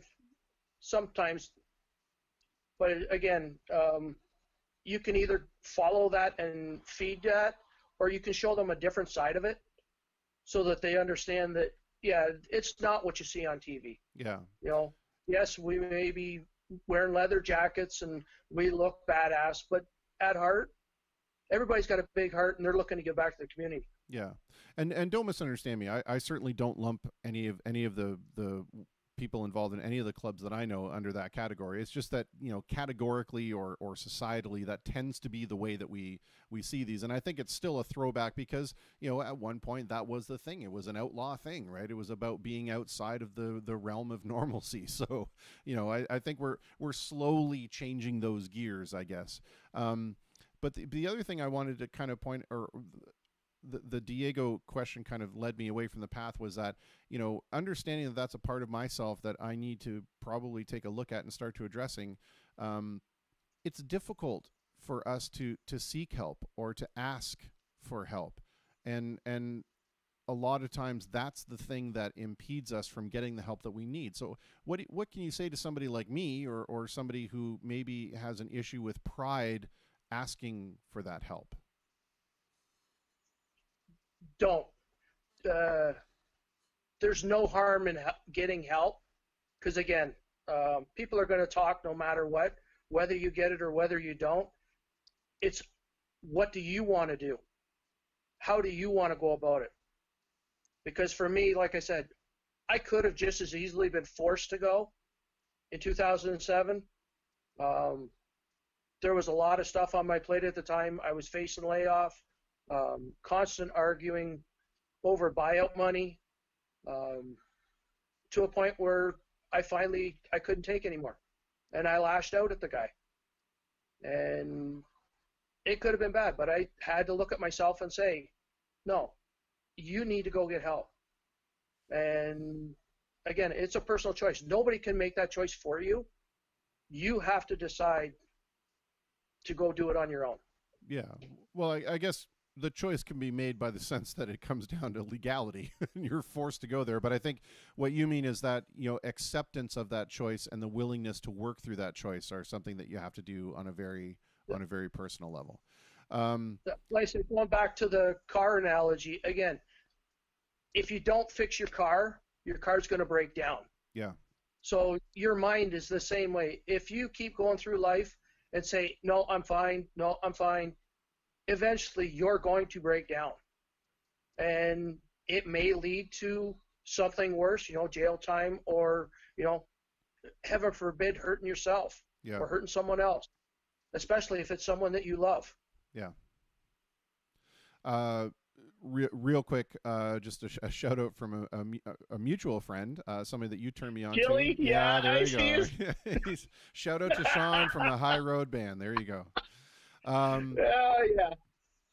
And then Tara makes a good point here that, there is a big stigma when it comes to mental health, and it sadly stops so many from getting help. And I wonder, though, because of the situation that we find ourselves in now with the pandemic, and that there are so many people that are going a little bit stir crazy, and I hate to use the word crazy when we're talking about mental health because it unfortunately is just one of those bad words, but folks that are having challenges, trying to find a way to remain positive. And I think that the instances of depression will likely rise during this time. But do you think that that will also maybe have the positive effect of helping remove some of that stigma away from, asking for help with mental health issues? Because now more folks are going to be able to say, well, yeah, I recognize that I felt that way. And so, is it going to help maybe normalize the need for more of a focus on mental health issues in the future? On a positive note, I hope so. I really hope people will get away from saying it's a bad thing, because honestly, your health and somebody else's health, if you're one of those people that goes through an explosive stage, that's not a good thing to go through. So yes, please, if you know somebody that needs help, talk to them, sit them down, and if it's you, just look in the mirror and say, is this right? And if you say no, please go get help. It's not a bad thing. You're improving yourself and the way you live to be better. It's not a bad thing. It's a positive step in the right direction. Yeah. One of the things going back to the motorcycle club, that's one of those things that's an extremely social event. You can't be a part of a club without getting together with your friends. And certainly one of the things that brings you guys together is a mutual love of riding. How has the current situation impacted the way that the club kind of operates together, and what measures are you doing to kind of counteract that? Well, for the last couple of months, we really haven't been together at all. We followed all the guidelines, stayed home, stayed away from each other. Lately, now that they're kind of increasing the group sizes, we do get together again. But again, we're staying 6 feet apart, following the guidelines, and we're just trying to do things as normal as possible without causing big groups or that type of thing. So we're trying to work within the rules that they're laying out for us now. Yeah, that makes sense. I want to ask, you mentioned that, you and the other clubs, that you do a lot of support back to the community. Can you point me, I want to know what the instance that Sober Sons, maybe that you had a part of it with, an instance of giving back to the community that you're incredibly proud of. Like one thing that you look back and you say that this was something that really fundamentally made a difference, and you were just hugely proud to be a part of that. Definitely the mission ride last year. We normally do a ride at the end of August, the last Sunday in August. And through our fundraising efforts last year, we were just shy of $26,000 that went straight to the Mission Food Bank. And that's food that they buy. They use that money to buy food for people to eat every day. So that was huge. And then just recently, through a very generous donation from Rosati Construction, we were able to take 120 boxes of food that they put together and deliver that to the WIC, the Windsor Youth Center, for kids in need. And again, we work pretty closely with the WIC. They do an amazing thing for the kids in the city. that are underprivileged and need a safe place to go in the city. But again, like all of the shelters and help centers, they're hurting really bad right now. So we go down there often. I think it was 3 times last year we went down, and we interact with the kids, and just to show them a positive, because a lot of these kids are going through what our members went through drugs, alcohol, abuse. So to see a positive side of it reinforces that, yes, there is good in the world and there is a safe place for them. So the WIC is amazing. We've gone down and cooked dinners for the kids. And yeah, we've been doing a lot of good stuff lately. Well, let me ask you this. You know, all of this stuff is pretty much voluntary. So why do you do it? What is it that speaks to, you know, helping out in the community? What is it that speaks to you on a personal level? Because you're certainly under no obligation to do it. You could just sit back and say, you know what, Sean Fathers needs to take care of Sean Fathers. Why is it something that you feel so drawn to kind of give a helping hand to other folks? I don't know if I can even answer that, honestly. Just the look on some of their faces when you hand somebody a box of food. I mean, these were no small boxes. They were 35-pound boxes of food. Pasta, cookies, pasta sauce, craft dinner, stuff that to the normal person that's working and doesn't think about it, it's nothing for them. But when you're not working, you don't have, you know, you're making a choice. Do I pay the bill or do I go buy food? Do I pay the rent or do I go buy food? Well, to those people, it's just amazing, like to watch them light up when you hand them a box and they open it up, and like they're almost in tears because they know for maybe another week they're going to be able to eat every day and have something at the end of the night. Yeah, I think that, you know, that's one of those things that you don't really understand until you do it, right? Is that feeling of the feeling that it gives you when you know that you are helping somebody else out. I don't know. It's really hard to quantify, but you know, you can see the kind of passion that lights up in your eyes when you talk about it. And that's a pretty cool thing. One of the other things that you're well known for in this area Big Sexy in the house is the MC. Okay. So you are one of the most vocal and ardent supporters of live music in this city. And before we get into how you are a supporter of it, you make every effort possible to go around and be a part of as many different live performances as you can. Why? Why is that so important to you? I just love the music, and Windsor has some of the best musicians around. I mean, they're probably some of my best friends in the world, because half of them 10 years ago, I didn't know most of these guys and girls, but it lets me get out and have fun. I got to give a shout out to Mike and Mary Beth Olette. They were with MB Owens, Midnight Holler, back in the 80s and 90s. And that's kind of where I got started with bands, and really a more passionate love of music, especially live music. They got me up on stage a few times, and some of them weren't great, but they were supportive and they kept dragging me up. And then that wound up getting me into DJing. So I worked as a club DJ at Studebaker's for 6.5 years. And that turned into a job. I wound up being a DJ, a wedding DJ and party DJ for close to 30 years. And again, it came right back to guys like yourself, amazingly talented and not afraid, or, you know, more than welcoming to have me come up and sing backup or harmony and let me do my MC thing at the beginning of your shows or through the shows.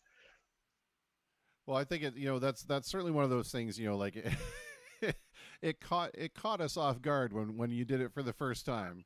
And then it was like, going from, just a normal performance to all of a sudden it was like this WWF moment, right? It was like our theme announcer. It didn't help much when I was using Jim's mic, right? I mean, we all know Jim's what, 6'4", 6'5", so the man's almost a foot taller than me. So there was no choice. I don't want to mess with his rig, right? So it was just grab the mic and go for it. So there I am with the mic over my head. It was very much a Lemmy Kilmister moment from Motorhead, but I wish somebody had snapped a picture of that with like you on your tiptoes trying to reach trying to reach up to the microphone. It was fantastic. Oh man. Okay, so we have a question here from Diego Alessandro, and it's a really great question. I'm laughing because I don't know why I didn't think of this question, but he says, I just wanted to ask a real biker, born to be wild, fuck yeah or fuck off. Depending on the situation, it could be either one. But how does the club feel about that kind of thing? Do you know? Is this something that you guys ever talk about? Is like how you guys are portrayed, or is like, is it? Oh, great, yeah, I'm riding a motorcycle. Obviously, I must love Steppenwolf. No, not really. We don't. Fair enough. Sorry, I have this mental image of you standing on your toes trying to reach that microphone. It's just absolutely fantastic. Well, I had to laugh the night you had Chili on. For those that don't know, Chili bassist is with the High Road.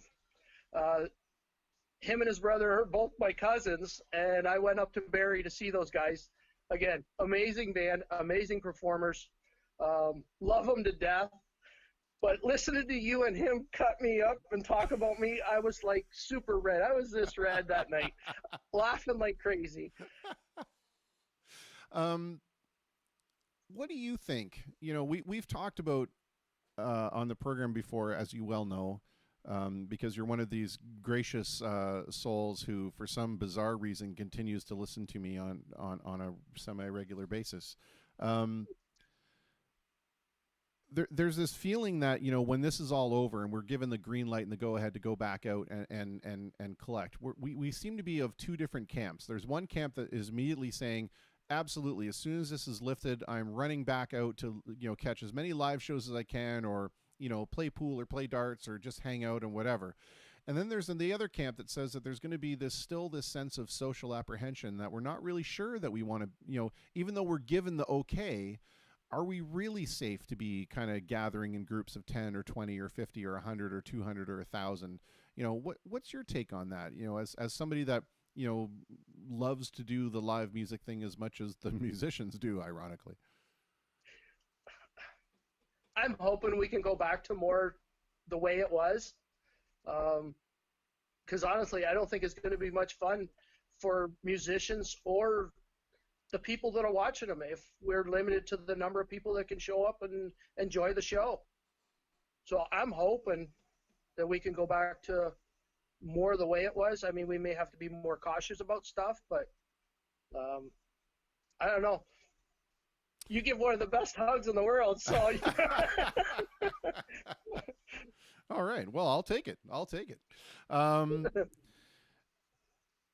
You yourself are involved, as we've discussed, in ways of giving back and ways of just being a damn good human. And I want to know from your perspective, we've seen all of these really great examples of humanity stepping forward and taking care of each other, especially now when we are given every opportunity to act otherwise.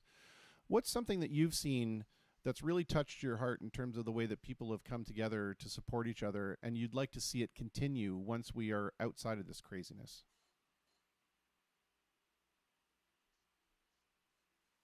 A lot of people are looking at the smaller stores and restaurants because those are the people that are really hurting through this. You never really thought about it much, but especially like for us, the GOAT in Emeryville, they're supporting us for our bike night, and they were going to make donations to our cause, the mission. Well, if the GOAT doesn't survive, because they're not allowed to have people in the restaurant, so all they're relying on is the takeout food. So there's a lot of people now are rallying around the smaller restaurants for their takeout stuff that they, those that can afford to do it. So I think that's a good thing. Just the community support that's stepped up. Yeah, I agree. I think that once we get back to being able to support our local small businesses, we need to really step up and do that. We need to understand that it's the Best Buys and the McDonald's of the world right now that are continuing to make a buttload of money, and we need to make sure that it's the little entrepreneurs that are the ones, incidentally, that give the most back to the community. That we need to get out there and help support. Absolutely. Tara Ashley says local for life support is critical. 100%. Absolutely. While we've got Diego Alessandro on, I wonder, Sean, what do you want to say to folks that are currently living through this? I mean, not just the pandemic, but now we've got this absolute racial divide and racial tension once again springing its head, very evidently to our neighbors to the south. And, what do you want to say to the folks, that may be listening right now that are having to deal with this on a daily basis?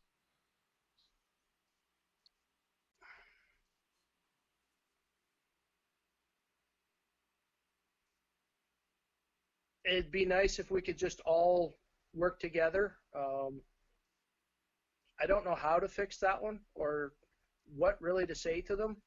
Because, a lot of them, I'm not in their situation. I can relate to some, but again, we need to work together and love each other as one. Yeah, it's one of those hard questions to answer, I know, and I feel like I kind of ambushed you with that one, but it is. I had to find a way to somehow acknowledge what's going on, because it's one of those things, like, when Diego and I were talking, I can't speak to it directly because I've never been pulled over because I look Hispanic or I look Black or I've never been denied an opportunity in my life because of the color of my skin or my social station. Now, does that mean that I haven't faced my own challenges? No, of course I have. Everybody does. But it certainly does not add another layer of complexity to those challenges. So, I find that it's difficult for me to speak from honestly because I don't have an honest frame of reference. Anyway, I don't know. It's just one of those weird things where I feel like I have to acknowledge it somehow, but I just don't know what the right way to acknowledge it is without sounding like an insensitive white privileged prick. Anyway. I want to ask you this question, and I've been asking the performers this question, but I want to flip it around to you now as probably one of the constant audience members that has seen almost every live act in this city. We ask the performers typically, what is the song that you never want to play again, and what is the song that you always you can't wait to get up and play it on stage? So I want to hear from you, the consumer. What is a song that you could live the rest of your life never hearing performed live again? And then what's another one that you always look forward to hearing? Well, for me, I think everybody that knows me knows Baby Got Back is my go-to. So I know you don't like playing it with me. We bombed on it a couple times.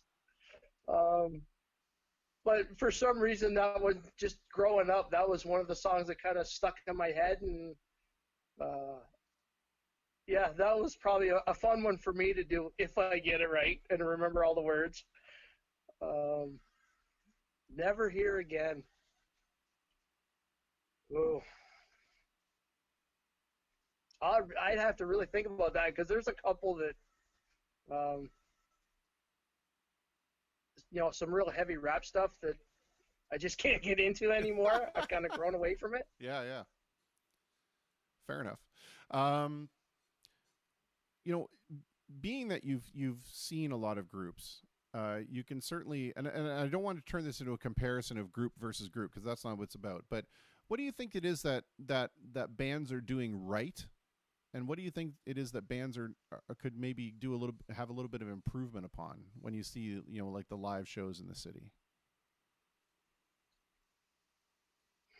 Honestly, I can't say there's a lot of bad things about anybody in the city, because most of them are fairly unique. They do their own thing, and they're very good at what they're doing.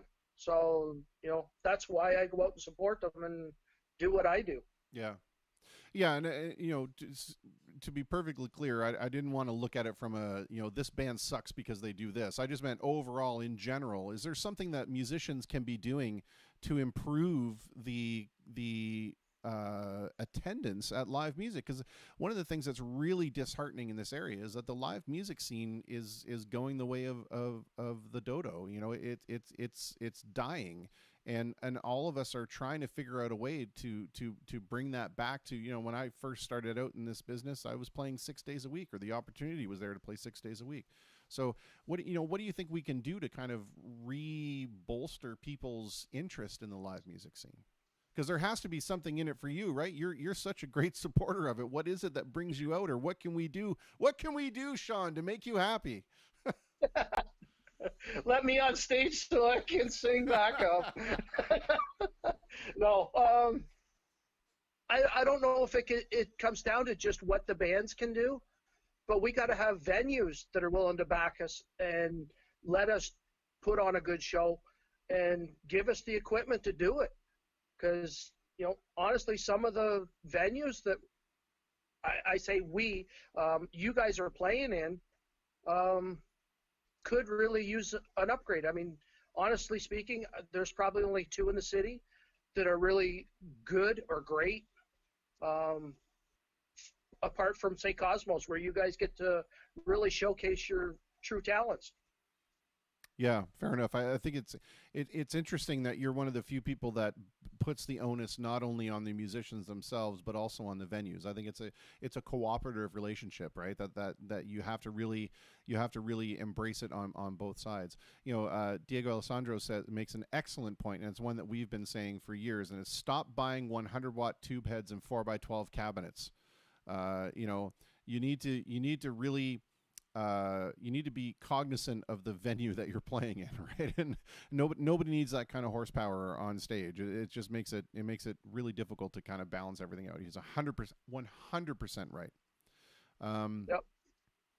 Sean, I want to thank you so much for being willing to be a part of it, and bringing your jovial nature into the conversation. You're one of those rare people where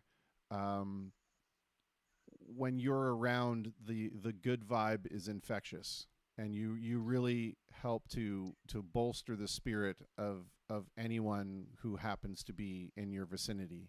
And I thank you for that, because it's a rare commodity, and I think it's one of the very best examples of seeing somebody's true nature, I think. Anyway, that's my take on it. So yeah, I just want to thank you very much for not only being a part of this, but for everything that you do to support everyone. I mean, I can't even just say live music or the volunteer organizations, because if some of us can be accused of wearing our hearts on our sleeves, you have it permanently tattooed on the outside of your of your body. So thank you very much. Well, thank you. I think I got to do a couple shout outs. I see Dean St. Dennis said hi. Ashley said hi. So got to throw them out there. I mean, we got to say the Formula's in the house. Give it up for the High Road. And of course, our favorite, J Sharp Major in the house. Not in the house yet, but I look forward to the time when we can be. Yes, sir. I want to leave you with the same question that I've kind of been trying to ask everyone, and that is, it's an opinion piece. It's not meant to put you in a place of dictatorial rule or anything like that. But just in your opinion, we all know what it is that we're supposed to be doing and the guidelines we're supposed to be following. But what do you think people should or shouldn't be doing, or if we are doing something, could we be doing a better job of it? Well, like we were taught when we were kids, wash your hands and So, I mean, that stuff needs to continue. But just be nice to everybody. There's no reason not to be it. Like, I think before this, we were really jaded towards each other.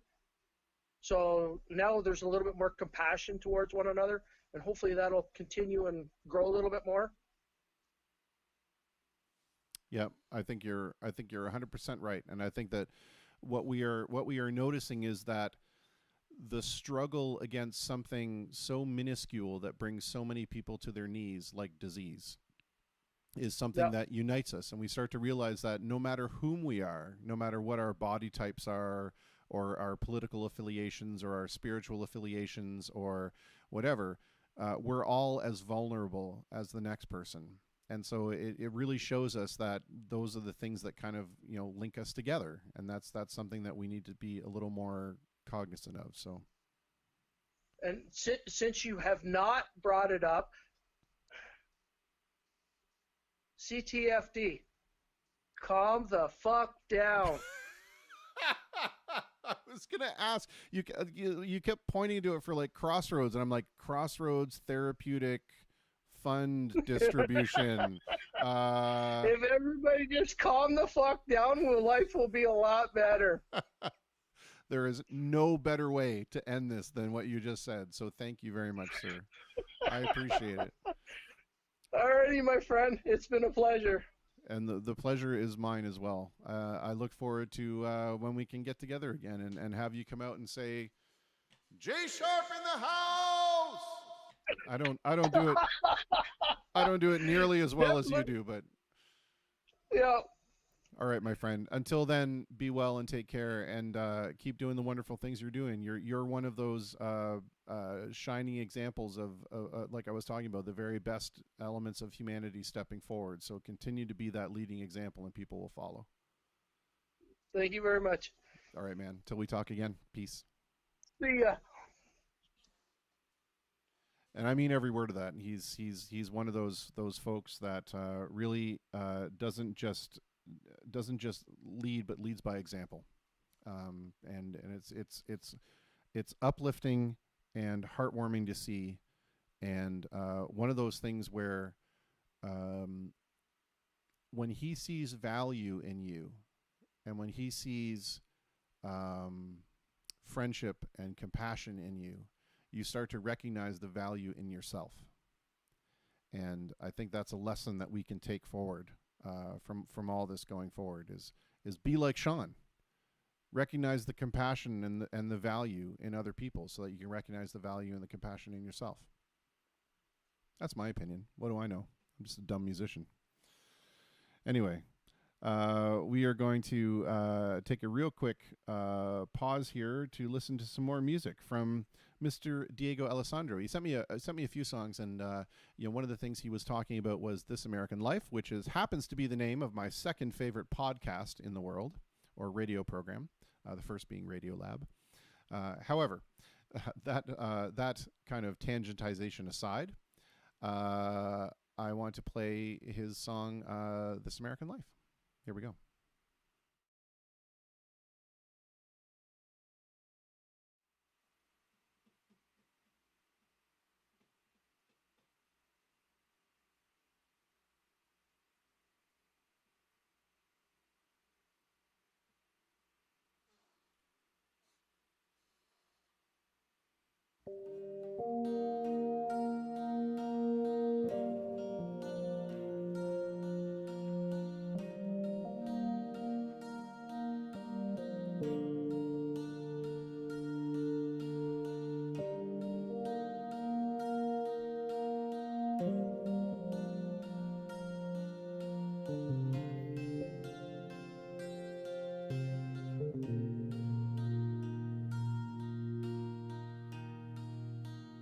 Read the news this morning, saw it in black and white. Some never saw the warning, some never joined the fight.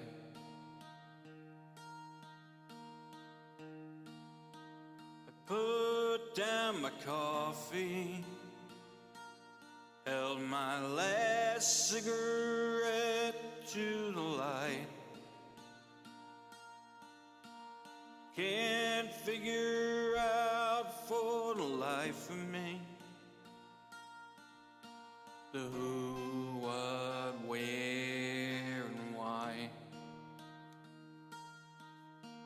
or how they pulled off the heist, this American life. If it can be bought, it can be sold. Someone's gonna scratch that itch. It'll be branded with a logo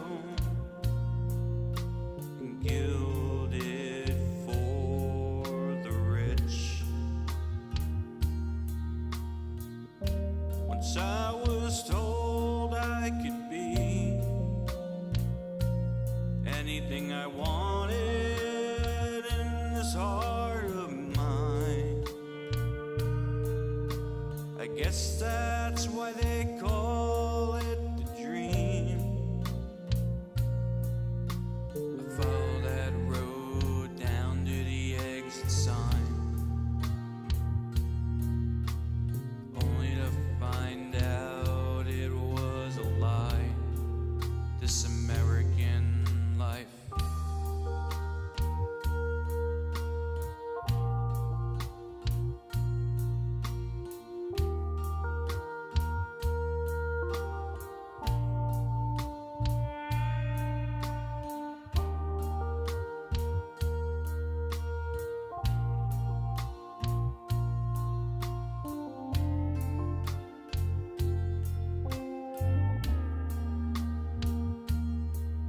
From the church, the organ plays, calling on God's graceful light. The congregation will sing and pray, seeking the strength to survive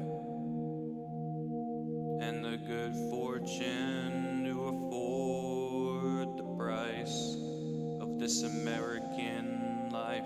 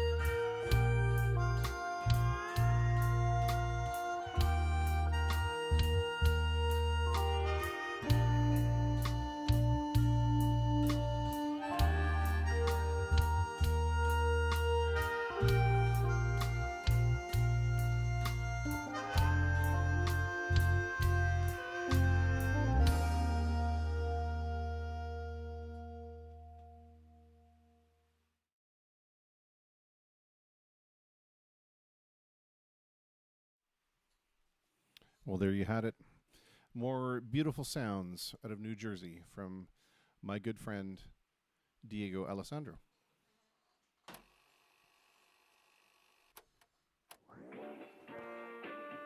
We're going to shut that off. It's weird. I wasn't able to download any of his videos. It's bizarre. I'm not sure why. Something going on with the old computer. Or we would have been able to see that he has some lovely images that go along with that. So please make sure you check out his channel, because you'll be able to watch those things in their entirety. Well, we've been playing songs that had a message. We started out with Springsteen's "My City in Ruins," which was particularly appropriate in the times they are changing. And our chats went so long tonight that I wasn't able to play a whole bunch of stuff in between, which I hope you'll forgive me for. But I think the chats were more important, especially right now. But here is a tune that. Here's a tune from a band from my youth called Fishbone, and it's a song about social change called Change. And we've played it before, but again, it's one of those things right now I think is super important.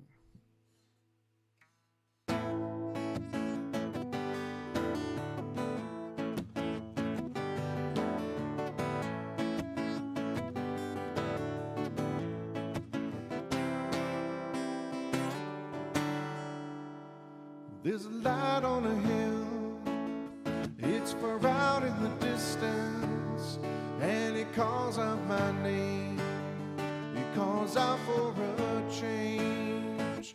Far away voices that want their own choices, sigh for a plea as it calls out for change.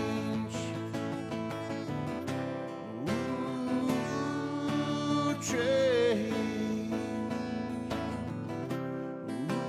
Ooh, change. Ooh. We can change today. We can change today. We can change today. To the root of mankind, it billows out bitter winds. Youth cry out for today, strength cry out for change. Yet it seems clear to me, it bounds inside my soul. Why don't we all see we can cry out for change? Ooh, change. Ooh, change.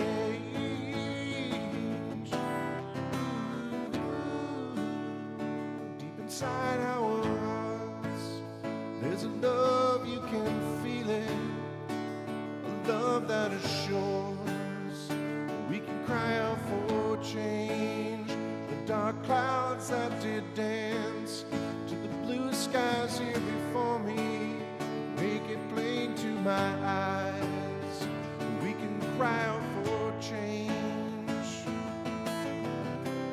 Ooh, change. Ooh, change. Ooh. We can change today. We can change today. We can change today.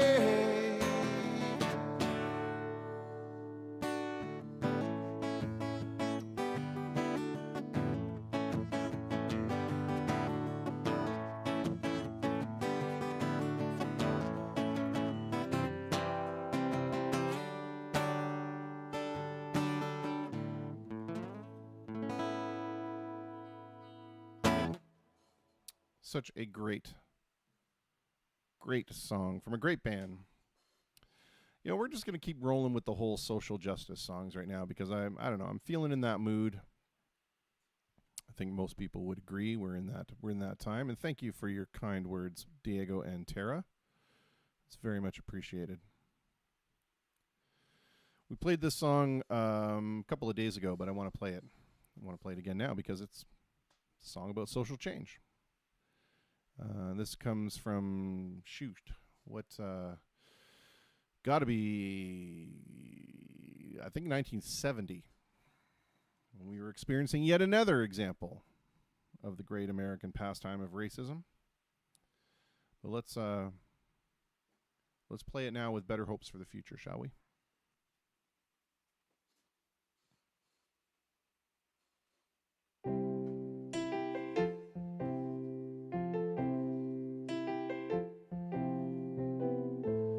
Holy Moses, I have been removed.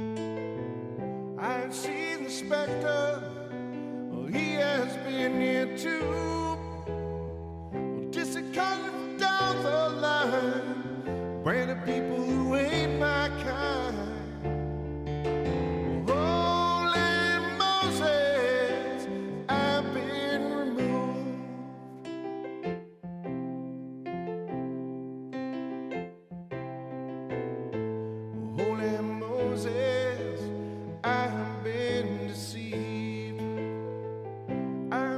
it's changed direction and I have to leave. Won't you please excuse my frankness, but it's not my cup of tea. Holy Moses, I've been deceived. I'm going back to the border where my face ain't abused. I can't take any more bad water that pours up my head down to my shoes. Oh,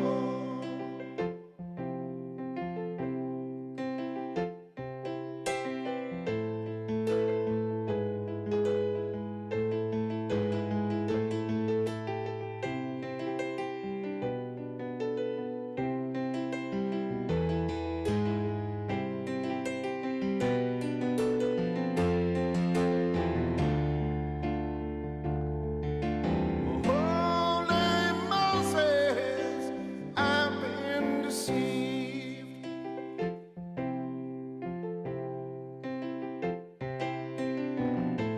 Holy Moses, let us live in peace.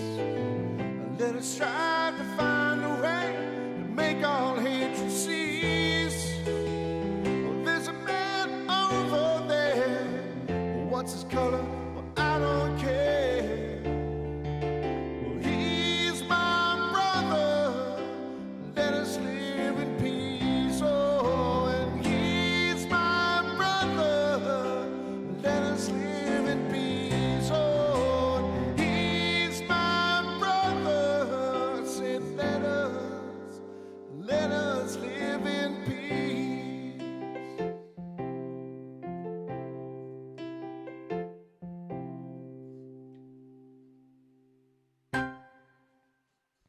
Ah, yes, the Fanata at the end. Elton John, Border Song. One of the very first songs I ever learned how to play. One of these days I'll learn how to play it right. Where was I going with this? I was going with the next one. And, a lot of times what we see is a real illustration of how the problems that we get ourselves into are generational problems, right? Generations not being able to kind of talk to each other or, pass down the blame from one to the other. And this is one of those songs where it really makes a great case for that, and also an illustration from both sides of what it's like. That's the thing I like the most about this song, is it's a very balanced conversation between the two, between the father and the son. This is Father and Son by Cat Stevens.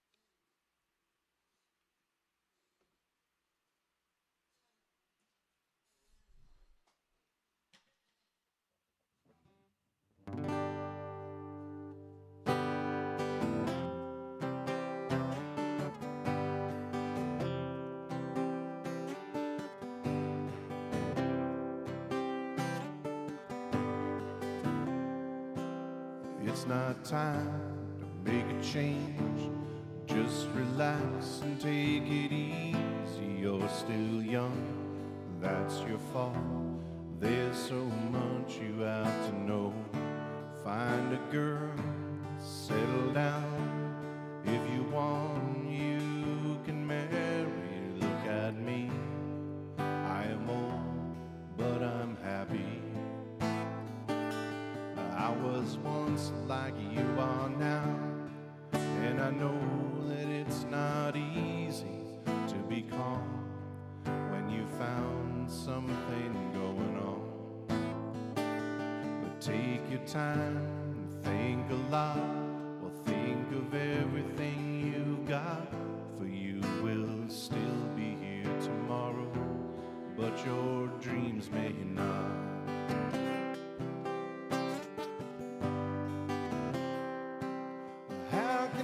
Try to explain. When I do, it turns away again. It's always been the same old story. From the moment I could talk, I was ordered to listen. Now there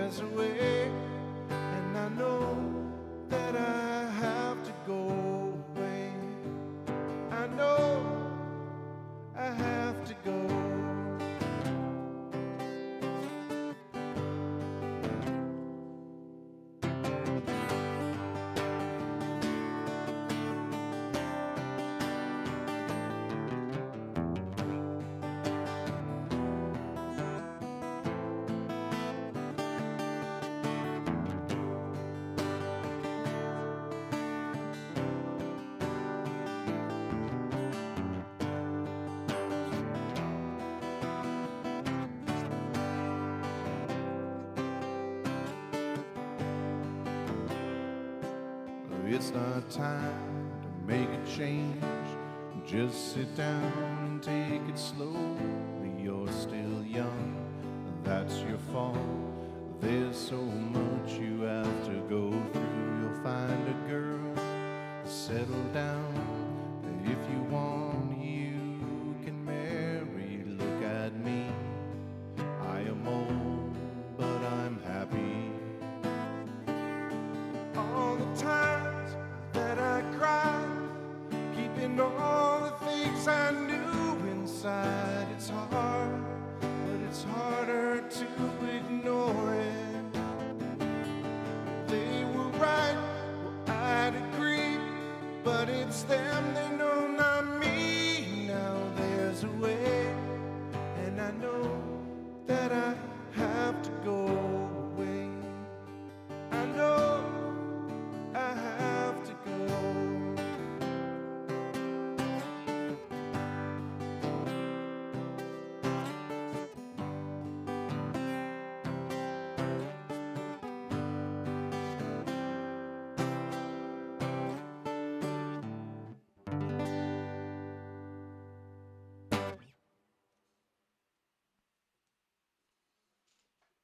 All right. Well, we'll just continue on because we haven't gotten any more requests in the comments, and I know it's probably my fault because I haven't been playing through as much as I have in the past, but let's just do this one. Again, one of those great examples of a social justice song from one of the predominant social justice voices, certainly in entertainment. Oh, but Diego pops in and says Thunder Road. Yeah, you bet. Let's do that one first.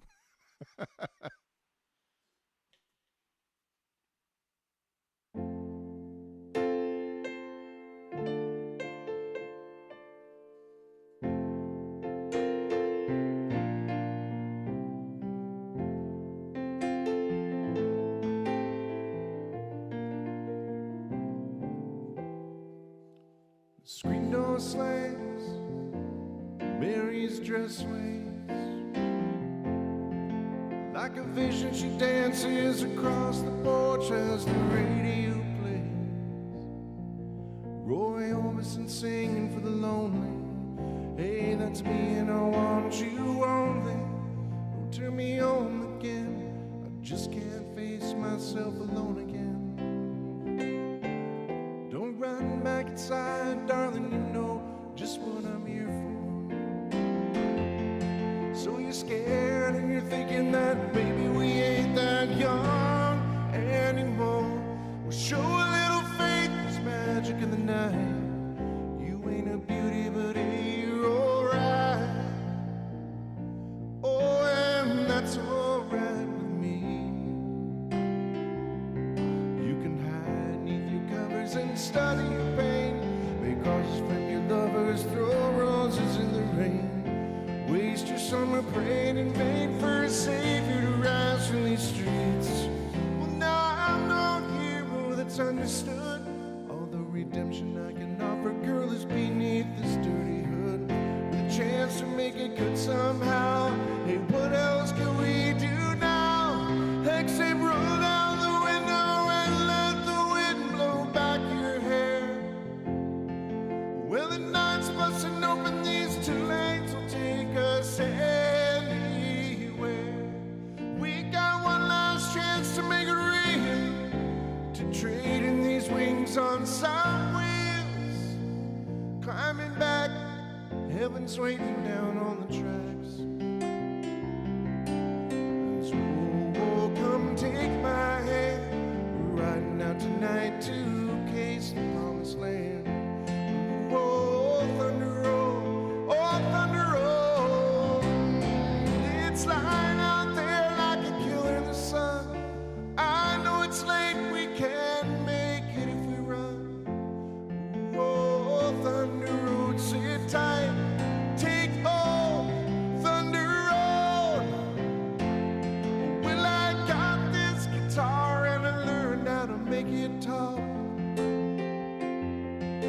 My car's held back if you're ready to take that long walk. front seat. The doors open, the ride, it ain't free. And I know you're lonely, there's words that I ain't spoken, but tonight we'll be free, all the promises will be broken.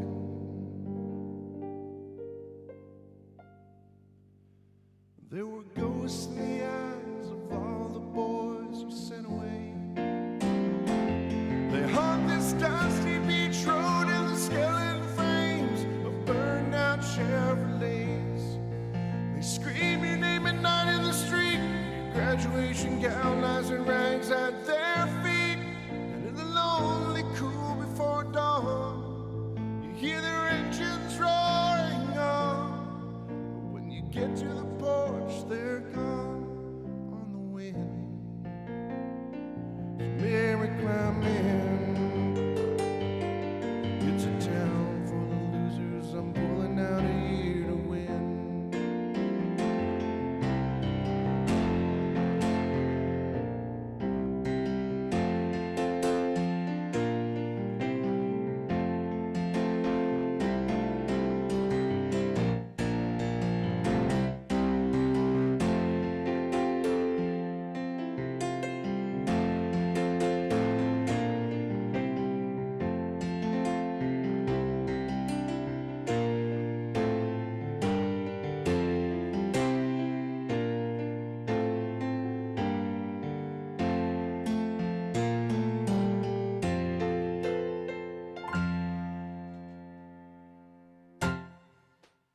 Well, there you go.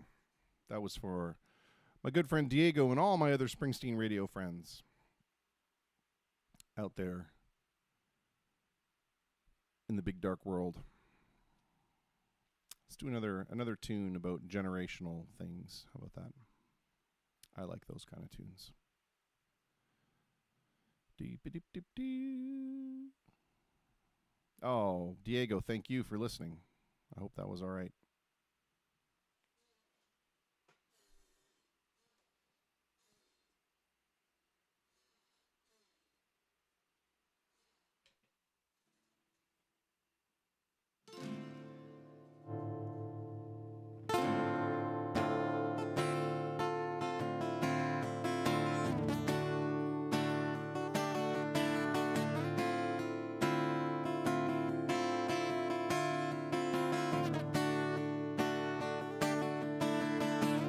Oh man, look at my life. I'm a lot like you were. Oh man, look at my life. I'm a lot like you were.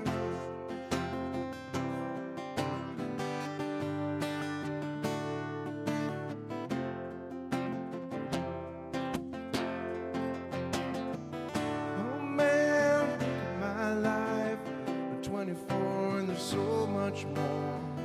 Live alone in a paradise that makes me think of two. Love lost such a cost. Give me things that don't get lost, like a coin that won't get tossed, rolling home to you.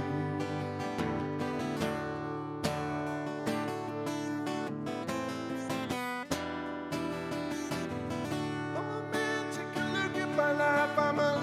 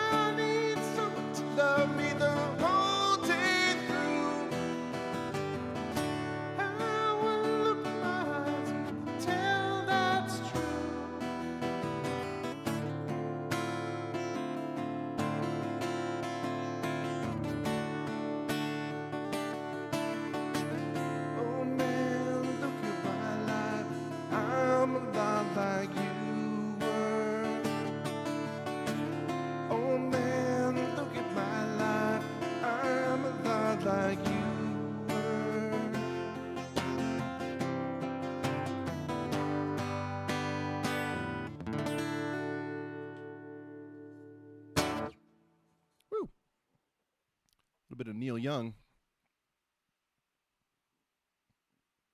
So good. All right. We're about 5 minutes away from the end of the program. Thank you guys so much for hanging out with me tonight. I really appreciate it, as I appreciate it every single time.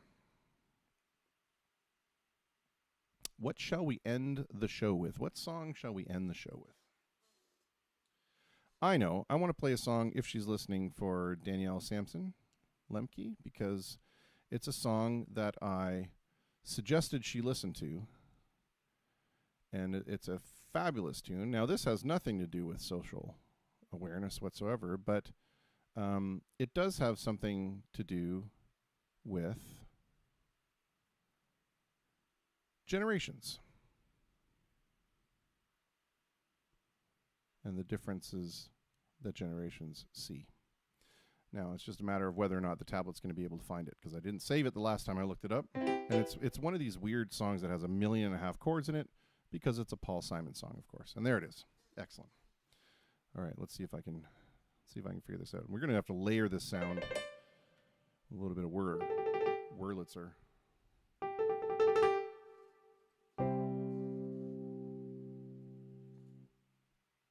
All right, let's see how bad these chords are. It's Paul Simon, so it's going to be crazy chords. Oh yeah, there they are. There are those crazy chords. All right, let's just see if we can fix the crazy chords for a second here.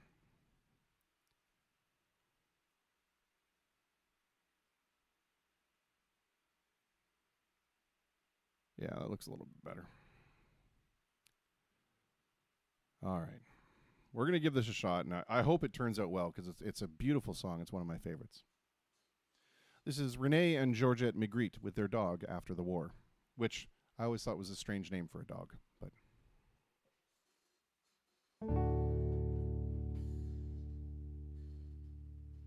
Renee and Georgette Magritte with their dog after the war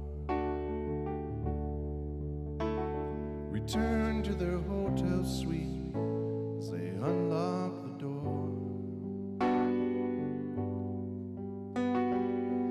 Easily losing their evening clothes, they dance by the light of the moon.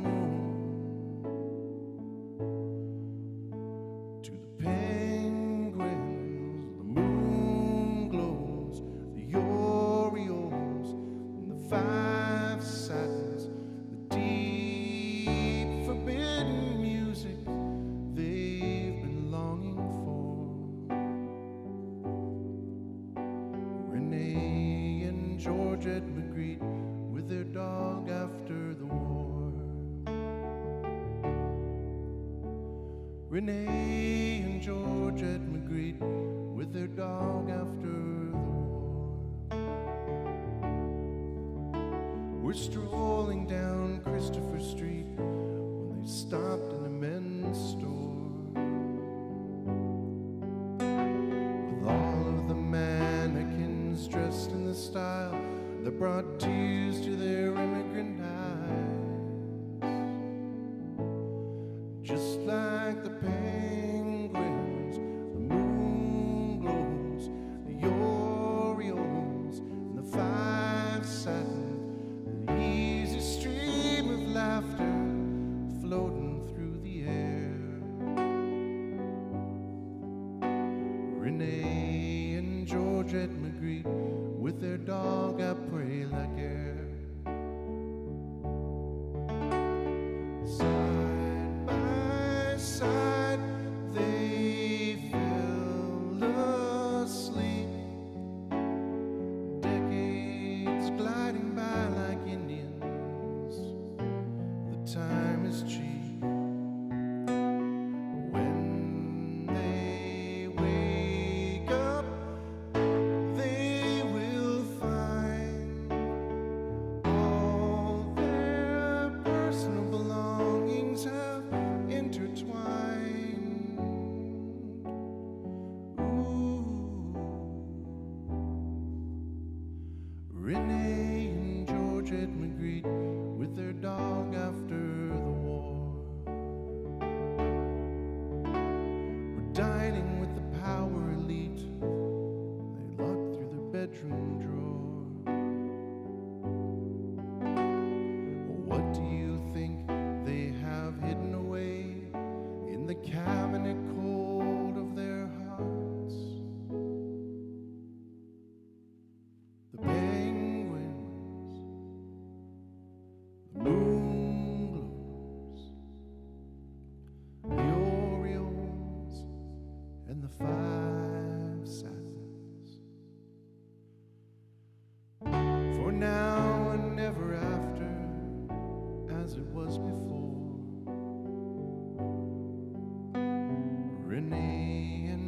porch at Magritte with their dog after the war.